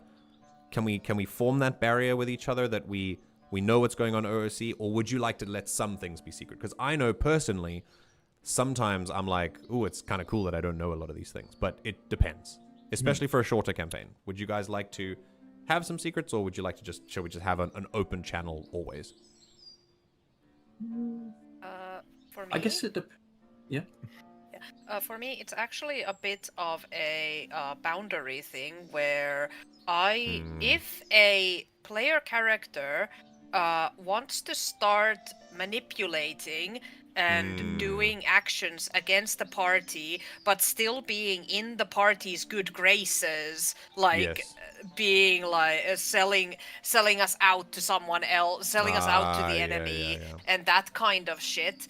I will not be enjoying my time. That's a limit for you. Okay, cool. Good to know. Yeah, Good to know. that is legitimately a limit to me. I don't think anyone here is an antagonist like that, though. I think we've all. Yeah. Everyone wants But to. say Everyone no, wants to not cooperate. at all. Ash, Funny. you gremlin. Just squish her with your boot. It's fine. She'll just. Yeah. Al phased right through it. I don't think that. I think for Ash, I think the biggest thing she'll probably do is steal. That's But fine. I steal what? I'm so fucking small. I can't carry shit. I can't Steals even a carry money, silver coin motherfucker. from your pocket. In my inventory, I have 50 feet of rope. No, I don't. It's fucking 5 feet of twine. I'm just. I've got like 5 centimeters of yarn. Oh goodness. Fantastic. A little. Okay. It'll be unbuttoning. It would be unbuttoning something. Is the most thing that. Yeah, that pretty Cyrta much. would be Anyway, doing. the thing, I don't think Ash does things that are necessarily like antagonistic in a bad way. It's more just in like a sort of impulsive way, I think is the word. Mm-hmm. Yes. Go for it. Have fun, Ash. Okay, cool. Mhm. If that's fine, then that's cool. I think I think we're kind of on the same page about that. That's fine. As for secret things, I think for a Duddles? 2-month campaign, yeah, Duddles, you can talk in a second. I think for me personally, I would prefer for a shorter campaign for everything just to be above table. Yeah. We can keep IC secrets, but only if that really comes up situationally. But yeah, go on, Duddles. Yeah, I think actually it's a interesting idea for like for between players and the GM. I think it's a great idea to have everything just be open. Okay. We don't have to tell the audience though; they can just find out. Oh, as nice. things Okay, go. cool. Yeah, we can keep it there. Yeah, You guys can just figure things out as it goes along. Yeah. I think it's important for all of us to be open about things. Though I Okay. will say there should be some things like, say, someone come to MJ and be like, "Hey, I have an idea for something story-wise, like part of Yes. the campaign. Keep it for a secret from the other players. Then we can like work on that. You know what I mean? Okay, cool. Yeah. Awesome. Like it's very situationally, just like, hey, there is an idea I have that is just part of the main story, like, Yeah. or like at least just part of like I the main think- narrative. You know what I mean? I think in that case, only really if it's going to be beneficial for the party. Like, if Right, it's gonna that's be a good be- point, If yeah. it's a beneficial secret. Okay. I'll keep that in mind. Very cool. Okay, next one. I don't think this will arise in the full sense, but maybe in a smaller sense, and that is the concept of inter-party conflict. How do you want to handle that if it comes up? I know that the people in this party aren't necessarily opposed to each other in interests, but I would say there might be a little, you know, we love the drama sometimes, and I think that might come up. Are you guys okay with that coming up in an organic way? Do you want to stop it at the point where you're actually fighting each other? At what point? Obviously, we can take this by case, like sometimes you don't want to take it above table, but yeah, is there a specific way that you'd like to handle this? Would you just prefer not to have it at all? Like, what's your take on that? I personally say case by case. Okay. Case think by it case. is. I think generally speaking, I don't see us having much reason to have inter-party conflict. Agreed. Even Yeah. if something does happen, especially because we're going to be like a small group for such a short time. Yeah. I think Yeah. inter-party conflict is just going to delay things. Yeah. If anything. And I Yeah. also think that like knowing how we are as players, we don't enjoy that. We don't Yes. enjoy that flavor of drama. Yeah. I also think knowing the characters we have here, a lot of them are going to be like, no bullshit, like, cut this out. You know what I mean? They're not Yeah. like, Yeah, very much. they're so. not, they don't have Like- time for that stuff. You know what I mean? Yeah. Okay. I'm a little bit afraid that Rauna might be a little bit like aloof and like she seems like the type of person who would get not offended, but like she might seem too like no nonsense and aloof, but I'll see how that feels and how that goes and adjust to where Okay. we're all happy All about right. what's happening. Cool. Awesome. Good to The know. most I could ever really see between the party is like emotions are high and like Yes. something's happened that provokes that, which they all Yes. have to deal with. Yeah. But beyond that, nothing particularly against each other. Okay. Very cool. Very cool. Right. Here's something that's a little bit both narrative and mechanical, but when we roll things like stealth, insight, perception, when I call for a roll, let's say you want to get a read on this person, and I say, okay, roll insight for whatever. I don't know what, maybe roll presence in Daggerheart or whatever it is. And yeah. And let's say that your instinct roll is low. It's really hard. In fact, I might say impossible that when I give you a read, you're not going to believe me if you roll low. And it's really hard to act on the character's actions after that if you know you've rolled low. So like if you roll a low perception or a low stealth, the tension is gone because you knew you rolled low. So like it's a bit weird. It's a bit off. Yeah. So I have an option. If you don't want to know the roll outcome, would you like to do what is called in Foundry a blind GM roll? How do you guys feel about that sort of thing? Because what it could do is you've got these 4 buttons here. Right now it's on public rolls. And if you go blind GM roll, then only I see what you've rolled. No one else does. And obviously it might take a little bit of it might take a little bit of, I don't want to say agency, but maybe we all want to know what we rolled, but sometimes for high stakes moments, especially like when you're trying to hide from things, sometimes you might not want the roll to affect the decisions your characters are making because they don't know they're rolling dice. Do you know what I mean? So Yeah. that also brings up the issue of if anyone has an ability that could affect the roll after it's been rolled. that's very true. Like if you roll low, but someone could like give it a bonus after you've rolled I mean, it. I then could do that with they player won't- dice, you know what I mean? Yeah, exactly. If I know the Yeah. difficulty and you got like at 11, I could be like, I player dice. Then it would be true. like on MJ to constantly ask that like, hey Duddles, Yeah, do you want to wanna use your use prayer prayer dice? dice? And Yeah, Well, that's then- immediately that's why I'm a assigned little for bit us. like, Yeah. Okay. Yeah. For While players I who do don't love switch the it up. idea a lot. Yeah. I do love the idea and would be fine with that being a thing, but there are mechanics that affect it. in a way that makes it I think that's a improbable. great point. Okay, cool. All right, let's forego it for I now. also think like it's cool keeping that tension, but I think the audience is still going to see what you roll and what we roll. So it's really only for like the players, really, that tension Right. will be Yeah. preserved, Yeah, which yeah, I guess is the most important. But yeah, I think what Arachizi is the saying, audience as well. it's not necessarily, you could be good enough that, sometimes you kind of just want your mindset to be the character's mindset. That's what I'm talking about. It's not that you're a bad role player. It's that sometimes I, as a player, don't want to know whether I've succeeded or failed because I know that even unconsciously that might affect the way that I view the encounter, and that might affect the way that my character like reacts to things, or the way that I speak, the words that I use.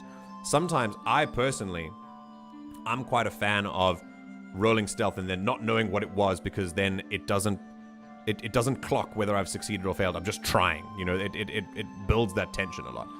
But of course, when the mechanics come into it, of course you can alter rolls after they've been made. So I think it would be good for us Taters to not also use makes that it. for now. It's fine. Yeah. I think also it's a case of like I had a point I was gonna make. Yeah, I think there's just too many things. Yeah, I think in the interest of keeping things above table, I think we also want to do that roles as well. True. You know what I True. mean? Okay, cool. Right. I assume we're gonna have. Do you guys want to have party funds? We're gonna share gold. How do you guys want to divide gold? Are you guys okay to do that in the moment? Are there gonna be any problems? Do people want to hold on to their own gold? Are you? Yeah. Well, like I said, I'm very tiny, so I probably can't hold Cyrta any can't gold. carry I mean- currency. Yes, of course. Cyrta can't carry currency. Rauna's not really caring about physical possessions anyway. Ochros is just really big. Mule. We could just have a chest I think strapped it's just- to the back of Ochros. Yeah, I think with the Yeah. just Yeah. party That was funds makes actually- the easiest thing. To What I do. was actually going to suggest is, MJ, if you make like a little note channel that all of us can access and just have a whole party inventory, which we, unless otherwise specified, can presume is on Ochros. Duddles, like saddlebags, you know. I direct you to the Eyya 1 party token. Oh, Party token! 5 steps Party ahead of me. token! Yeah. Can you show somewhere the big going party to. token art? Yes, Because I please. am so proud of it. Here It's so is- funny. Here is the big top party token. Have a look and look at the teeny tiny colours. pixel collection that is booping Leimu's nose. That is Cyrta. I love it. Giving, Alright, so giving that- Ochros the little flower.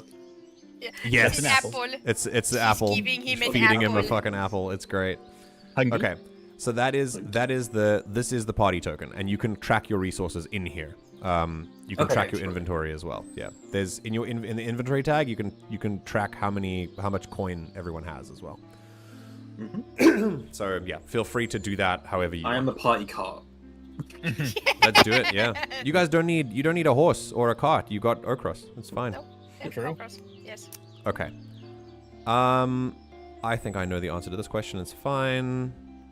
Okay. We're having a good session. We're having a particularly tense moment, and something happens in the scene that makes one of you go, not an X card, but just kind of a like a little bit of tension. Maybe someone does something that irritates you, or like you're annoyed with a player, or maybe you're annoyed with me, or whatever. Some people like to bring that up immediately. Some people like to let the scene play out and bring it up afterwards. Some people like to not bring it up and wait until the end. How do you guys want to handle that? Obviously, case by case. I would say in more serious situations, you might want to bring it up immediately. But do you want to wait until the scene is over? Like, what are your thoughts on that? I think giving someone the option to be like, "Hey, can we pause here?" Or like to bring it up if it's like Again. a very pressing thing. But Okay. Like a term, by case. like with the deal, the devil thing. yeah, Okay, then this is where we'll make use of the X card. So this, I think, Yeah. the X card is obviously used for a trigger, but I think basically you just saying pause would be fine. Like, Ooh, I think yeah, just saying yeah. pause Pause is is fine, perfectly Yeah. fine, and we can immediately go above Yeah. table to just chat about it. Wonderful. Okay, perfect, great. Sometimes I would recommend, depending on the situation, you know yourselves, but trust yourself. If the moment is and you're thinking, I kind of want to pause, check with yourself just once and go, do I want to let this ride out? Because maybe it will resolve a little bit later. Sometimes giving it time is really important in letting the situation kind of diffuse, and you might not even have a problem anymore. But yeah. trust yourself and just check in with yourself on that when that happens. Okay. That's it, really, with regard to discussions. Now, I have one final big list of expectations. I Yes, a sorry. question. You have a question. Yes. Please ask. Yeah.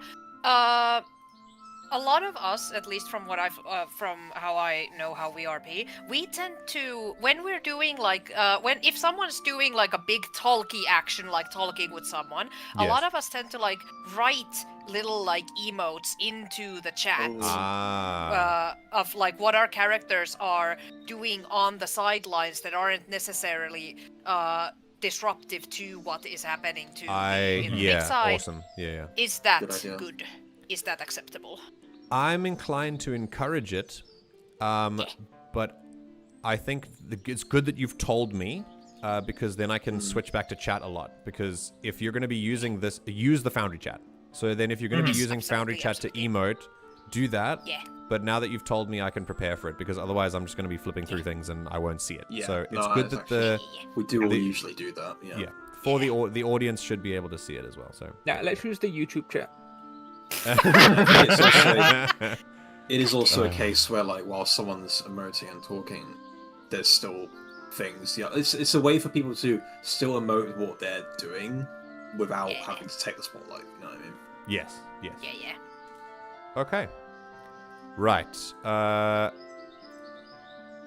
This is the big list of MJ's expectations. Right. Number one. This is less of a... Obviously, you can tell me your thoughts, but these are just how I prefer to do things. Cheesing rules and bending mechanical interpretations to fit a cool idea.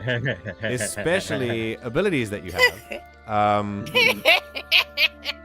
I'm sorry, what the fuck happened here? Hold on just a second. Aha! No, I know what to do. There we go. Okay. I think here it can be very cool, but I have to have the final say, and I need you to be okay with it. It's not because I'm a dictator, but sometimes you've got to hear a no. Okay. I know you guys love to... Candy, honey.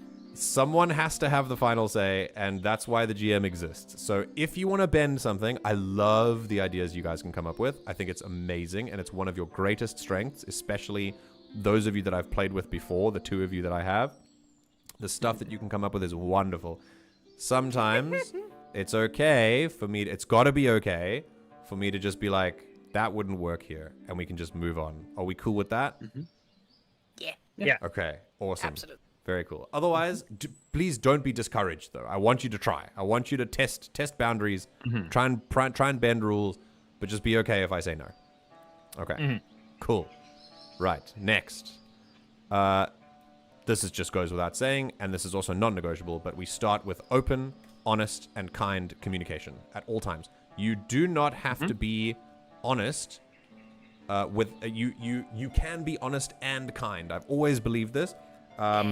Being kind costs you absolutely nothing, and a lot of people think that being honest means you have to be like brutally honest or whatever. That's just it's just, to me, it's an excuse to be an asshole. Be kind and honest and open always, and trust me that I will always approach you with the same thing. I will give you the same respect always. There's no... And if I'm ever sharp with you, I will immediately be like, let me take a second, and we'll come back to it. Okay. Right. Next. The mechanics serve the narrative. Pretty self-explanatory, but that's something, an important thought that I think you should keep in mind. That the mechanics are important, and they help guide the story, especially the advent of dice. But, as Daggerheart says, rulings over rules. And I think that, never let the rules get in the way of a good story, which is something I think we should live by. We have mechanics that can enable a good story, for sure, but the narrative comes above all of them. Right. Then, within that, there is a...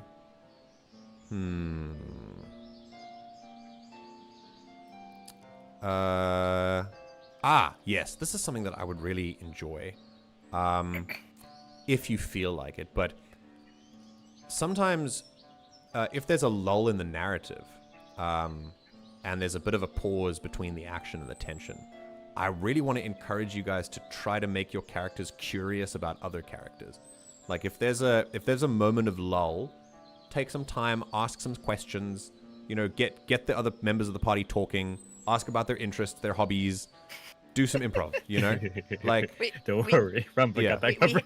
Yeah. We have Candi and Ramba in here. Okay, we're covered cool. with that. Amazing. I got you. Very cool. Very, very cool. Okay. Alrighty. Something I think shouldn't be said for this party, but of course we're streaming, so it's important to let everyone know that it is everyone's job to ensure fun, not just me. I am the facilitator of fun, but that's just because I'm in the GM's chair. It doesn't mean that everyone sits back and waits for me. We all have a duty. We all have a role to play here. Right.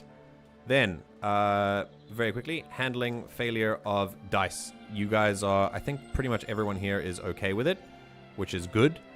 But I want you to understand, just in case you didn't know, that dice are actually, fun fact, hardwired to fuck with your brain. Your brain is on a rail of pattern recognition. And so that's why gambling is so dangerous, and gambling addiction is one of the most dangerous addictions out there.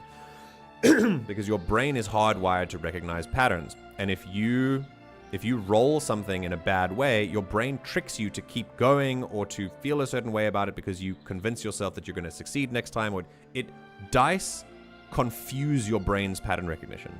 And so when you fail a lot, sometimes it can be really hard not to take that maybe personally or in a really frustrating way. That's totally cool. It's literally brain chemistry. So if that is happening to you, if you're getting a lot of low rolls or a lot of rolls of fear or whatever, it's okay to communicate that. And if you need to step away, you can do that. But yeah, just make sure that it's cool. And if you do, if you want a sort of, what I think is a healthy way to approach that sort of thing is, if you are rolling too low, if you are rolling with fear a bunch of times, it's important to always lead with, what kind of story is this telling? Instead of, oh my God, I can't believe this is happening to me. You can reframe it into, how is this affecting the story? And how can I make this interesting for the character? Can I really lean into how frustrated they are with the fact that they're not doing this? Because that can then be an outlet for them, which can then also be an outlet for me. That's one of the ways that works best for me. Whatever works best for you is fine too, but I'm just letting you know that if you get pissed off by it, it's totally fine. You don't have to. Yes. I think I had a good moment in that vein with our Lancer game. Oh, okay. Yeah, where I had my character take out session. the frustration or the failure on Yes. the person instead of... Yeah, Yeah. I think you did. I thought you did really well there. Yeah. Is that, for context for the... I personally wasn't getting frustrated, but I thought, well, my fucking character would because she's eating shit. Yeah, absolutely. For context, Ash's character in another tabletop game we play was rolling real bad each game, each roll, and was just doing really bad. And in the end, Ash decided to have her, like, just the main guy that we killed. She just stabbed him like a bunch of fucking times because she was just so frustrated with it. I think that's a great way to handle the failure for the character because it makes sense for the character as well. But yeah, that's a good way to do it. Okay, right. Something you should know. I know you know this, but again, it's good for everyone else to know it, especially the viewers, to know how I do things. NPCs don't speak for me. An opinion of an NPC is an opinion of an NPC, and it's just any opinions that coincide with my opinions are completely coincidental. They are their own people. I tried to make them three-dimensional beings with their own contexts and things. If someone says something super out of pocket, that doesn't mean that I agree with it. I might agree with it, but that is, as I said, coincidental. And it's up to you to just react to it as an NPC, just so that we're all aware. So if I start dropping slurs, I'm just kidding. I'm not going to do that. I will take everything you say Literally. personally and out of character.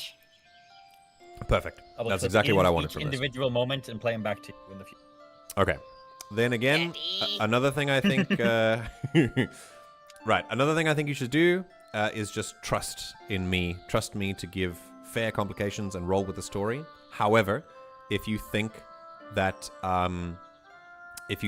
I have done something that you think is unfair or you feel poorly treated, I really want to know about it. I really, really want to know about it. Please don't sit on it.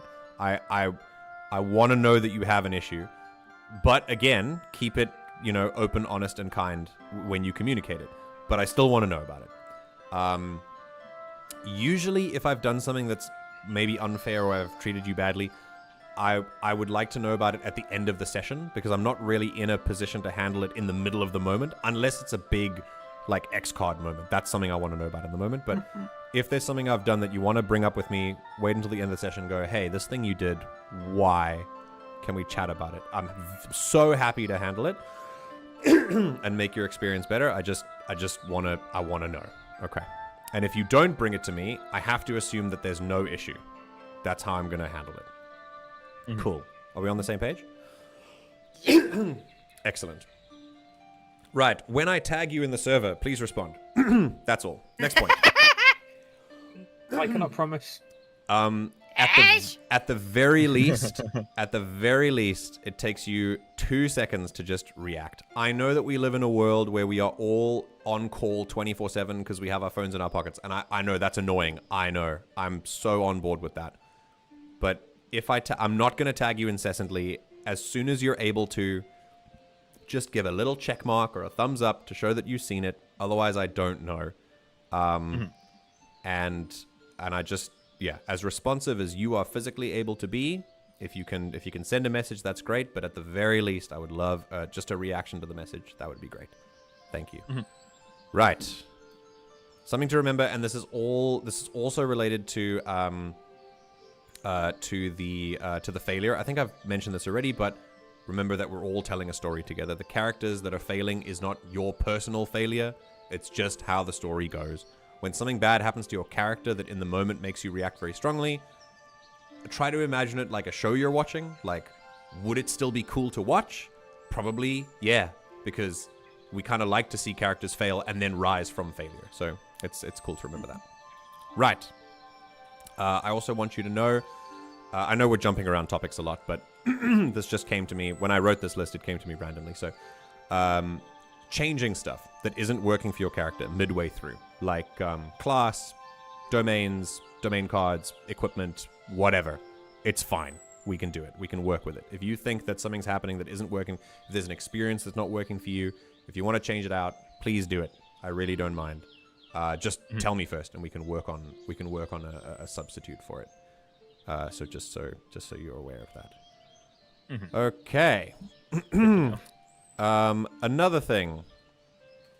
I am not an adversarial DM. You should know this. But I do build encounters for what makes sense in the world, and then balance comes second. I'm not a very good... I don't have a very good tactical mind compared to a narrative mind. My narrative mind is certainly the primary skill set rather than the tactics. I can do good tactics, but I prefer to let narrative come first. So as long as you're cool with that, it doesn't mean I'm a dick or bloodthirsty or whatever. It means that I like an authentic world that doesn't revolve around the PCs, that is organic and lived in, and I want to put encounters in your way that make sense in the world rather than stuff that's been designed around you. An encounter that makes sense is really good. Yeah. Okay. Yeah. Cool. Yeah. And what I do like about this approach is that it means that your abilities can surprise me and have the potential to completely derail what I've done, which I think can be quite fun. So yeah. I mean, if we we're level 1 and we wander into the domain of Gazareth the Destroyer, I'm not going to be pissed that Gazareth the Destroyer comes out and go, "Hey, what the fuck you doing in my house?" and destroys us. Yeah. I'm not walking in there expecting like some fucking man with his bits out scratching his back with a leaf. Like, that was very specific. Ash, you're wonderful. If we're opening a can of beans and the tin says can of beans, well, I'm gonna expect beans. Oh goodness. Okay. I love you people. Right. Next. Yeah, this is a good starting group, I think. Okay. This is a stream. And as much as we like to, this is actually how we would regularly behave. And this, nothing is different from the fact that there are people here, which I think is great. This Session 0 has been a really good litmus test for how I think the rest of the campaign is going to go, and everything's been great so far. Having said that, there might be some emotionally powerful moments, and it's important for you to be okay being a little bit vulnerable, even though we are on stream. If you're being put into a position where it's too much, you can pull away, of course. But bear in mind the mission of this campaign is not just a fun campaign. It's also meant to we learn things from each other. We teach things to other people, and we have these moments as well. That's part of it. There are plenty of us who have areas of our skills in tabletop that we want to improve, and I want this stream to be a place where people can learn. And no one will learn, especially the vulnerable bits, unless we make mistakes and are vulnerable and are real with each other while people are watching, and it's okay to do that. remember that mistakes are good because they help us learn. So keep that in mind, and we will be just fine. Of course, as I said, if things are getting too much, that's a different story. But just in general, let's be authentic. Right. We are all very, very good at role-playing. We have a lot of experience with it, and I'm pretty comfortable saying that we're all quite good at tabletops as well in terms of knowing how mechanics work and how they interact with each other. We know we're good at telling stories, right? Still, this is all the streamed part of it is all very new. And of course, this is also a new world that is not complete. And it's also a new system that we're not super familiar with. So don't expect for this to be just amazing, excellent, running smoothly from the beginning. And don't expect, as good as we are off stream, don't expect all of our best roleplay to shine out immediately. As I said, we're all very new at this particular form of tabletop, and it takes some time to find the identity of our characters. And then, of course, how we roleplay them in the system. So it'll take some time. Personally, I think the Session 0 went quite well already. But I know that in the more heavy roleplay moments, it will take some time to find your feet. So allow yourself that time, and we'll be okay. Mm-hmm. Okay. We're on the final two things, and they work kind of in tandem with each other. The first one, I don't need to explain to you because we're all on the same page regarding this, but for just so the viewers are aware, everything here was made by a person. Everything. Every image, every piece of writing, every playlist, every song was made by a person. Whether we have permission for it, or we have the rights to it, or we flippin' made it ourselves. There's no AI-generated content at all here. So just so that's clear, that's a non-negotiable thing for me. And you can pick a reason, whether it's labor or climate or creative. Just pick a lane, and my ethics lie in all of them. So AI is absolutely no. And finally, while we stream, keep in mind the existence of copyright and the fact that when we use assets in the stream, we need permission for them. This is not a commercial stream, so we don't need a commercial license. But when we use stuff, when you use art, when you use music, especially if you guys want to use music for a character inspo board that you want to make publicly available, or art or something, you either need to make it yourself or have permission to use it, or if it is someone who you can see if it's art that's made for the public space, public consumption, source it. It's totally okay to be I found this thing on ArtStation, I think it's pretty cool. It's totally cool to be to put that in, as long as it is well sourced. It needs a link, it needs an artist name, etc. Okay. Right. Those are my big ones in terms of expectations. Do we have any questions? Anything anyone wants to add? Anything else that we would like to talk about? There was something I wanted to bring up, which is more relevant to me. Okay. But in case it happens with anyone else. Go for it. The maybe somewhat unlikely event of being yoinked away from a computer midstream. Okay. Which can happen to me. Could possibly happen. I don't know what the line or the so say you guys say you guys are shopping in town or something. If I'm pulled away, I personally would be happy if you guys continued, but I just want to know what kind of the general sort of approach would be. Okay. What do you guys think? I'll ask you first. If I'm yoinked, I'm fine with things continuing. Okay. Would you like to? Yeah. The question here is basically, shall we pause or shall we keep going? I will say we have the benefit of VODs, so Yeah. even if we miss something, the players can be Yeah. okay, what happened? Yeah. Everything that Yeah. happens in sessions, you can go back and see, so you won't be lost. Yeah. But I think if we're missing more one person, then it's like, okay, we have to Yeah. pause. It's like half the pie. Okay. Yeah, then have to Yeah. pause. Yes. Yeah, agree. This is in like extreme situations. I'm gonna fight to stay here as much as I can, but if Yeah. unfortunately I can't, Well, I'm very happy that you've been able to stay here for the whole extended session zero. I like that a lot. So thank you for that. But yeah, no, this is important. This is very important. just it can happen. I don't have control about that. Yeah, no, I know. And everyone has emergencies, right? You know, like I've been pulled away before. Everyone has that. So if we have an emergency, someone gets pulled. Obviously, we can't continue without me. So if I get pulled away, we just quickly take a break and we'll come back when I come back. Now I'll become the DM. I trust her. And that's one thing Oh, that boy. I find a little frustrating about being the GM is that there's obviously a lot of pressure to like the game can't continue without me. So I wish it could, Yeah. but if I get pulled away, unfortunately, we have to pause.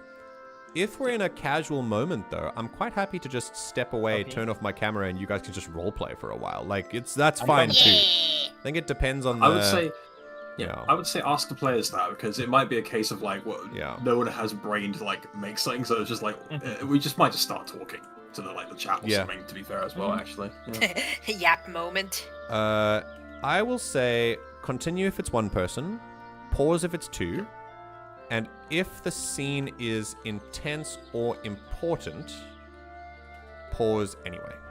And I'm fine doing that. Yeah. Yeah. Yeah. Fine with me. Okay. Sounds good. Very cool. Anything else? That's pretty much it. I just wanted to like cover that because it is a thing Yeah. that could happen. Thank you for To bringing that anyone, up. I but- appreciate it. Yeah. I would just like to mention, thank you for facilitating all of this. Oh, Yes. Very excited to play through Eyya finally Of course. with all these wonderful people, Of and course. yourself included, and No, you too. hope we put on a good show. I have really good feelings about this. I'm so nervous. But I think I as can tell you're much less nervous now. oh Yes. yeah, no, I will say Yeah. that. Yeah, as soon as I got into the rhythm of it, I was like, this is actually gonna be quite fun. Especially because everyone, you all brought a lot of preparation. You were all here so early. It was I appreciate all of your commitments so much. So yeah, I think this is gonna be great. I think really all that is necessary for a tabletop to succeed is commitment from everyone at the table, and that's what I think we have here. So this is really good, and it makes me feel great about it. And as a special treat, do you to end the stream, well, if we're gonna end the stream now, so this is what I want to ask. Oh, does anyone else want to add anything? Chat, do you want to add anything? Taters or Arachizi are not being replacement GMs. That's not happening. Why? I agree with Alferg. Both. I want showing both of them to. their Star Wars character on stream. I think that would be amazing. I can't wait for it to happen. But yeah, is there anything else anyone wants to bring up? Anything else anyone wants to talk about? Speak now or forever hold your peace. Nah. Had fun. Okay. Wonderful. We are Very good. rounding this off at a 5-hour session 0, which Change is... mine. Oh, yes, go on. Are you pulling out? I'm gonna change my subclass to the Dumbo elephant. We're going Dumbo? Let's go. Let's Only- fucking go. Only if Ochros flies by spinning his trunk like a helicopter. Oh, I need it. Okay. Tornado. Right. In that case, for those of you who have we stuck can around, do. I am so happy for the viewers to stick around for 5 hours is crazy. I appreciate it so much. I have a special surprise for you. Every time we begin the stream, you guys won't see it, unfortunately. It'll be on stream in Discord. But for the viewers, this is what you have to look forward to. Something that I put together, but the art comes from Silv. It's just the art of all of these guys, and I really hope you like it. But it really adds something so, like, I don't know, official to this campaign. And I give you, after this very successful session 0, I give you 1 can Hope.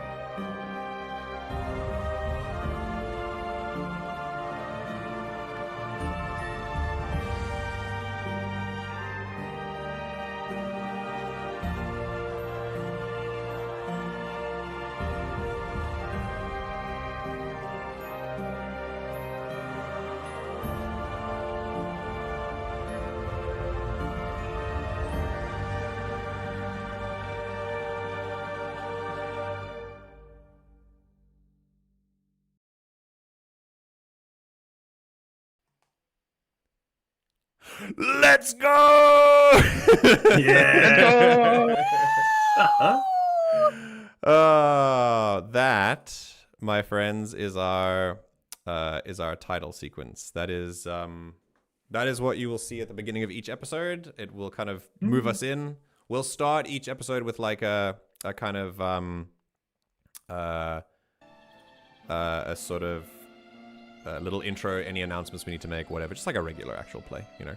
And then we'll head into that. And yes, Rain, I need to make a Star Wars version. We will make a Star Wars version. It's gonna be very different. But yeah, I am over the moon. I'm so happy with that one. I'm so happy with how it went. And I hope you guys are too. I can see, I think people are happy about it, so that's cool. Yeah. So yay.